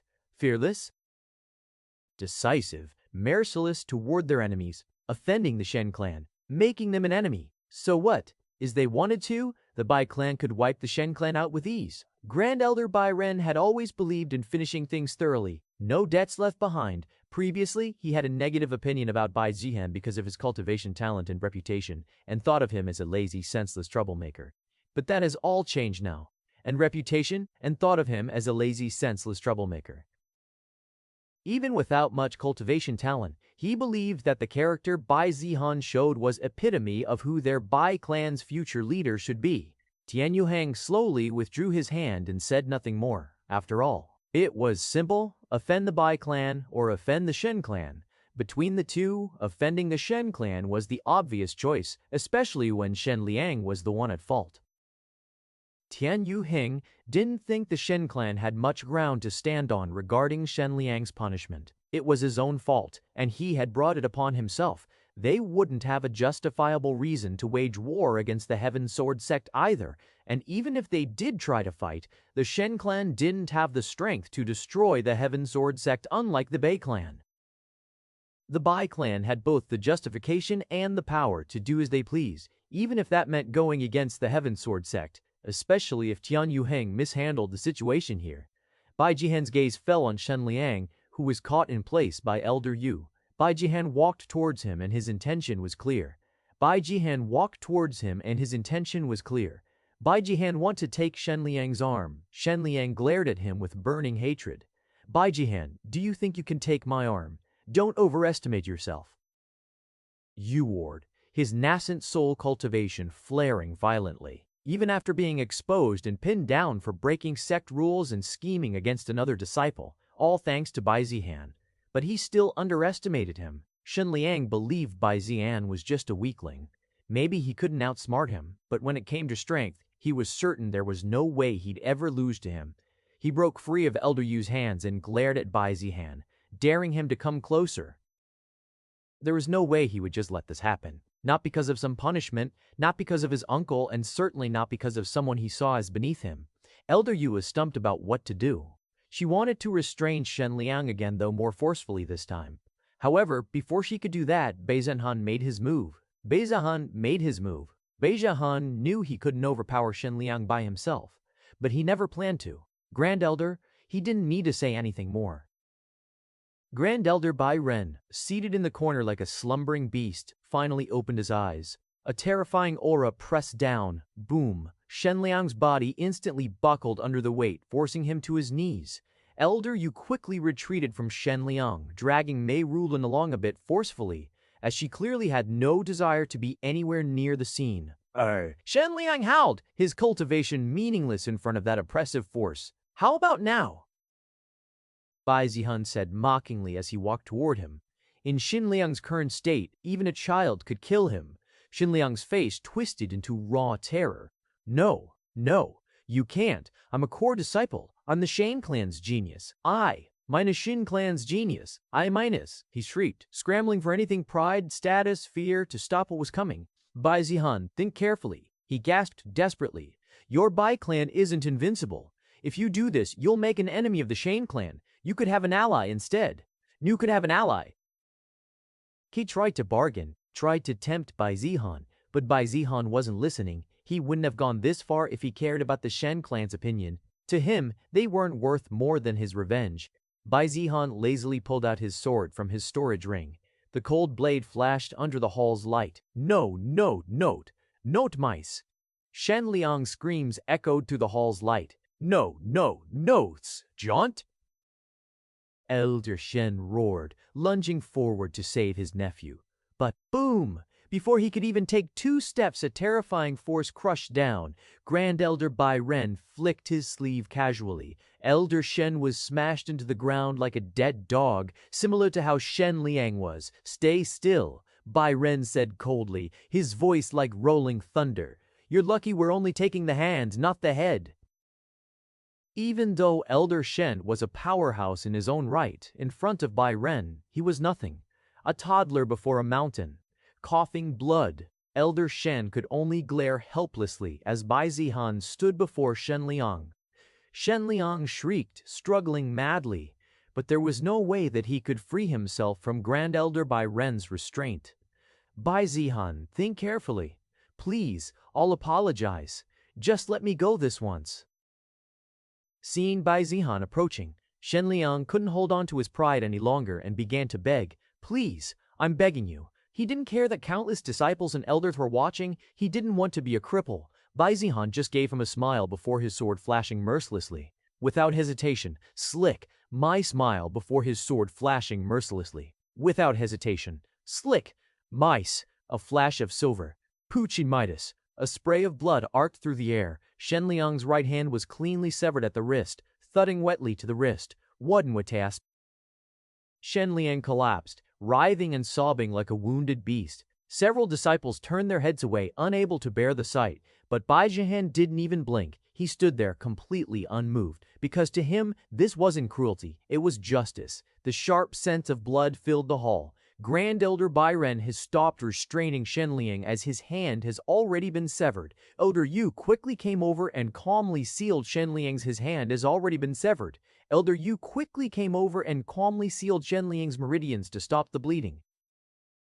Bai Zihan flicked the blood from his blade with a lazy motion, as if brushing dirt from his sleeve. The deed was done, and the hall remained deathly silent. Everyone was thinking the same thing. Bai Zihan really dared to do what he said he would. He had actually cut off the hand of Shen Liang, one of the top geniuses respected and feared by countless disciples. Even if they had been schemed against like Bai Zihan, none of them believed they would have had the guts to do what he had just done. Most would have been satisfied if Shen Liang was just stripped of his status. But Bai Zihan took it a step further. He took Shen Liang's right hand, his future. This completely shattered their opinion of Bai Zihan. The young master they once looked down on as just some spoiled brat from a prestigious clan now appeared before them as a terrifying figure. They were still in the process of comprehending what was happening. No one dared even think of speaking. The only sound in the punishment hall was Shen Liang's wails of pain. Oh, Shen Liang was experiencing pain like never before.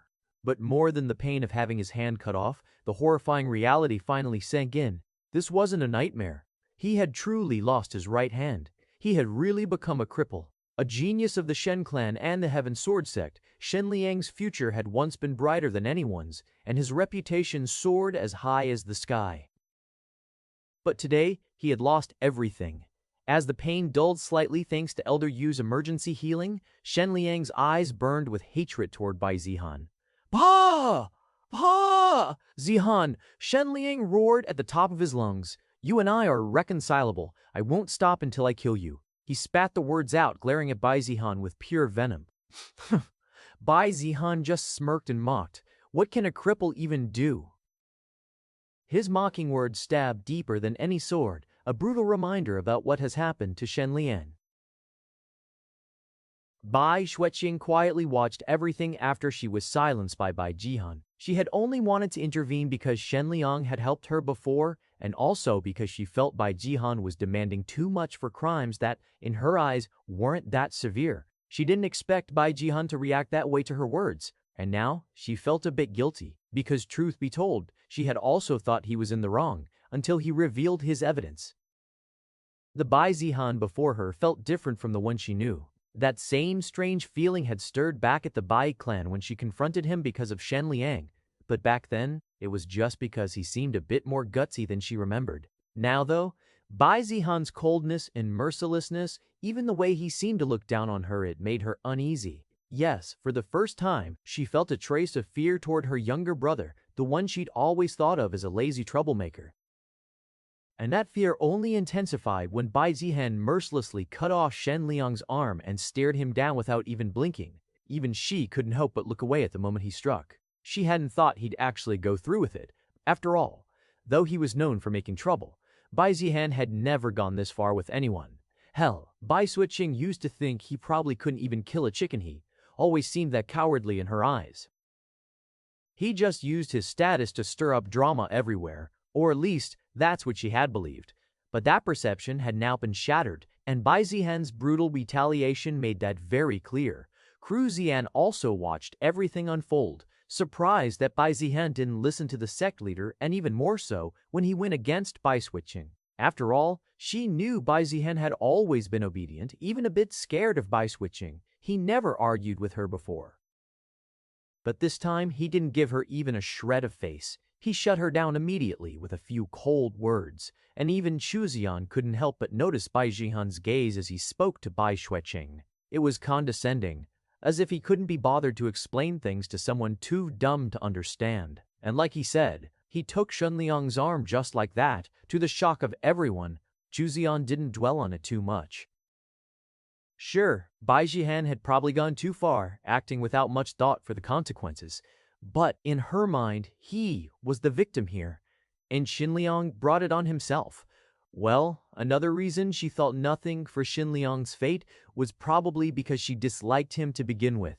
Shenliang was always so pretentious, always trying to play the righteous, noble senior. Zihan found it irritating. Even more so because she knew Shenliang was chasing Bai Xueqing, her best friend, by pretending to be just helpful senior. He was always finding some excuse to approach her. Bai Xueqing never seemed to find it suspicious. But how could Zihan not see it? Still, Shenliang had never crossed any lines, so she just tolerated his behavior and didn't say much. But who would have thought Shenliang would end up crushed by the very younger brother of the girl he was chasing? It must have been devastating for him. Not that he showed it. Hee. Good. I hope you remember this because I will never forget. Kakata. Shenliang started laughing hysterically like he'd finally lost his mind. And maybe he had.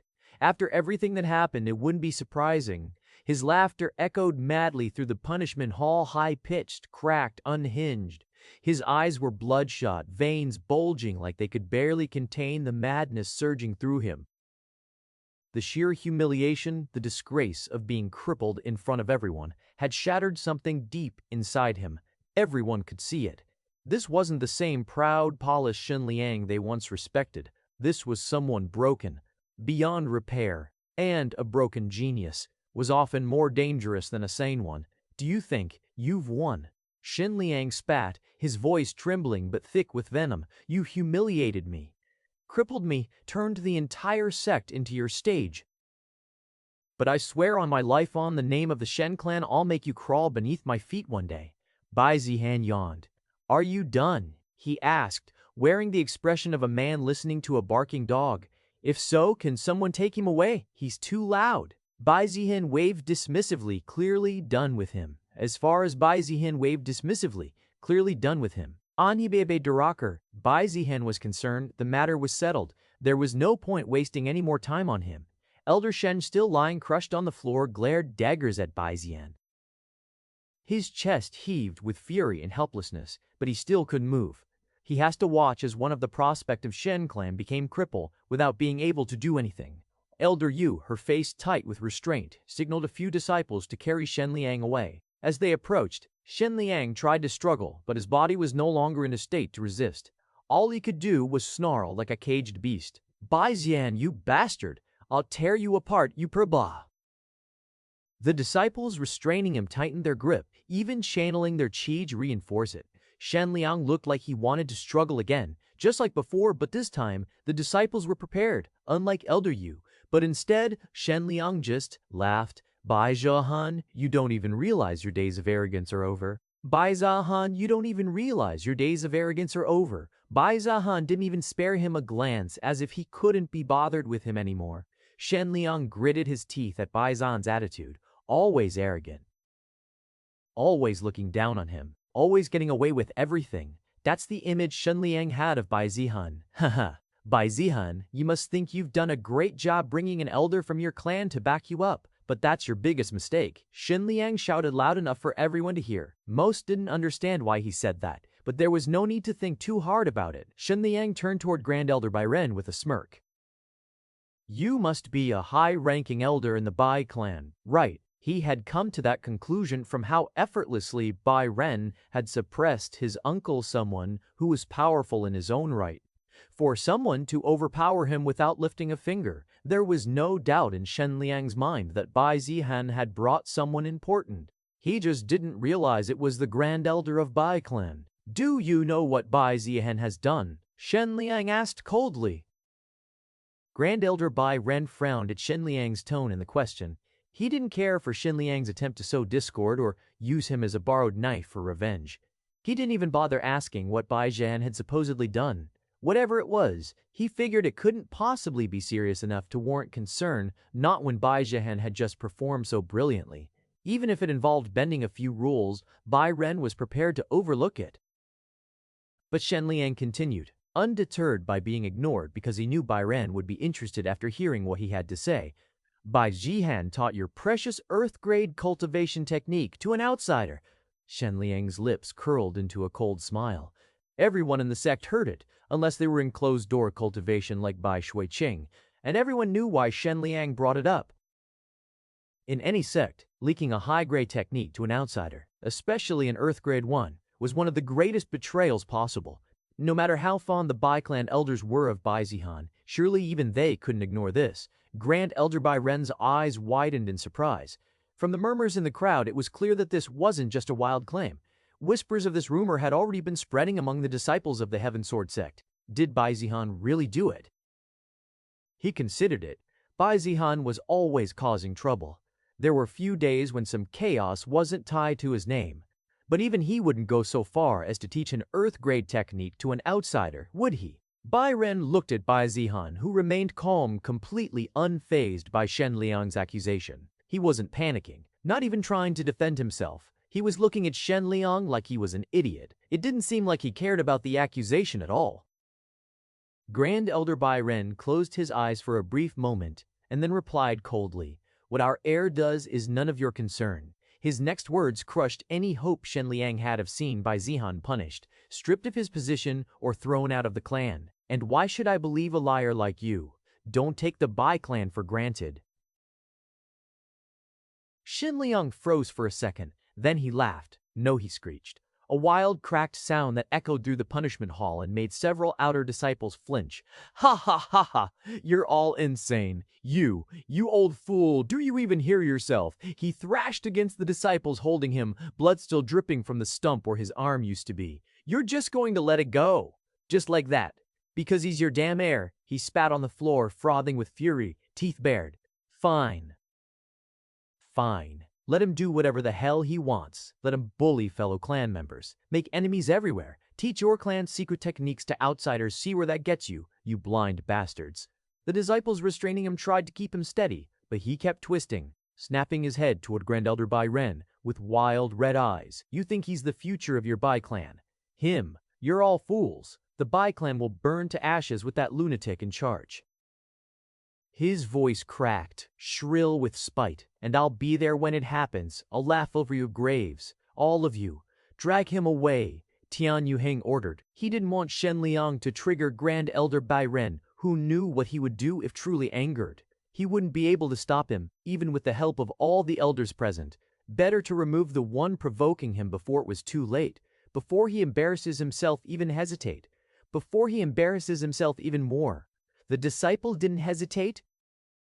They yanked Shen Liang away, silencing him mid-scream. He still tried to struggle, still muttered curses and promises of vengeance, but his voice grew fainter as they hauled him out of the punishment hall like a sack of trash. Silence settled again. The sect leader stepped forward. He looked tired. He pinched the bridge of his nose between two fingers and let out a long, slow sigh that practically echoed louder than Shen Liang's rants. "I swear," he muttered, eyes closed. "One morning. Just one peaceful morning. Is that so much to ask?" He opened his eyes and glanced around the punishment hall at the broken tiles, the spratters of blood, the ruined pride of the Shen clan hanging like a ghost in the air. He looked at Bai Zihan, then Elder Shen still lying broken in the corner like someone had stepped on his spine. "This case is closed," the sect leader finally said, voice steady despite the twitch in his brow. Bai Zihan acted with reason and provided evidence. Shen Liang and Mei Rulon will be punished by the sect for his crimes and insubordination. He turned, already walking away, and as for everything else, he muttered under his breath, but loud enough for some to hear, Someone better prepare 3 days worth of tea and scrolls, because the damn paperwork for this is going to kill me. After all, he still had to investigate Elder Shen, whose work was likely filled with corruption. And then there was the matter of explaining this to both the Bai and Shen clans. There was also the possibility of war with the Shen clan, though unlikely, given Shen Liang was clearly at fault. But if they wanted to be stupid, they could try. More likely, they'd pick a fight with the Bai clan rather than the Heaven Sword sect. In either case, the Shen clan had no chance of victory. Elder Bai, do you have a moment? If you want to discuss this further, we can, Tian Yuhang asked politely. Elder Bai, do you have a moment? If you want to discuss this further, we can, Yuhang asked polite. Bai Ren gave him a faint, almost courteous smile and shook his head. Unfortunately, I have my own matters to attend to. The sect leader didn't ask what those matters were. After everything that had just happened, and with Shen Liang's parting accusation still hanging in the air, it didn't take a genius to guess what Bai Ren was planning to do next. He was going to talk to Bai Zihan. Not publicly, of course. He hadn't addressed the accusation directly, brushing it off with disdain to protect his clan's face in front of the sect, but in private. That was another story. And if that accusation turned out to be true, he didn't even want to think about what a pissed-off Grand Elder from the Bai clan might do. He sighed again. Of course, I understand, he said, though his tone hinted at mild exasperation. As he walked away, he thought, Bai Tianheng owes me big time for this one. Dealing with his brat and then the Grand Elder, yeah, this was a major favor. Both of them were like ticking time bombs. The sect leader's lips curled into a dry smile. You better believe it. I'm writing up the debt the moment I finish all this work. Haha. Bai Ren stood still for a moment, hands clasped behind his back, gaze sweeping over the lingering crowd. Most had already begun to disperse, but many stole glances at him, and more notably, at Bai Zihan. He turned and walked slowly toward the boy in question. His eyes, deep, unreadable, rested on Bai Zihan's calm expression.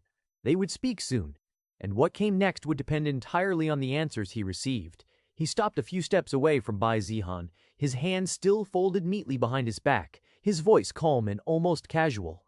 Zihan'er, he said, tone polite but distant, why don't we head to your courtyard for a bit? It's been a while. We should. Catch up. There was a faint smile on his face, the kind that didn't quite reach his eyes. Bai Zihan didn't blink. He met the old man's gaze head-on, the corner of his mouth twitching in something between amusement and resignation. Catch up, huh? If Bai Ren truly believed there was anything between them worth reminiscing about, he'd kept it well hidden for the last decade. They weren't enemies, not openly, but close enough to catch up. No. Their relationship had always been defined by distance and scrutiny, and Bai Zihan had no illusions about why Bai Ren wanted to talk now. Still, he gave a light nod, face calm, tone perfectly courteous. Of course, Grand Elder, please follow me. As he began walking beside Bai Ren, he didn't bother with small talk. Bai Ren didn't either. This wasn't an interrogation with good manners. Behind him, a quiet set of footsteps followed, 3 pairs, to be exact. Bai Zihan didn't need to turn around to know who they were. Bai Shuiqing walked with her arms folded, her face unreadable. Her gaze had been fixed on him the moment the punishment hall emptied, and she hadn't said a word since. Chuzian trailed just behind her, jaw tight, glancing between Bai Zihan and Bai Ren with subtle concern. She wasn't stupid. She knew this wasn't just a family stroll. And then there was Lin Xian. The kid looked nervous. No more than nervous. He looked guilty. Like a child caught playing with fire who suddenly realized someone else might be the one getting burned. His eyes kept flicking toward Bai Zihan's back, then down at the ground, then toward Bai Ren's imposing figure. Lin Xuan thinks this is his fault. Of course he did. He believed he'd learned a Bai clan's secret technique, stolen it even.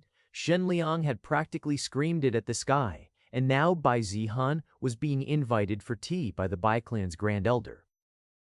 Lin Yuan probably thought he'd just gotten the one person who helped him executed.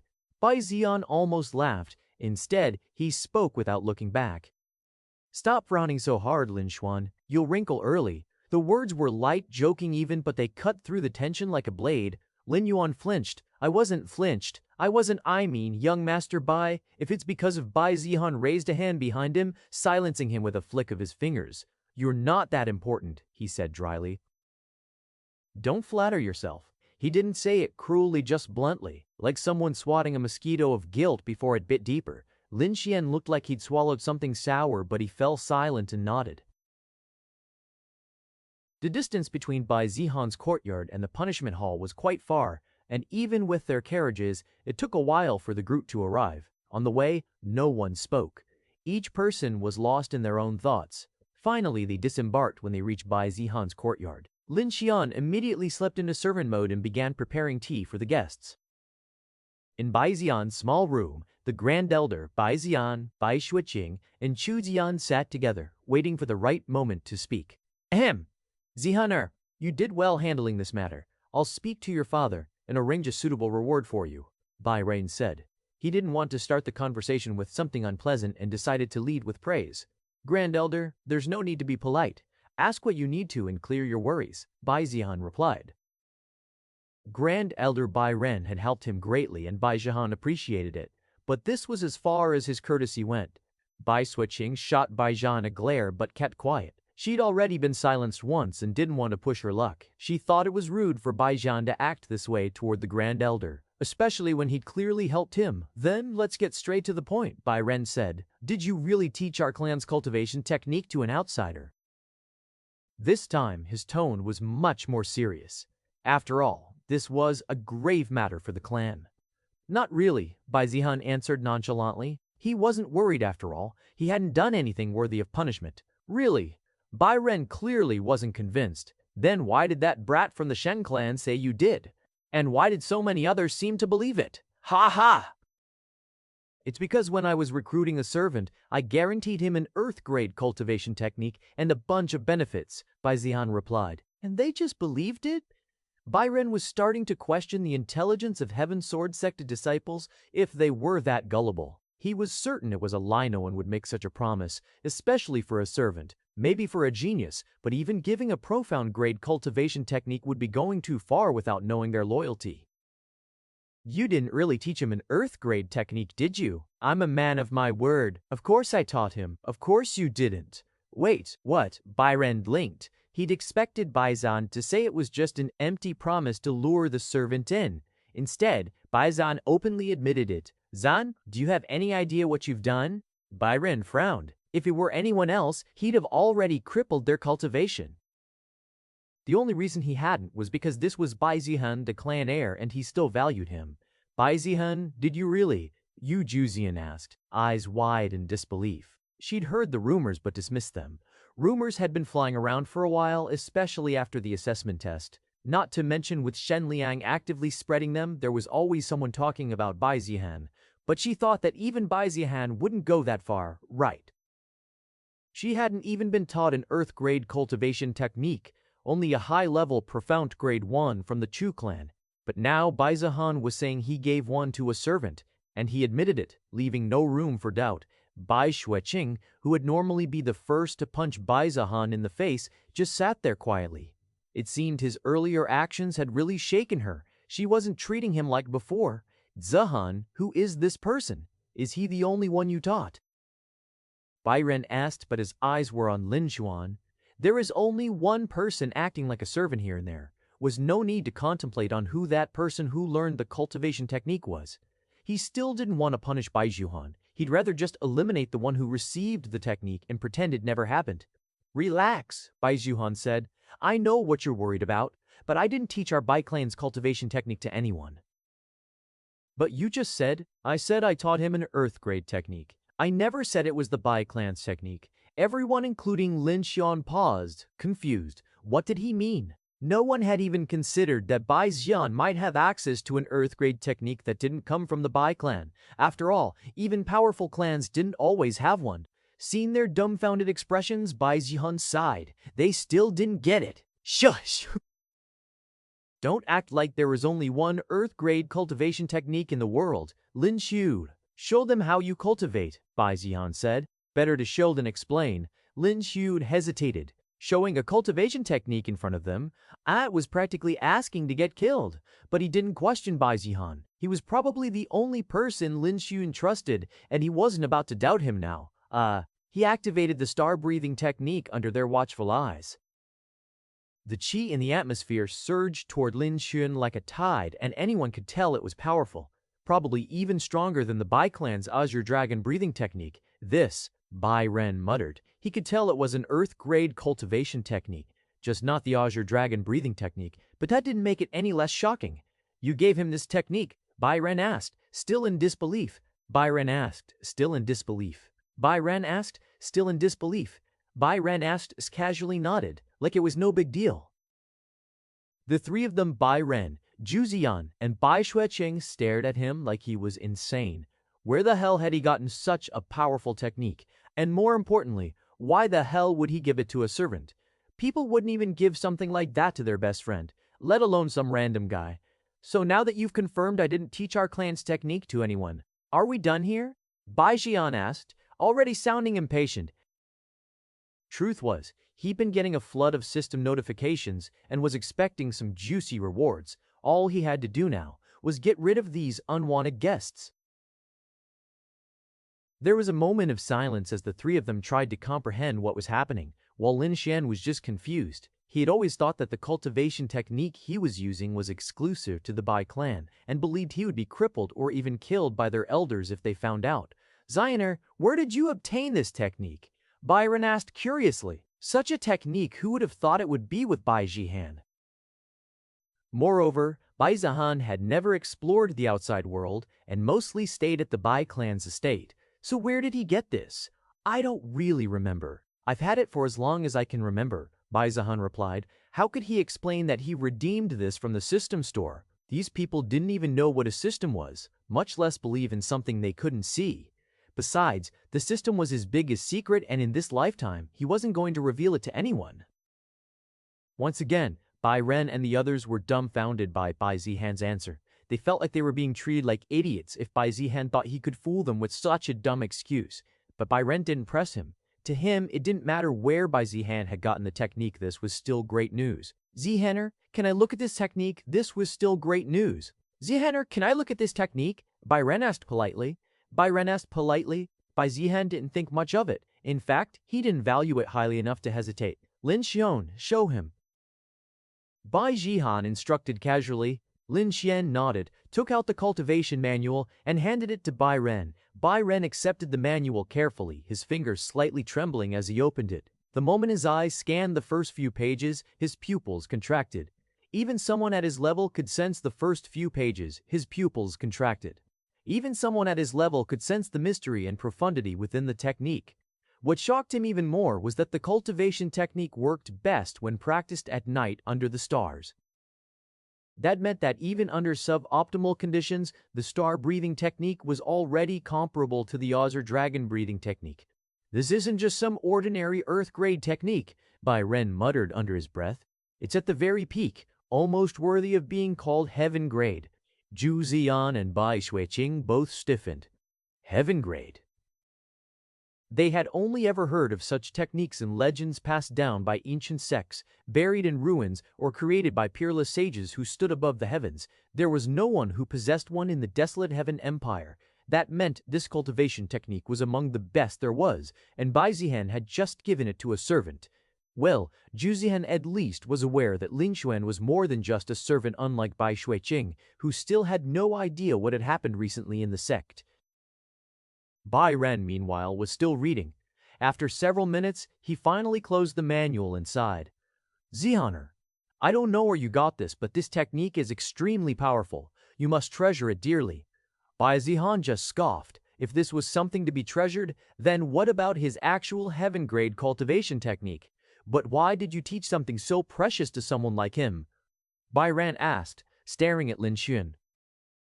Lin Xuan was nervous, but he didn't flinch under Bai Ren's gaze, which honestly surprised the old man. Ho ho, would you look at that? Bai Ren thought, seeing Lin Xuan stand tall and face him head-on. At the very least, the kid wasn't showing fear or backing away. That made Bai Ren believe there was something special about Lin Xuan. Someone like him, Bai Zihan, treat him differently. Someone like him. Bai Zihan echoed, his tone sharp. Perhaps Elder hasn't heard yet. Heard what? Bai Ren was clearly confused. Since Ick, what is the Bai clan even doing? Such big news, and they don't even have a clue. Bai Zihan clicked his tongue in irritation. He figured this ignorance will probably be one of the reasons for their demise. Bai Xueqing's ex-fiancée must have caused quite a stir, and yet the Bai clan remained blissfully unaware. Then again, if most of them were like Bai Xueqing, just cultivating in seclusion all day, maybe he shouldn't be surprised. Bai Zihan thought that it was about time that he sent someone to check on that supposed protagonist. He also recalled the Bai clan members at the sect who had been avoiding him ever since he arrived. Grand Elder Bai Ren looked more and more confused as Bai Zihan kept cursing the clan without giving any proper context. Grand Elder, allow me to explain. Seeing that Bai Zihan probably had no intention of doing so and was just going to keep roasting the Bai clan, Zhu Zihan stepped in. She explained Lin Xuan's incredible performance during the Heaven Sword Sect's assessment test and how he was revealed to have a heaven-grade Dao resonance. Heaven-grade Dao resonance. Heaven-grade Dao resonance. No wonder Zihan was pissed. That's a huge deal, and the Bai clan had no clue. I'll need to teach that brat Tianhun the lesson for this kind of oversight, though the Bai clan's ignorance was partly due to the Heaven Sword Sect's tight oversight. Though the Bai clan's ignorance was partly due to the Heaven Sword Sect's tight information control, they didn't want anyone trying to poach Lin Xuan. Of course, even they couldn't block everything. Some clans already knew and had tried to recruit Lin Xuan in recent months. Lin Xuan had rejected them all, obviously. Bai Zihan was likely the only Bai clan member present at the assessment test, and maybe even the entire Heaven Sword sect who could have passed the message along. Everyone else was either out of the sect or hiding in seclusion, probably just to avoid him.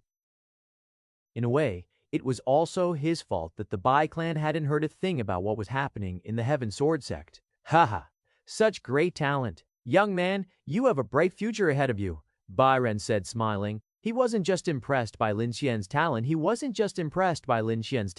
was also beginning to understand why Bai Zihan had done what he did. Thank you for the praise, Grand Elder, Lin Xian responded politely. Bai Ren nodded in joy. It seemed that Bai Zihan had planned everything carefully, even if he didn't understand how the boy had known about Lin Xuan's potential before the test. But that didn't matter. What mattered was that the Bai clan now had a top genius on their side. Then, slowly, Bai Ren turned to Lin Xuan. Lin Xuan, was it? He asked seriously. Would you be willing to become part of the Bai clan? Lin Xuan blinked, surprised by the question. He hesitated for a moment before shaking his head. I don't want to join the Bai clan, he said slowly but firmly. I only want to serve young Master Zihan. He sled. Ha ha ha. Good loyalty is a virtue this clan could use more of. He nodded approvingly and added, since that's the case, there's no need to force anything. As far as I'm concerned, anyone who serves Zihaner is part of our Bai clan. I'll inform the clan to send cultivation resources directly for your use. Pills, spirit stones, weapons, whatever you need. Lin Xian was stunned. That's too much. I accept it. Bai Zihan interrupted with a casual wave of his hand. This much won't even put a dent in our treasury. His tone was flat, but there was a sharpness behind it, like he was speaking less to Lin Xian and more to everyone else in the room. Bai Ren chuckled again, clearly pleased. Ha ha ha. And this is truly heaven's blessing. The Bai clan has gained the only heaven-grade Dao resonance genius in the entire sect. Bai Zihan, leaning lazily on the side, casually refuted. That's not true. The smile on Bai Ren's face faltered. What do you mean? There's another, Bai Zihan said, his voice calm but absolute. Bai Ren looked shocked. After all, it was already extremely rare to have even one heaven-grade Dao resonance genius in a generation. But there was another one. Who? Bai Ren asked. If there was another and they could recruit them too, he felt the Bai clan would truly become unstoppable. Bai Zinyue, the entire room went silent. Bai Ren's pupils shrank. Bai Zinyue, the entire room went silent. Bai Ren's pupils shrank. The former genius of the Bai clan, once thought to have even greater talent than Bai Xueqing. With her, Bai Ren had believed that their Bai clan would rise further and become the strongest in the desolate Heaven Empire. However, that didn't happen. She was expelled. This was also one of the reasons why he had disliked Bai Zihan. Not only because Bai Zihan was the reason she was expelled and had her Dao bone stolen, but also because he himself couldn't even awaken the talent she had even after receiving her Dao bone. Impossible. She was exiled. Her dalbone was taken. She has regained her former talent, perhaps even become more talented. Bai Zihan cut in coldly. A strange tension entered the air. Even Shu Xian, who had vaguely heard of Bai Xinyue, looked uneasy. She'd heard about Bai Xinyue and knew there was some unresolved tension between the Bai clan and her, specifically her fiancé and Bai Xinyue. She also knew about Bai Zihan's visit to Bai Xinyue, though it didn't seem like anything had happened between them. Xu Zian just continued to observe, wanting to know what exactly had happened between one hailed as a genius and one hailed as a waste. The only reason she couldn't come to a conclusion was because even after Bai Zihan got Bai Xinyue's dalbone, he remained trash. Otherwise, if he had risen and Bai Xinyue was expelled, anyone could tell that Bai Zihan must have taken something from her. But because Bai Zihan remained trash, it was nearly impossible to know what really transpired between them. Bai Zihan remained trash, it was nearly impossible to know what really transpired between them. Bai Ren felt a chill down his spine. Mocking laugh. She's truly been waiting to take revenge on me. It looks like Bai Zihan was scheming something against Bai Xinyue. Grand Elder Bai Ren was full of regret about Bai Xinyue, regret because he was still in seclusion when Bai Xinyue was expelled, otherwise he would have stopped it. If he had been present, perhaps things wouldn't have turned out the way they had, and they would have had 2 heaven-grade Dao resonance geniuses in their clan. Perhaps they still could mend that door resonance geniuses in their clan. Perhaps they still could mend that. Well, he looked at Bai Zihan and realized that it would be impossible. There was no way Bai Zihan would apologize and humiliate himself for what he had done, though if one were to blame, it should be his mother. Even so, Bai Ren felt that Bai Xinyue was still a Bai clan member, at least their blood ran in her veins, and he didn't want her to fight her family. Of course, he knew that was a lot to ask after what she has suffered. If it had been before, Bai Ren wouldn't have hesitated to abandon Bai Zihan for Bai Xinyue, but it was different now. Bai Zihan had shown himself capable and cunning, even possessing powerful earth-grade cultivation methods from who knows where.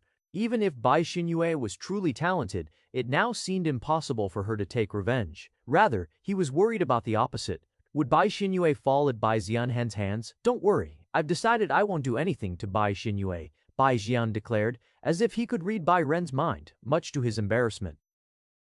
If it were yesterday, Bai Ren might have laughed at the idea of Bai Zihan sparing Bai Xinyue, who had regained her talent, but today was different. With his schemes and mercilessness, Bai Ren couldn't rule out the possibility that, if Bai Zihan wanted, he could take her out. After all, in terms of strength, even Shen Liang was stronger than Bai Xinyue, but did he end up crippled by Bai Zihan? Moreover, Bai Zihan couldn't be blamed. Everything could be blamed Daifubal.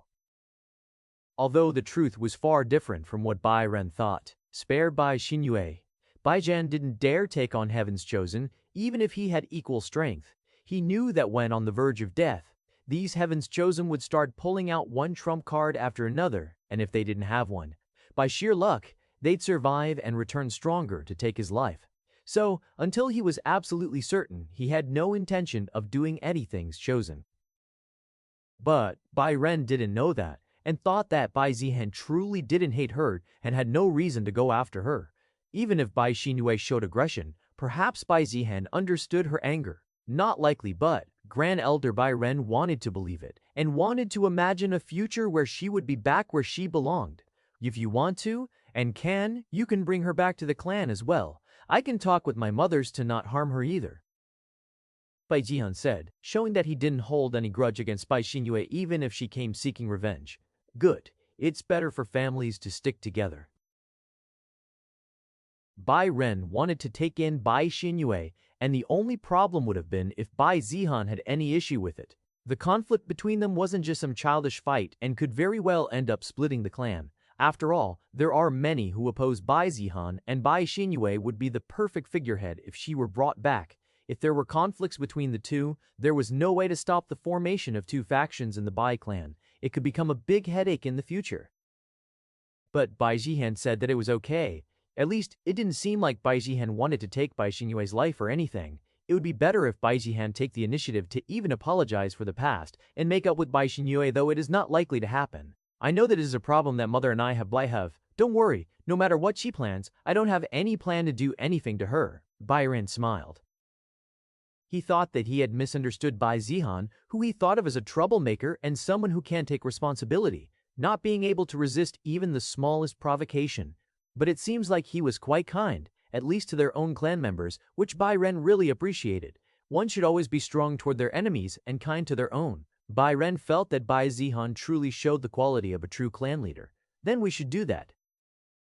I will convince everyone to do their best to get Bai Xinyue back to the clan, Bai Ren said. Then are we done? Can you all go back? Bai Zihan asked. Bai Zihan asked. Haha, looks like Zihaner can't wait to cultivate. Good, that is how the Bai clan's heir should be. Whatever makes you happy, old man, Bai Zihan thought. With that, Grand Elder Bai Ren disappeared. Well, there were too many things that he had to do, and the priority was definitely to please Bai Xinyue and bring her back to Bai clan. Bai Xueqing and Chu Ziyan were still there, and of course, Lin Xuan would be there. Until Bai Zihan had gone to cultivate, Lin Xuan would be there to make sure everything was comfortable for him. As his residence was quite close, it didn't take much time to reach his courtyard from Bai Zihan's. Bai Xueqing looked surprised after all the conversation between Bai Ren and Bai Zihan. It seems like she indeed lives under a rock and lacks too much information. She reflected on this behavior of hers. Xu Zian, on the other hand, looked hesitant, unlike her usual self. Bai Zihan. Chu Zian suddenly said. Bai Zihan's eyes furrowed and wondered what was wrong with Chu Zian. Can I learn the star-breathing technique? She asked. This question surprised Bai Zihan. It wouldn't have been if the person who asked was Bai Xuanian. It wouldn't have been if the person who asked was Bai Xuezheng, who is strangely obsessed with cultivation from very young age. I thought you didn't really care about cultivation. Bai Zihan answered. Well, not that cultivation is everything. It is good to be strong. No, things become a lot easier when you are powerful. Chu Zian continued. Why? You give it to Lin Shen but can't give it to your wife, Chu Zian said with a tease. Don't go around calling yourself my wife, Bai Zihan said in an irritated tone. Darling, Tarling said in an irritated tone. Darling, please, Zian said with pleading eyes and voice. Even Bai Xuan's Lecting looked exhausted by Chu Zian's act. She never thought that one day she would see her best friend act this way, and that too toward her younger brother. This was too much for her. Okay, learn it if you want. Lin Xuan can show you, Bai Zihan said. Really, thank you, darling. Xu Zian said. Really, thank you, darling. Xu Zian said happily as she acted like she wanted to kiss Bai Zihan, making him flinch and dodge her. Disgusting. Zian, stop it. Bai Xuanqing wasn't sure whether Zhu Zian was just teasing Bai Yan or not. But this was too much for her to handle. Seeing her best friend being lovey-dovey with her younger brother, there can't be a more disgusting feeling than this. What's wrong? Jealous of our relationship? Xu Zian asked. Bai Xuejing just rolled her eyes. Chu Zian also stopped joking and said seriously, Really? Thank you. I owe you a big favor. Chu Zian thanked Bai Zihan. Bai Zihan sued her away. Not wanting to disturb him any further, Bai Xueqing and Chu Zian left the place, followed by Lin Xian after Bai Zihan said he would be cultivating in seclusion. Finally, Bai Zihan muttered as he finally got alone time. System. Finally got alone time. System, Ithiraishin muttered as he finally got alone time. There were many rewards, which were mainly systems points for defeating various parties involved in Shen Liang's scheme. Although a bit disappointed that it was all system points, it had accumulated over 15,000 points, so he didn't have any complaints. There was also a big reward for totally destroying Shen Liang's scheme and overturning it. That was a 10x cultivation speed card, 30 days. It was like he had gotten 10 of the 10x cultivation speed card, 30 days, which was a very good reward. Perhaps with this, breaking through to the Golden Core realm was a possibility, but more than that, there was a huge reward for defeating Elder Shen. The reward is a Dao Bone. Yes, Dao Bone, and not just any Dao Bone, but Supreme Dao Bone. Supreme Dao Bone, a Dao Bone of top quality, offering unparalleled cultivation speed, near invincible combat power, and the potential to attain the highest realms of cultivation, mere invincible combat power, and the potential to attain the highest realms of cultivation. Grants the ability to absorb qi and comprehend Taoist laws at an insane rate, far surpassing ordinary geniuses. Bai Zihan's brows lifted ever so slightly. Even he, someone already used to the broken nature of the system, found this set of rewards a little absurd. Supreme Dao Bone? This is ridiculous. Dao Bones were already legendary, but this one? It was on an entirely different level. Anyone could become a top cultivator with a cheat-like power of this Dao Bone, and now it was his. Bai Zihan stared at the glowing notification with narrowed eyes, the corner of his lips twitching into a slow, crooked grin. Supreme Dao Bone. Huh. He reclined slightly in his seat, fingers tapping the armrest rhythmically. System, absorb it. Absorbing Supreme Dao Bone. Warning, this process will replace your current Dao Bone. Warning, this process will replace your current Dao Bone. Erepranes, warning, this process will replace your current Dao Bone. Store it. Bai Zihan raised an eyebrow bone in inventory for 1,000 system points. Fort it. Door it. Bai Zihan raised an eyebrow. Orst wind. His current Dao Bone, well, technically, Bai Xinyue's Dao Bone was already extraordinary. Though it barely had any effect on him, a normal cultivator would kill to get their hands on it. Selling it could probably buy a small sect. If he could store it, then that is probably the best option, though it cost 1,000 system points. But it was worth it. Store it. Then that is probably the best option, though it cost 1,000 system points. As the notification fade, Bai Zhu 1,000 system points.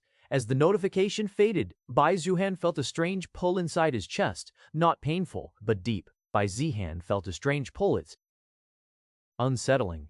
His breath hitched. It was as if something from his body was being yanked out of him, like a buried chain finally being torn from the ground after years of silence. Then it was gone. Just like that. He exhaled, sharp and shaky. Chuedi didn't even realize he was carrying had been lifted. That thing really wasn't mine, huh? He leaned back, letting the sensation wash over him. There was a strange clarity in his thoughts now. For years he'd carried Bai Xinyue's Dao Bone, an unmatched treasure, sure, sir, but it was no use to him at all. Rather, he clearly felt that he could absorb much of the qi faster than before. Rather than improving his cultivation, was Bai Xinyue's Dao Bone just restricting him? It certainly felt that way. He let out a low chuckle. But before he could enjoy the clarity for long, Dao Bone stored in inventory.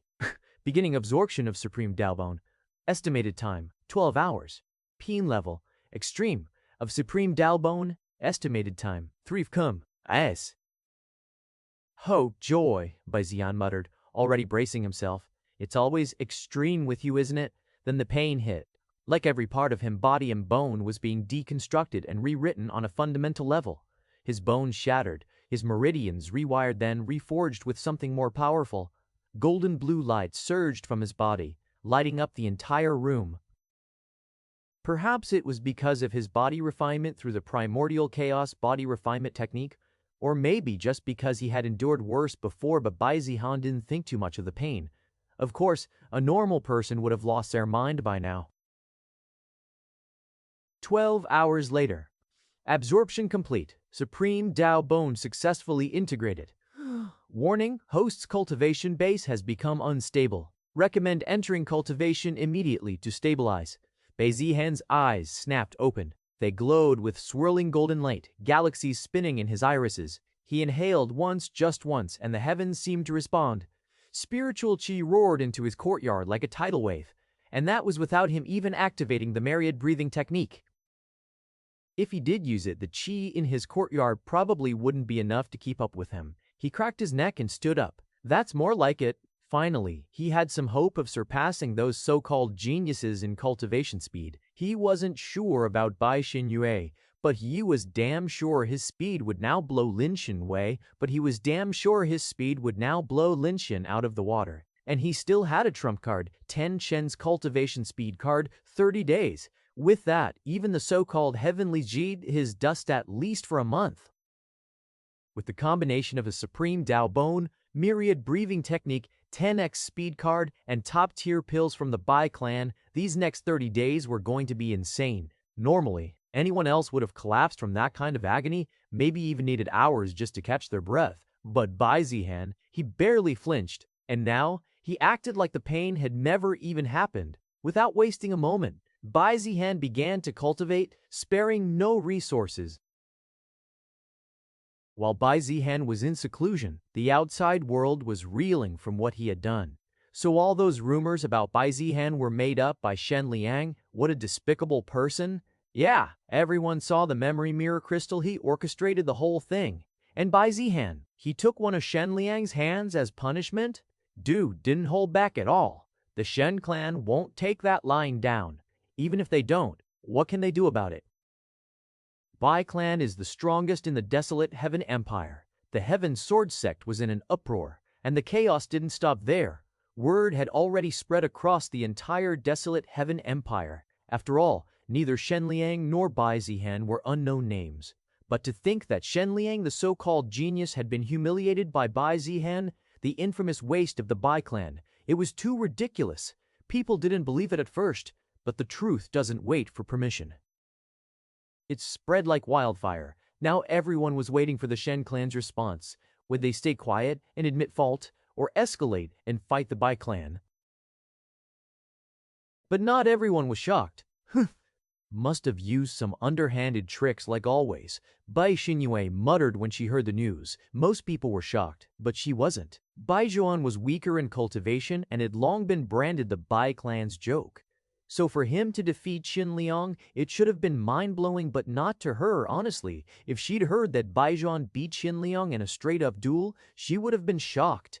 But relying on his background, schemes, or tricks, that was textbook Bai Zihan. She had no reason to fear those tactics. She had her own trump cards. If Bai Zihan wanted to play games, she'd play too and beat him at it. But what she truly wanted was a fair fight, to face Bai Zihan toe-to-toe, and to show him that even with her Daobone, he was still trash.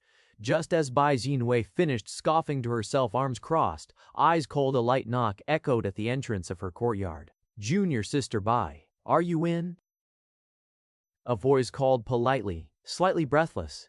She didn't respond right away. Her thoughts were still tangled up in the image of that arrogant bastard. Still, she turned lazily toward the voice. "Speak." The door creaked open. A young man stepped in, wearing the sky-blue robes of Azure Cloud Peak. His hair was tied in a hurried mess. He'd clearly run the whole way here.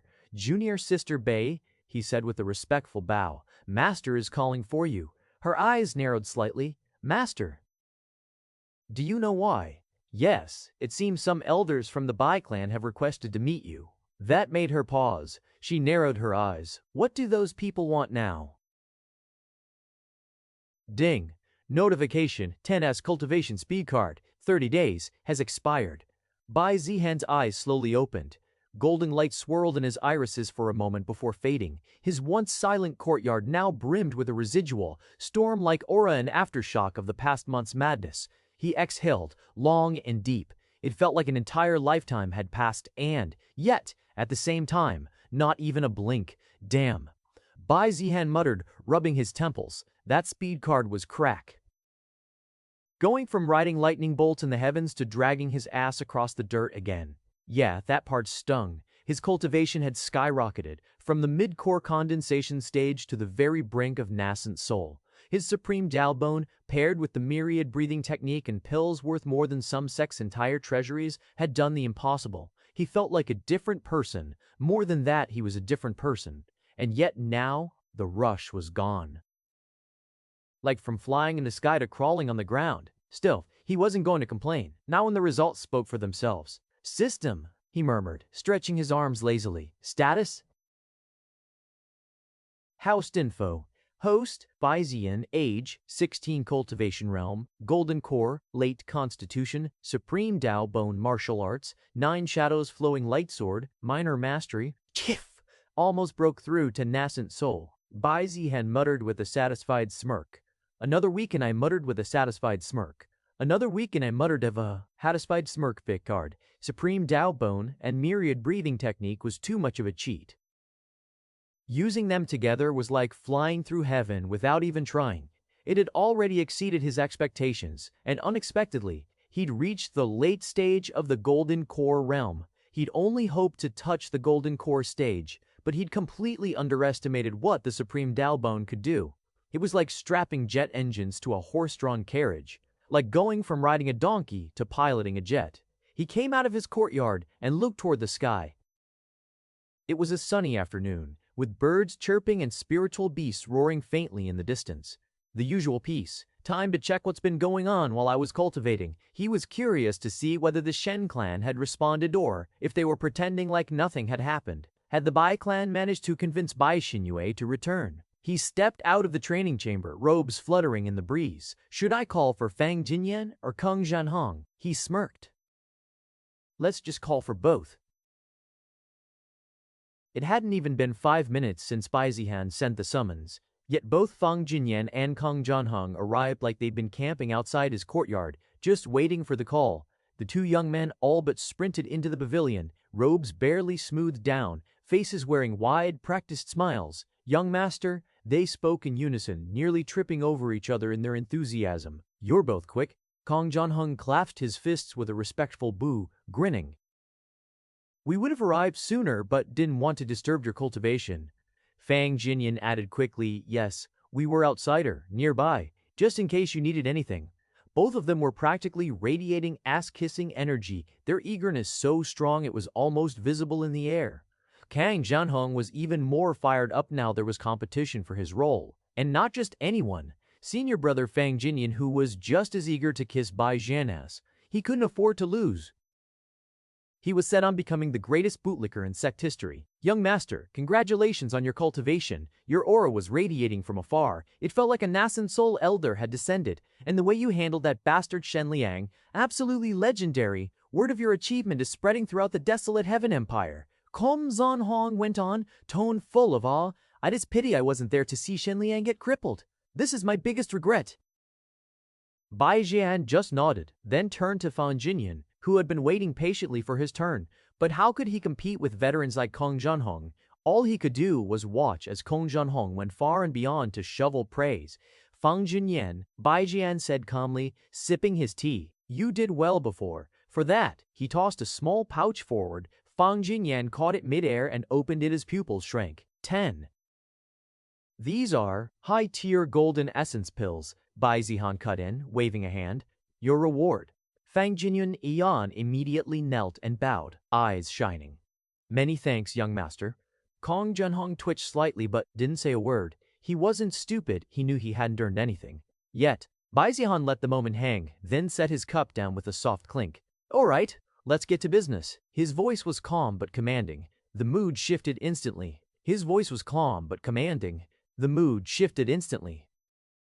What's been happening in the sect while I was in seclusion? Give me everything major. Kong Zhanhong immediately stepped up, scroll already in hand like he'd been waiting for this moment. Yes, young master, here's the breakdown of recent events. Lin Xun's heaven-grade Dao resonance mirror result was still dominating all sect discussions. His rise had turned him into the sect's new golden boy. Bai Zihan's own reputation had also surged. Once dismissed as a waste, many were now reevaluating him. Some still clung to the idea that he was just a better schemer than cultivator, but respect for him had undeniably grown. Of course, Kong Zhanhong had his own take. In my humble opinion, young master's brilliance surpasses even the Empire's prime minister. Your strategies are divine. The greatest mind in the world, Kong Zhanhong didn't miss any chance to shower Bai Zihan with compliments. Next came the matter of Shen Liang. He'd been punished and sent to a reflection cave, but word was he'd be out soon. There were already whispers that he planned to leave the Heaven Sword sect entirely. Bai Zihan's eyes narrowed at that last part. And a Shen clan? He asked coldly. This time, Fang Jinyan stepped forward. They're keeping their official stance. No public retaliation, but I'd heard whispers Shen Liang's uncle, Elder Shen, has been meeting privately with Elder Shi and a sect leader faction. They haven't made any moves yet. Bai Zihan tapped the rim of his cup, so they're not stupid enough to act openly, yet. Which only meant they were definitely scheming something behind the scenes. There was no way they wouldn't. The Shen clan could either swallow their pride or retaliate. But retaliation would spell their doom, and Bai Zihan didn't think they were that dumb.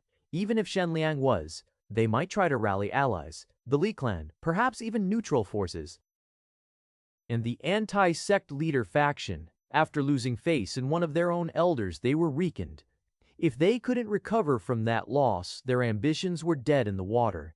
Their only shot was to rope in someone powerful from the neutral side, or find a way to make the sect leader's faction lose someone of equal weight. Either way, they had to act soon. Otherwise, they would just get crushed by the sect leader's faction.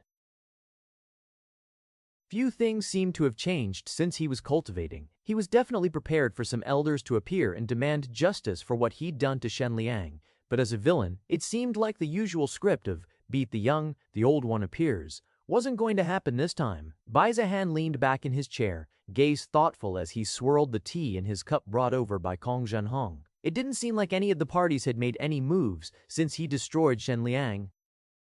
Any news? He asked casually, eyes half-lidded, regarding Bai Xinyue. Fang Jinyan and Kong Zhenhong both stiffened. They both knew, or at least had an idea about Bai Zihan's relationship with Bai Xinyue, which was definitely not amicable, and the information they had, they knew it would infuriate Bai Zihan. Kong Zhenhong glanced at Fang Jinyan, then wisely stayed silent, letting the senior disciple answer. Fang Jinyan cleared his throat. There have been rumors, he said carefully. After the young master went into seclusion, a few elders from the Bai clan seemed to have approached Bai Xinyue. They had some talks. Oh, they already made their move, Bai Zihan thought. Seems like they couldn't wait to get Bai Xinyue back and immediately set out to do it. Well, he'd already said he didn't mind, and there were plenty of elders who wanted Bai Xinyue back, many of whom opposed him. Whether Bai Xinyue became a puppet in their hands or turned the tables on them, Bai Zihan wasn't too worried. Not after what he'd gained. He didn't think Bai Xinyue in her current state could take him on, and as far as he knew her, she wouldn't want revenge in any roundabout way. If she wanted revenge, she'd fight him head-on. As for schemes, he didn't think his stupid cousin had the brains for that. Not then, nor now. And the talk. It seems like the Bai clan wants to reverse her expulsion and bring Bai Xinyue back into the clan. Fang Jinyan answered, glancing at Bai Zihan to gauge his reaction, but Bai Zihan's expression remained calm. That helped Fang Jinyan relax a bit. It looked like Bai Zihan wasn't angry. So, did she agree to rejoin the Bai clan? Bai Zihan asked, more curious than anything. Well, it seems like her decision is on hold, Fang Jinyan replied. Bai Zihan nodded. Understandable, probably because of him. He didn't think Bai Xinyue had any issue with the other Bai clan members aside from him and his family. The other elders had treated her well, and ever since her talent was revealed, that only improved. Surprisingly, Bai Xinyue's mother had treated her like a daughter and was the one who brought her into the family after her parents disappeared, though now. It was clear that had only been to steal her dollbone. Either way, the hesitation might be because of him. Or maybe she held a grudge against the whole clan, unlike what he'd assumed. But if she hadn't outright rejected the offer, then the latter probably wasn't true. Then what about Mei Rulin? She was the one who had accused him previously, and Bai Zihan had vowed to make her and her clan pay if she continued to lie. And of course, she didn't take his word seriously and continued lying. He didn't forget, nor was he joking when he threatened her. Because of the system's reward, Bai Zihan had to put those plans on hold, as he considered them a low priority. Perhaps only Bai Zihan could consider destroying a clan, a side quest of no importance. That accuser is also in Reflection Cave, and her clan has been given a stern warning about her behavior. Kong Zhenhong said, that's a pretty mild punishment considering she messed with me, although Bai Zihan said that it wasn't considered mild at all. Mei Rulin had been stripped of her inner disciple status, all her cultivation resources had been taken back, and she was locked up in Reflection Cave. Those punishments were all for merely falsely accusing Bai Zihan. If it had been anyone else, she wouldn't have been punished so severely. Kong Zhenhong, of course, agreed with Bai Zihan's words on the surface, and kept blabbing about how she should have been sliced into pieces and fed to spirit beasts for falsely accusing Bai Zihan. He claimed her punishment was too light, even though he knew deep down it was already far too heavy for her actual crimes. I did promise that I would destroy her clan, right?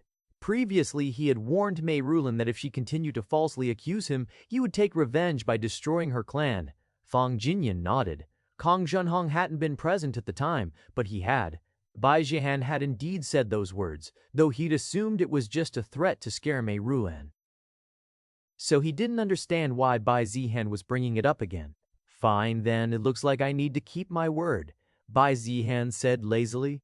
It was like he didn't want to destroy the clan but had to, simply because he'd said he would, not even treating it like anything outrageous. Fang Jinyan and Kang Jianhong didn't understand at first what Bai Zihan was talking about, but then they thought about it and immediately shivered. Young master, you don't mean destroying the Mei clan? Fang Jinyan asked. What else could I mean? Since I already said I would do it, then I should keep my word, Bai Zihan answered casually. Sweat immediately appeared on Fang Jinyan and Kang Jianhong's faces. They had also once been at odds with Bai Zihan, but unlike Mei Rulan, they'd been lucky enough to switch sides. Otherwise, they couldn't fathom what their fate would have been. Moreover, it wouldn't have just been their fate but their entire clans that might have been destroyed. Looks like I need to return to the Bai clan. Stien had given their sen, then did given. Then he'd become much stronger. He couldn't destroy the Mei clan alone. Well, maybe he could. But he didn't want to take that risk. With a powerful clan backing him, why should he? Of course, whether he could convince his father to help would depend entirely on his persuasion skills. The skies parted as Bai Zihan's flying carriage tore through the clouds, wrapped in waves of spiritual light. Inside, Bai Zihan leaned against the cushioned interior, arms folded and eyes closed, wearing an expression of lazy indifference. He'd gotten permission from Elder Qingwan to go out. The woman had just given him her usual cold look, nodded slightly, and said, "Go." Not that he wouldn't have gone even if she hadn't said yes. To Bai Zihan, Elder Qingwan was his master in name only. She hadn't taught him a thing to deserve the title. Still, she let him go. That was what mattered. Which meant, now, it was time to go back home. I wonder if anyone is missing me. Well, Bai Zihan doubts that himself. It hadn't been that long since he'd returned, just a few months. But in cultivation circles, even years could fly by, so this was practically a surprise visit. The flying beasts let out sharp screeches as they descended, their spiritual chi alone forcing nearby rogue cultivators to hit the dirt in panic. The Bai clan gates appeared ahead, tall and grand, surrounded by glowing formations and guarded by several cultivators. Bai Zihan didn't even bother to slow the carriage. With a casual flick of his sleeve, the protective formations at the gates parted like water. The two gatekeepers blinked in disbelief, then paled as they recognized the carriage Bai Zihan's personal ride. Is that young Master Zihan? One of them muttered. They hadn't expected him back anytime soon. Not when he just joined the Heaven Sword sect. Knowing it was Bai Zihan, they didn't intervene and just continued with their duties. The carriage screeched to a halt in front of the main courtyard. With a flick of his fingers, the door opened and Bai Zihan stepped out, robes fluttering, expression as arrogant as ever. Several disciples and servants nearby froze. Some bowed on instinct, others stumbled. He glanced at them, didn't say a word, just kept walking. Inside the main hall, Elder Bai Feng was sipping tea when the sound of footsteps echoed down the corridor. Then, without even asking, the door was opened. He frowned. Who dares to? Then he saw him, Bai Zihan, that same arrogant brat, back again, looking even more infuriatingly than before. You, Bai Feng shot up, voice rising. Bai Zihan just gave him a glance. Oh, uncle, he said lightly. Didn't recognize you, Bai Feng just. Bai Zihan just gave him a glance. Oh, uncle, he said lightly. Didn't recognize you? He hadn't expected Bai Zihan to suddenly become respectful, but still, he was as disrespectful as ever. He was surprised to find that Bai Zihan had come back, much to his annoyance. Even more annoying were the rumors about Bai Zihan's reputation, which was getting better and better, which spelled trouble for him, especially since he wanted his own son to become the heir. Why are you here? Bai Feng asked with a deep frown. Bai Zihan ignored him and kept walking into the inner hall, eyes sweeping across the familiar surroundings. Where's my father? Bai Feng's blood pressure spiked. Find him yourself, he snapped, then stormed off before his blood pressure increased any further. What's up with this old man? Bai Zihan thought. Not that he questioned his own behavior. If father is not in the inner hall, he's probably in his study. Father is not in the inner hall, he's probably in his study. Kanak! Kanak! Who is it? It's me, father. The door creaked open as the servant respectfully stepped aside, bowing low. Young master, he murmured. Bai Zihan strolled in like he owned the place, which, let's be real, he sort of did. Inside, Bai Tianheng looked up from a scroll. The lines on his face smoothed out into a wide smile. Zihaner, he stood up and informed me ahead of time. You stood up and informed me ahead of time. Bai Zihan's lips curled into a lazy smirk. Why? So you could prepare a welcoming party? Ha! With the way things are going, I just might have. Bai Tianheng laughed heartily. He came around the desk and clapped his son on the shoulder, eyes gleaming with pride. I've heard what you did at the Heaven Sword sect. Well done. And more importantly, he picked up a jade slip and waved it. The Grand Elder came to see me when he returned. Do you know what he said? Bai Zihan raised an eyebrow. That you're getting too old to lead, and I should take over. Bai Tianheng barked out a laugh. Definitely not. He said you managed to recruit a heaven-blessed genius, Lin Jian, right? Le Mum. The Tao resonance mirror glowed gold, Bai Tianheng said. Almost reverence mirror glowed gold. Bai Tianheng said, almost reverently. Do you know how rare that is? I've got an idea. Of course you do. Bai Tianheng beamed. Even the Grand Elder praised you. Many clan leaders are calling me with jealousy that we got Lin Jian first. I couldn't be happier. Of course, before all that praise, he'd gotten an earful. The Grand Elder had chewed him out for not knowing about such a monstrous genius sooner, especially when other clans had already started sending invitations to Lin Xian. Bai Tianheng had cursed every Bai clan member stationed at the Heaven Sword sect. Apparently they were all in seclusion or on missions. Yeah, right. Still, eventually, Bai Ren had switched tones and started praising Bai Zihan, much to Bai Tianheng's relief. Is it true you got your hands on an earth-grade cultivation technique? He asked curiously. Even though the Grand Elder had told him, he still found it hard to believe. This was Bai Zihan, the same kid he thought would die without constant supervision. How could he possibly get something that even the Bai clan would struggle to obtain? Here! Bai Zihan casually tossed over a manual which he already prepared. Bai Tianheng opened it and studied the contents. His eyes widened. It was legit. He put the manual away. He'd need time to study it in detail. Good. I heard you got it by accident, which can be considered your own luck. I won't question it. Then his expression darkened slightly. I also heard Bai Qinyue is in the Heaven Sword sect. Bai Jianhan added casually. So I earned. Bai Qinyue is in the Heaven Sword sect. It seems she's doing well, Bai Tianheng said, guilt creeping into his voice. After all, it was his wife who ruined her life for Bai Zihan's sake, a choice he still didn't agree with. Finding out that she was back on her feet, had regained her talent, and became an inner disciple of Heaven's Sword sect, it felt good knowing that she was doing good for herself. I heard you have no problem with her rejoining the clan. Well, I never wanted her Daobone or her expulsion. I don't care if she comes back or not. Bai Zihan's tone was indifferent truly, like it didn't matter to him. That's good. But don't tell your mother, who knows what she'll do. Bai Zihan just nodded. Then, why did you come back, already missing home? Bai Zihan smirked. Not exactly. He dropped onto the couch like it was his personal throne, crossing one leg over the other. I came back because I've decided to destroy a clan.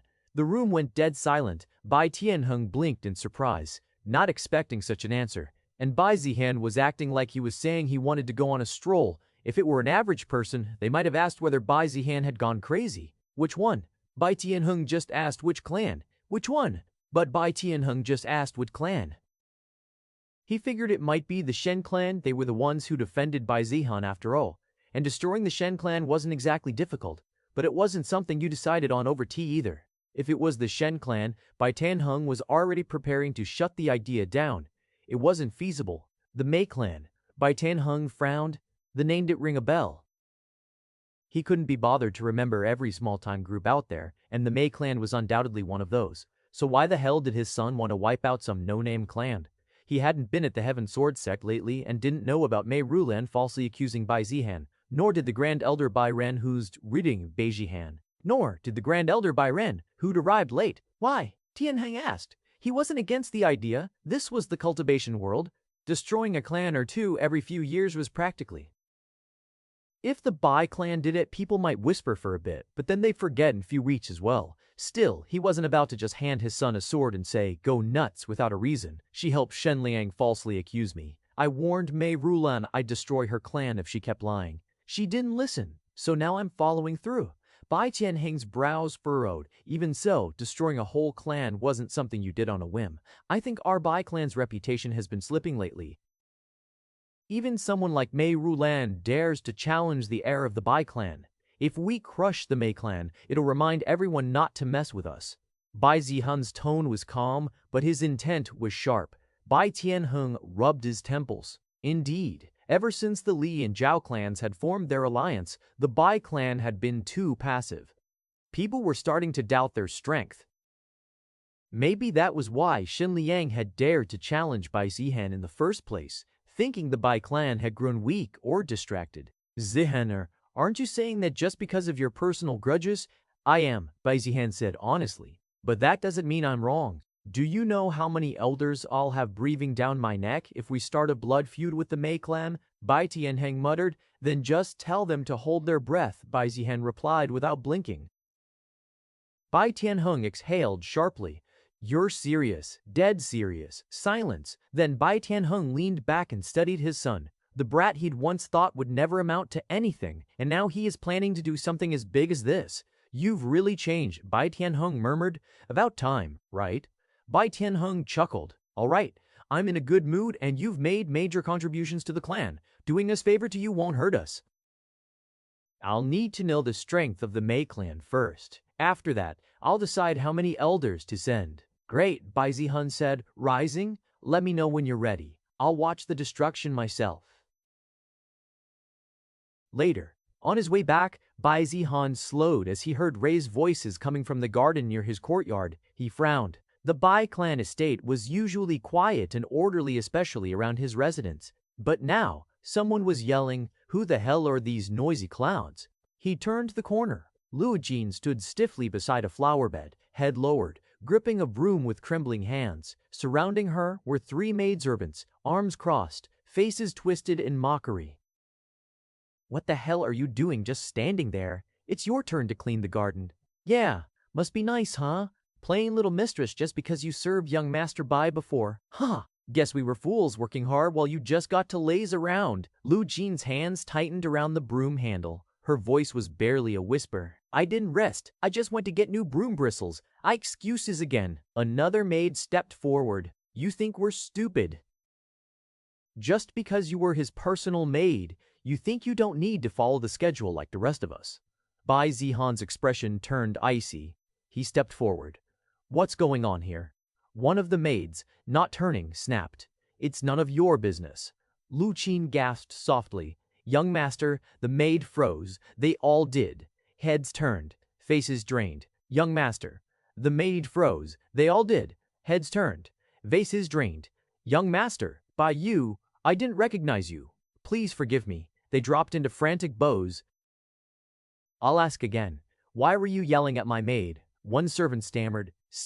She was supposed to clean today, young master, but she didn't show up. We thought she was slacking. Oh, Bai Zihan raised an eyebrow. So you decided to surround her and scream. No, we just jealous because she's pretty, is that it? Silence, that's the real reason, right? He said, stepping forward. She's prettier than you. Better manners. Got promoted before you. And instead of working harder, you decided to gang up and bully her. His gaze was like a blade. What, just because I was gone for a few months, you think it's open season on my people? Not a sound. He laughed coldly. Did my reputation drop that low? Or did you think I'd never come back? He asked. No, absolutely not, young Master Bai. We didn't think that, young Master Bluely, not, young Master Bai. We didn't think that. You are just nothing. Bai Zihan interrupted. You don't need the work here anymore. Their faces went white. Young master, please. We were wrong. We'll apologize. We'll clean everything ourselves for a month. Lu Qing stepped forward, flustered. Young master, please, it's all right. There's no need to go that far. Bai Zihan looked at her. You call this all right? He turned back to the servants. My maid getting bullied isn't just an insult to her. It's aired back to the servants. My maid getting bullied isn't just an insult to her. It's an arrow at his eyes. Maybe just firing you isn't enough. The maids dropped to their knees. Please, we understand. We'll resign. We'll leave immediately. We sincerely apologize. He waved them off. Get out of my sight. They scrambled away like terrified rats. Luo Qing lowered her head again. Thank you, young master, she whispered. Bai Zihan looked at her and for once, his tone softened. Why the hell are you doing extra jobs? Isn't your only responsibility to keep my courtyard clean? She didn't reply.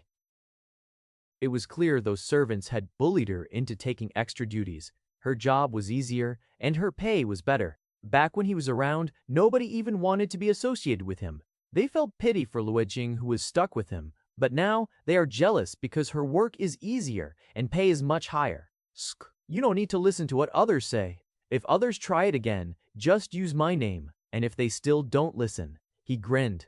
Well, there's try it again, just use my name, and if they still don't listen, he grinned. Well, there's no way they won't. He looked her in the eyes. Do you understand? Luoqing nodded quietly. Then what is your work? To look after the young master's courtyard. Good. The army to destroy the Mei clan was ready by the next day. It included a few elders and many younger generation disciples. Well, only the elders were truly needed to wipe out the Mei clan, but the younger Bai clan members were brought along to ensure no one escaped, and of course to gain some experience. But among them, one figure stood out above all. I didn't expect the Grand Elder to join us, Bai Zihan said with a raised brow. Indeed, one of the Bai clan's strongest had come along. It was Grand Elder Bai Ren himself. Frankly, Bai Zihan felt that no one else was needed if Grand Elder Bai Ren was here. Ha ha ha, I heard you were going to do something interesting. How could I miss out? The old man chuckled. Clearly the Grand Elder had joined for amusement. Maybe being stuck inside the Bai clan had left him bored. After all, he'd even shown up when Bai Zihan only wanted a bit of support during his clash with Shen Liang. But Bai Zihan had left him bored. After all, he'd even shown up when Bai Zihan only wanted a bit of support during his clash with Shen Liang. With Grand Elder here, what could possibly go wrong? Is everyone ready? Bai Zihan turned to the gathered elders and disciples. Yes, they shouted in unison. Well then, let's depart. Time to destroy the Mei clan. The journey to the Mei clan's territory wasn't short. It took the Bai clan forces half a day to fly across multiple mountain ranges aboard a flying ship. A flying ship was a massive, sky-faring vessel powered by spirit stones and inscribed with flight and stabilization formations. Shaped like a traditional sea vessel but designed for the skies, it could carry dozens, sometimes hundreds of passengers, making it the preferred method of group travel in the cultivation world. Hovering through the air like a slow-moving fortress, it combined speed, defense, and mobility. It wasn't just transportation, it was a war machine. The Mei clan city, Meiwa City, lay nestled in a fertile valley surrounded by high cliffs and shimmering rivers. It was beautiful, yes, but beauty meant nothing when death loomed from above. Meiwa City was a major power in the region, ruled entirely by the Mei clan. Here, they acted like kings. Their banner 3 crimson plum blossoms flew proudly over every gate, and their disciples walked the streets like arrogant lords. The city guards were all Mei clan cultivators, their armor bearing the plum insignia. But today, none of that mattered. Today, the Bai clan arrived. As their enormous flying ship hovered outside the city, spiritual pressure spilled out like an overflowing dam. People looked up from the streets in horror. Commoners fled, merchants shuttered their stores, and cultivators scrambled to the city walls in panic. After all, flying ships weren't allowed to fly over Meiwa City unless it was unauthorized. Then a voice boomed across the sky, thundering like divine judgment. A single figure shot forward from the flying ship, his robes flaring in the wind, black hair trailing behind him like a banner of war. He stood midair, one hand behind his back, a lazy smirk on his face. It was Bai Zihan. Mei clan! His voice echoed with chi. You've lived long enough. Countless eyes turned upward. Mei clan elders and disciples rushed out of their halls, expressions ranging from confusion to disbelief. Some laughed, thinking it was a joke. Others felt an icy chill crawl down their backs. Bai Zihan continued, his tone sharp and cold down their backs. Bai Zihan continued, his tone sharp and cold. Today, I, Bai Zihan, stand before your gates to uproot your entire clan. You have two choices. Surrender now and maybe, just maybe, I'll spare you. He grinned. And you can forget about living. Silence. Heavy, suffocating silence fell over Meiwa City. Then the Bai clan forces descended behind Bai Zihan like gods of war, come to enforce divine retribution. Anyone with half a brain could tell this wasn't a bluff. The flying ship was clearly that of the Bai clan, and at its head stood their heir, Bai Zihan. From the inner district of Meiwa City, a surge of chi rippled outward as several figures shot into the sky, streaks of light converging above the city gates. Leading them was an old man, with a long silver beard and deep-set eyes that shimmered with restrained power. His robe bore the three plum blossom insignia, embroidered in gold thread, clearly an elder of the Mei clan. He stepped forward, attempting to calm the fear below as he faced Bai Zihan. "Young Master Bai," he said, his voice echoing through the air. "This is unexpected." He cupped his fists in formal greeting, though his hands trembled slightly. "We, the Mei clan, have always respected the Bai clan. We've never crossed you. So may I ask, why have you come to our gates with such killing intent?" For a moment, Bai Zihan just stared at him, lips curling. Then he laughed. "Ha ha. Loud, arrogant, contemptuous. Not offended me," he repeated mockingly. "Are you truly clueless or just pretending?" Bai Zihan's expression turned cold. "Didn't Mei Rulan warn you? Or are you really that in the dark? Seriously, just when did my words become a joke?" Bai Zihan said with a hint of irritation. The Mei clan elder's face twitched. Rulan. He did know that Mei Rulan had caused some trouble breaking sect rules or something like that, but he had imagined she provoked the Bai clan heir. She hid it well from them.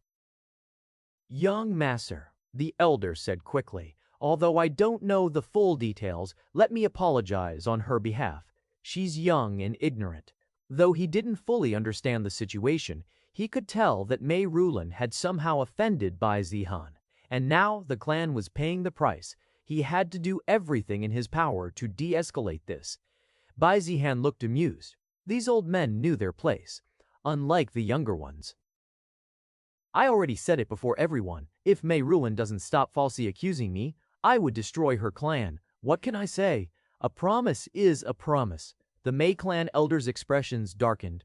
Because of one reckless girl, their entire clan now faced annihilation. Then Bai Zihan, a furious voice rang out from the Mei clan manor, high and sharp like a sword being unsheathed. From deep within, a streak of light burst into the sky as a woman shot upward. She was slim, her long black hair tied in a braid, her robes embroidered with the plum blossoms, though hers were edged in crimson. It was Mei Rulan. "Looks like she has returned to the Mei clan." Bai Zihan raised a brow. Wasn't she supposed to be in the reflection cave? Maybe she had voluntarily left the Haben sword sect, or maybe something had happened. Either way, she was here now, and Bai Zihan thought it was better this way. That makes things easier. She stopped mid-air, face pale but eyes burning with fury. "Why are you here?" Bai Zihan smiled even wider. "Oh, I made a promise to you, remember? Now I'm here to fulfill it." Mei Rulan's face turned pale as the memory resurfaced. At the time, she had thought Bai Zihan was just bluffing. Who could have imagined he'd actually be mad enough to follow through? "You want to destroy my clan?" "Of course," Bai Zihan replied without the slightest hesitation. "Rulan, what did you do?" The Mei clan's elders shouted furiously. How could they not be angry? After all, she was the reason this calamity had descended upon the Mei clan today. "I cuss-a-douche!" Mei Rulan looked guilty, at a complete loss for words. Her voice caught in her throat. Her hands clenched into fists as the stares of her clan bore down on her, some filled with disbelief, others with silent blame. Elders, younger disciples, even city guards, all of them looked at her like she was the cause of this doomsday. She was. "I didn't think he'd really do it," she muttered under her breath. Unfortunately for her, Bai Zihan heard her breath. Unfortunately for her, Bai Zihan heard her. "You didn't think I'd really do it," she muttered under her breath. He repeated mockingly, floating lazily in the air, hands still behind his back like he was on a casual stroll. "Did you forget who I am?" He glanced at the stunned Mei clan forces, then turned back to her with a tilt of his head. "I said I'd wipe out your clan. Or did you think I was one of those idiot young masters who bark but never bite?" His voice turned cold. The playful edge vanished like mist. Bai Zihan enough. Another Mei clan elder stepped forward, his face flushed with anger. "So what if Mei Rulan offended you? You'd go this far just because of one clan member. You want to slaughter an entire clan. Isn't this too much?" Bai Zihan turned toward him slowly. His eyes were calm, distant, bored. "Of course it is not too much. Who told you to raise someone who would challenge the heir of the Bai clan? You should have done a better job educating her." He raised a single finger. "And didn't I give her a chance? She's the one who threw it away." His eyes narrowed. "So don't blame me for what happens next." He pointed at the Mei clan elder. Boom! A wave of spiritual chi burst from the flying ship behind him. The Bai clan's elders stepped forward. robes flapping in the wind, faces calm and murderous. At their head was Grand Elder Bai Ren, stroking his white beard with idle amusement. The Mei clan's elders weren't going to back down easily as they got ready to respond to the Bai clan's threat, though many were visibly scared. Wait. A new voice echoed like thunder through the sky, steady, deep, and filled with authority. Everyone turned toward the heart of Meiwa City, where a majestic pressure surged upward, parting the clouds above like a divine blade. From the main hall of the Mei clan manor, a figure rose into the air. He wore flowing silver and crimson robes embroidered with golden plum blossoms. His long black hair was streaked with gray, and his stern face bore the weight of decades of leadership.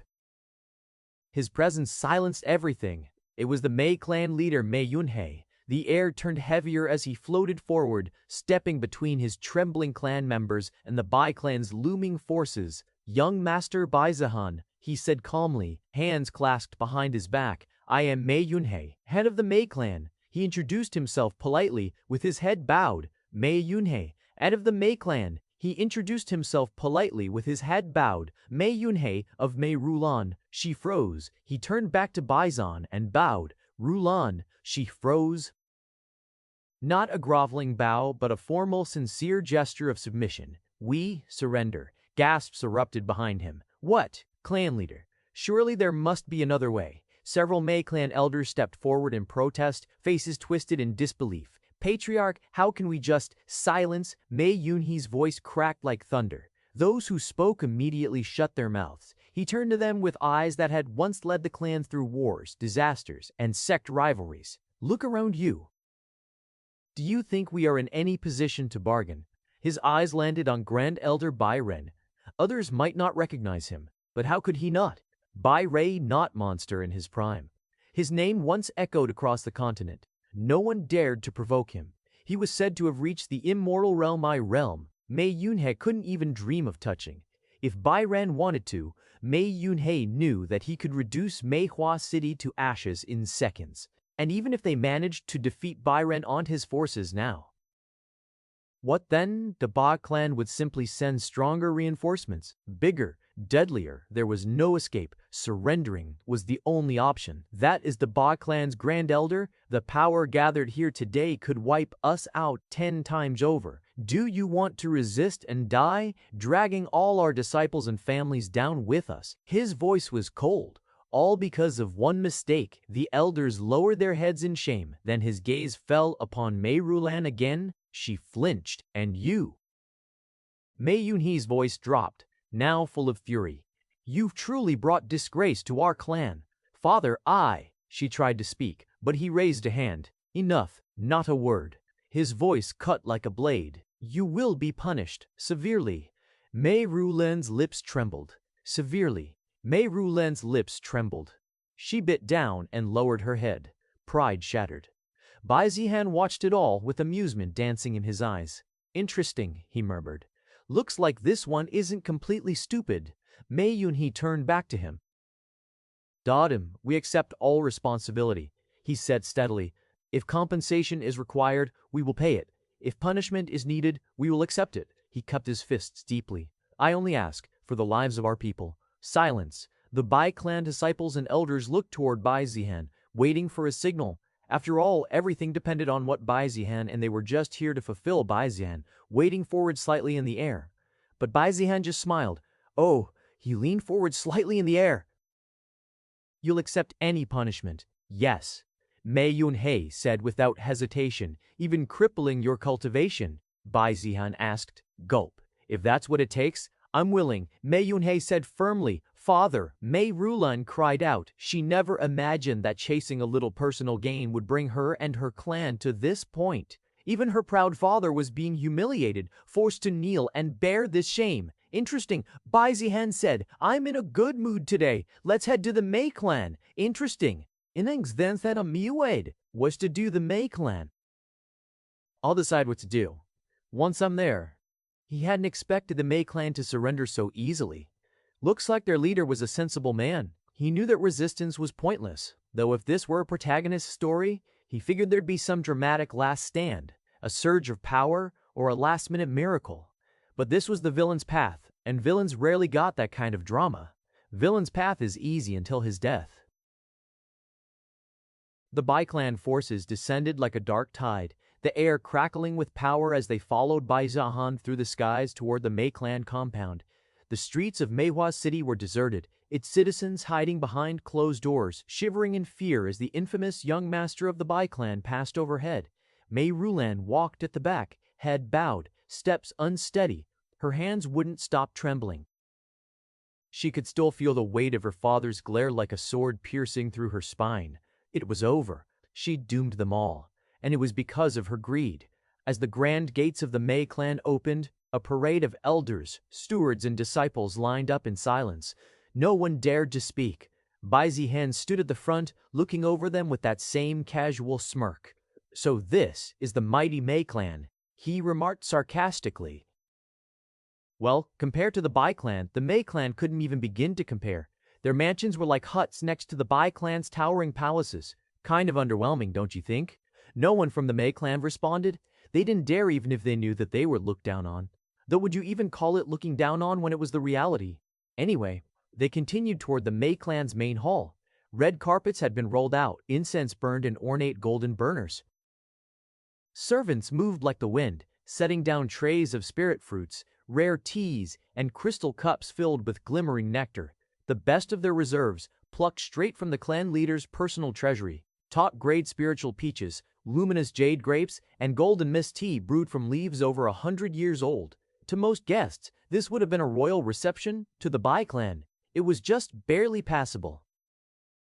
Such things can only be said to be normal or even subpar compared to what they have at Bai clan. Not like they were expecting anything different from a small clan like the Mei clan.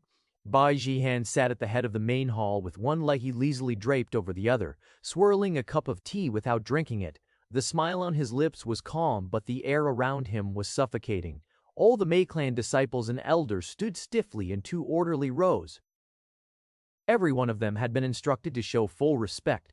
Bow low, speak politely, don't speak unless asked. They followed the orders to the letter. Even the most hot-blooded ones, who had burned with indignation earlier, kept their heads down. They didn't dare provoke the sleeping tiger.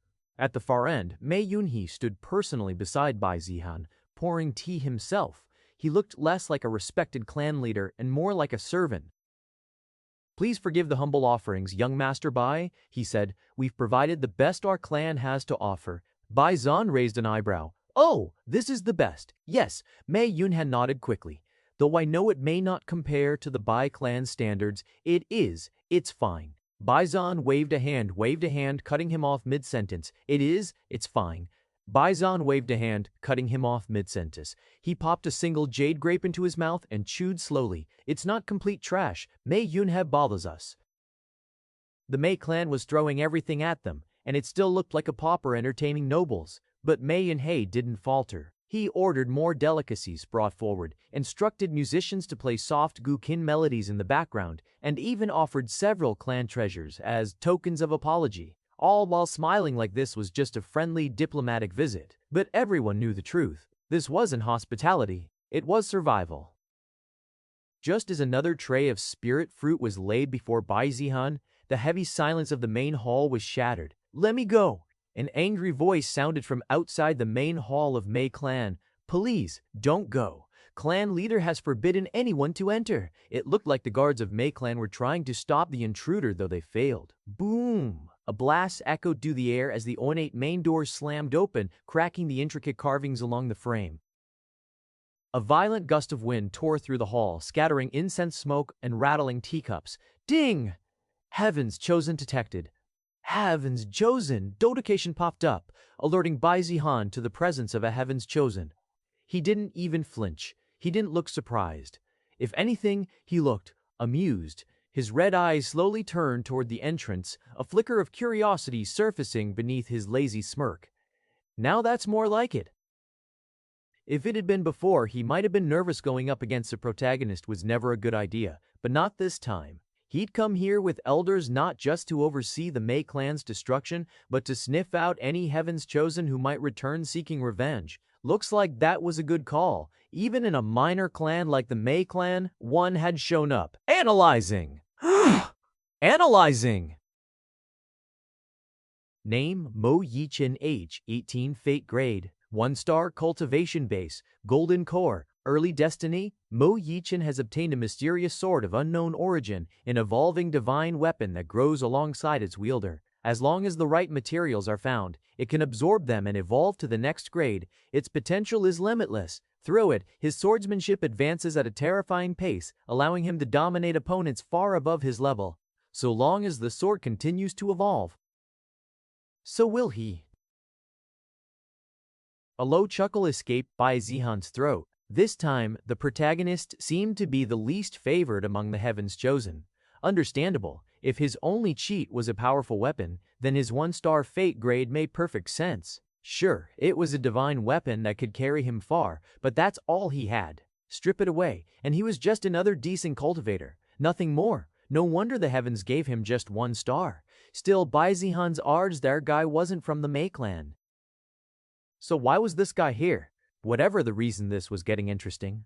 The Bai clan elders exchanged glances, subtly shifting into defensive positions, but held their ground, waiting for orders. From the swirling gust at the entrance, a silhouette emerged, tall, confident, completely unbothered by the oppressive spiritual chief flooding the hall, even as an early-stage golden core cultivator. Clad in sleek black robes embroidered with silver thread, the newcomer strode forward with the calm arrogance of someone who knew exactly how strong they were and didn't give a damn who else was watching. A sword hung at their hip, pulsing faintly with sword intent. Every step they took seemed to compress the air around them. Mei Yunhei's eyes widened. "You! What are you doing here?" He finally thought that he had appeased the great calamity, only to be destroyed by someone. Even if that someone was a great benefactor of Mei clan, he can't be nice to him. Mo Yichin didn't answer. He walked straight down the central carpet, ignoring gasps, glares, and the presence of Bai clan elders until they stood just a few feet away from Bai Zihan's seat. Their gazes locked. Bai Zihan leaned forward, resting his chin on his palm. "You got guts," Bai Zihan said softly. "Nobody seeks death like you do." Mo Yichin finally spoke. "Proof! I'm not just a nobody then." The words weren't loud, but they rang like thunder in the stunned silence. Bai Zihan's smile widened. "Yeah, I can tell." Mei Yunhei's face went pale as ash. He shot forward like a flash, nearly tripping over himself as he rushed between Mo Yichin and Bai Zihan, forcing out a panicked smile. "We young Master Bai, please, forgive this rudeness. Who this young man is Mo Yichin. A close friend to our clan, a benefactor, even. He once saved our disciples from a demonic beast raid. I don't know why he's acting out like this." He turned to Mo Yichin with gritted teeth, his voice lowered but still tense. Mo Yichin with gritted teeth, his voice lowered but still tense. "Stop this madness at once. How dare you show disrespect to the esteemed young master of the Bai clan?" Mo Yichin flinched, caught off guard by Mei Yunhei's words. He'd always been treated with respect. He'd even helped the Mei clan more than once, and right now, he was still trying to help them. So why was Mei Yunhei talking like this? Then it hit him. It had to be because of Bai Zihan. The fear in Mei Yunhei's eyes. He wasn't angry, he was scared. Maybe Mei Yunhei was the one trying to protect him, even though Mo Yichin was the one who thought he was doing the protecting. "Clan leader, I appreciate your concern, but I can take care of myself," Mo Yichin replied. Mei Yunhei's face twitched. "What do you mean you appreciate my concern? Please stop angering Bai Zihan." But before Mei Yunhei could say anything to Mo Yichin, he stepped forward again. "I don't care what kind of monstrous background he has," he said, pointing directly at Bai Zihan. "I won't just stand by while someone tramples over others like some petty tyrant." The words echoed like a slap through the main hall. A ripple of gasps ran through the Mei clan. Mei Yunhei almost choked on his own spit. He turned beet red, not from pride, but fury. This idiot, why the hell is he provoking the Bai clan? Does he think he's doing some noble deed? "You goddamn moron, you're gonna drag us all down with you!" Mei Yunhei screamed internally, but forced a tight smile in front of Bai Zihan. He turned, about to kneel and beg again, maybe plead for mercy, but Mo Yichin cut him off with a raised hand. "I said I won't back down." He then looked straight at Bai Zihan, eyes steady with a flame burning behind them. "I challenge you, one-on-one, right here, right now," Mo Yichin declared riotously. "If I win, I want you to leave the Mei clan alone." The entire hall went dead silent. Even the Bai clan elders looked like they were looking at an idiot. Was this brat insane? Why would Bai Zihan even accept such a ridiculous request? Everyone still believed Bai Zihan was only at the core formation stage, while Mo Yichin was clearly radiating the aura of a golden core cultivator. The gap in strength was obvious. There was no benefit in accepting. The outcome was practically predetermined, so why bother? They expect Bai Zihan to angrily order them to kill Mo Yichin? Bai Zihan raised an eyebrow, amused by how typical this scenario was. The protagonist, knowing he's at a disadvantage with no powerful background, pulls one last trick. Challenge the weaker young master of the enemy faction, poke at their pride, make them accept, then beat them down and walk away with glory, leaving the young master disgraced. Even when the young master should have the upper hand, fate bends to the protagonist's will. Mo Yichin was following the script perfectly. If he succeeded, he'd earn the Mei clan's gratitude, boost his reputation, and make Bai Zihan look like a joke. Bai Zihan leaned back in his seat, chuckling softly. Is that so? He tapped the rim of his teacup thoughtfully. Honestly, I wasn't planning to play around today. Bit busy crushing a clan into the dirt, you know. A flicker of sword intent sparked from Mo Yichin's blade. Scared, Bai Zihan let out a soft laugh. Cute. Mo Yichin was still trying to provoke him into accepting that ridiculous challenge, one with zero upside. If he were one of those typical third-rate villains with more pride than brains, he probably would have taken the bait just to save face and underestimate the so-called protagonist. Just then, one of the Bai clan elders leaned in and whispered urgently, "Be cautious, young master. This one isn't just some random upstart. We've heard of him, Mo Yichin. He has been said to have defeated 3 golden core stage cultivators at the same time. We even considered recruiting him ourselves, as he doesn't seem to belong to any faction." The Bai clan elder was desperately trying to keep Bai Zihan from accepting the challenge in a fit of anger. He and the others knew full well that the moment Bai Zihan agreed, the Bai clan would end up losing face. Instead of turning the Mei clan into a warning for others, they'd become the ones humiliated. Oh. Bai Zihan's eyes narrowed slightly. Now that was interesting. Mo Yichin's story arc was clearly heating up. He was in that classic stage, his rep and cultivation exploding right before facing his first true boss. Was Bai Zihan that boss? He didn't think so. Maybe a third-rate villain. Definitely not final boss material. Even in Bai Jianwei's story, where their fates were deeply intertwined, he didn't think he was her main enemy. Just someone she needed to bulldoze for a power-up before taking on the real villain. Maybe the Bai clan as a whole was the final challenge, but him, no way. Anyway, Mo Yichin still had a long way to go before becoming invincible, but his attitude was already arrogant, matching a third-rated villain. Maybe he'd never suffered a real setback before, or maybe he'd never suffered a real setback before, or maybe he was just that confident in his strength, or rather, in his weapon. A low, dangerous grin spread across Bai Zihan's lips. "All right," he said, standing up slowly and dusting off his sleeves. "You want a duel? Fine, I'll amuse you." Bai Zihan accepted. He normally wouldn't go along with the protagonist's game, but this time he was curious. Could he, with his current strength, actually beat Heaven's Chosen? Would fate let him win, or would some divine plot armor force him to lose? Would the protagonist pull some last-minute miracle and win with 1 HP left? And most importantly, could he kill Heaven's Chosen? If he found that answer, it would help him later. Besides, Mo Yichin only had 1 Fate Star. Even if there was some backlash for killing him, it wouldn't be too serious. Not like offing a 5-star protagonist. Anyways, Bai Zihan thought that it was a good opportunity. The moment Bai Zihan accepted the duel, an audible gasp swept through the hall. The Bai clan elders stiffened, their expressions twisting into a mix of disbelief and barely restrained panic. They all clearly thought that Bai Zihan had fallen for the tactics of Mo Yichin and was trying to get himself humiliated. Hook, line, and sinker. He's fallen for it, they thought grimly. Rather than showing that they were a clan to be feared, their reputation might plummet, and their enemies would surely capitalize on that, saying the mighty Bai clan couldn't even destroy a small clan like the Mei clan, and if the Bai clan didn't keep their word and continued to destroy the Mei clan, their credibility would plummet further, which had already taken a hit due to Bai Xueqing's cancelled engagement. Of course, there was a way to kill everyone and leave no evidence, but who knows? There are a lot of ways to convey evidence even on the brink of death, and they couldn't take that chance. Their safest bet was to not even entertain the idea of accepting the challenge, especially not from a known genius like Mo Yichen. But Bai Zihan had already accepted it. Many of them sighed in disappointment. Their young master, who had seemingly changed, was still the same arrogant fool who couldn't see past his pride, or so they thought.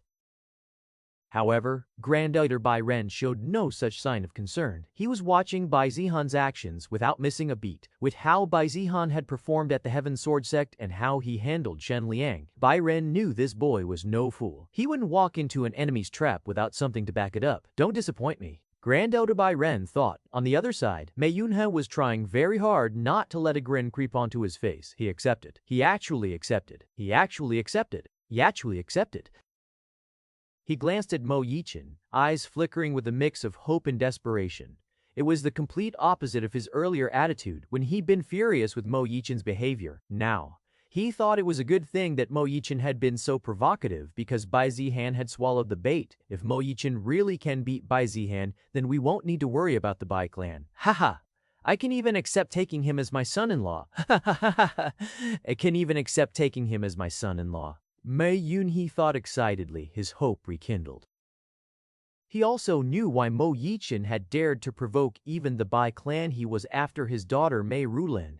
Previously, although Mo Yichen was very talented and someone he wanted in his clan, his poor background has made him hesitate. However, if he managed to save Mei clan from this great calamity, then he wouldn't mind helping Mo Yichen win his doctor's heart. Similar thoughts were shared by the other Mei clan members. Everyone had seen with their own eyes just how powerful Mo Yichen was. Even opponents at the same cultivation level wouldn't be able to defeat him. And on the other hand, despite Bai Zihan's recent fame, one thing hadn't changed since his days of infamy, his cultivation. Everyone thought he was still in the core formation stage, which he barely reached last year. Even if he was a talented genius, no one believed he could be beyond the core condensation stage, which he'd barely reached last year.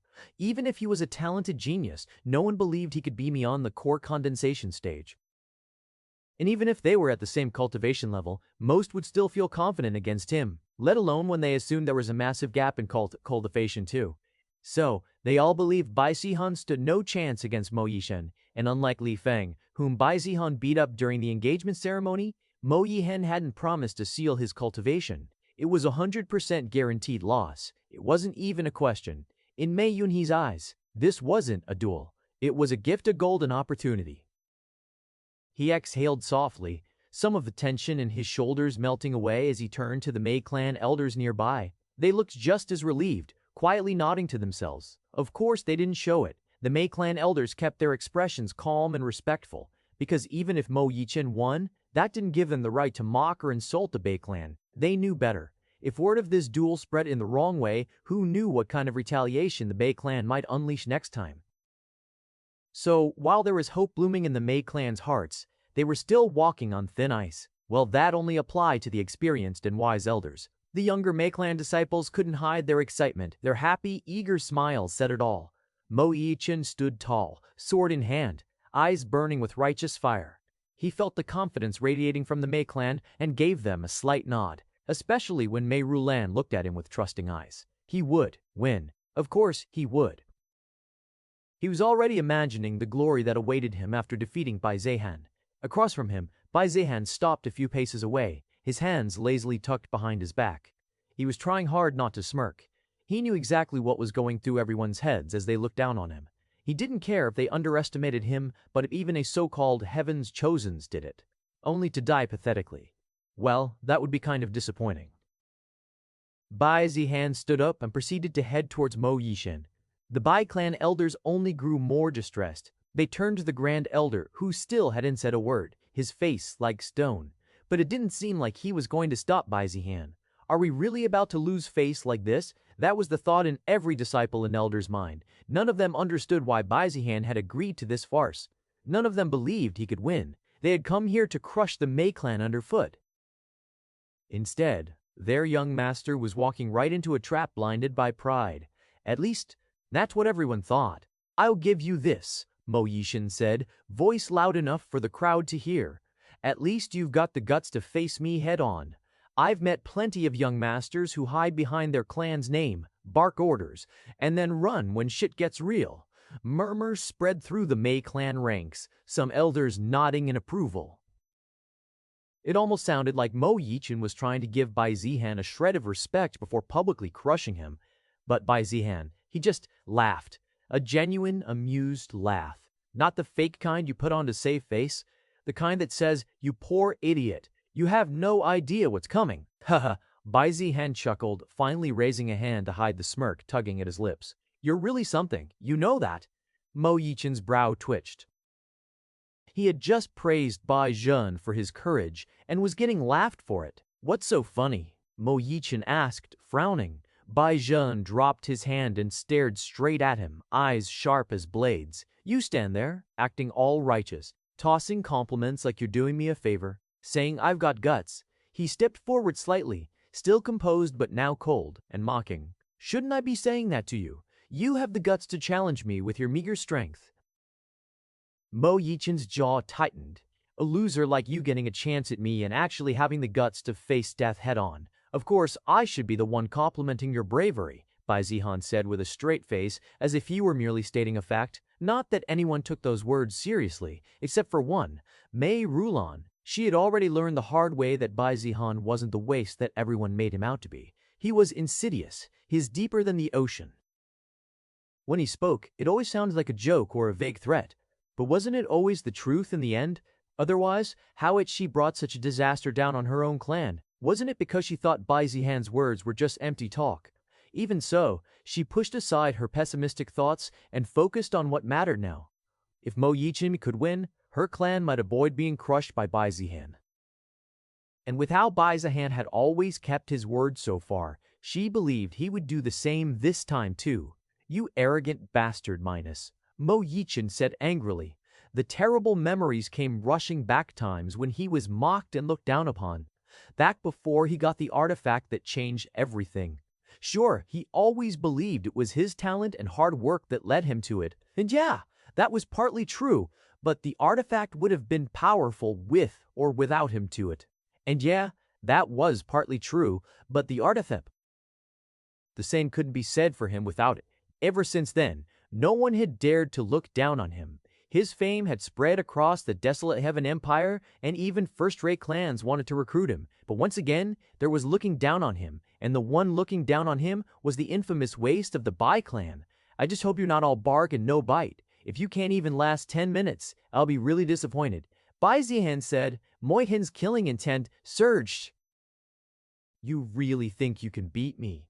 He spat, stepping forward with a glare that could melt steel. "Bai Zihan, you overestimate yourself."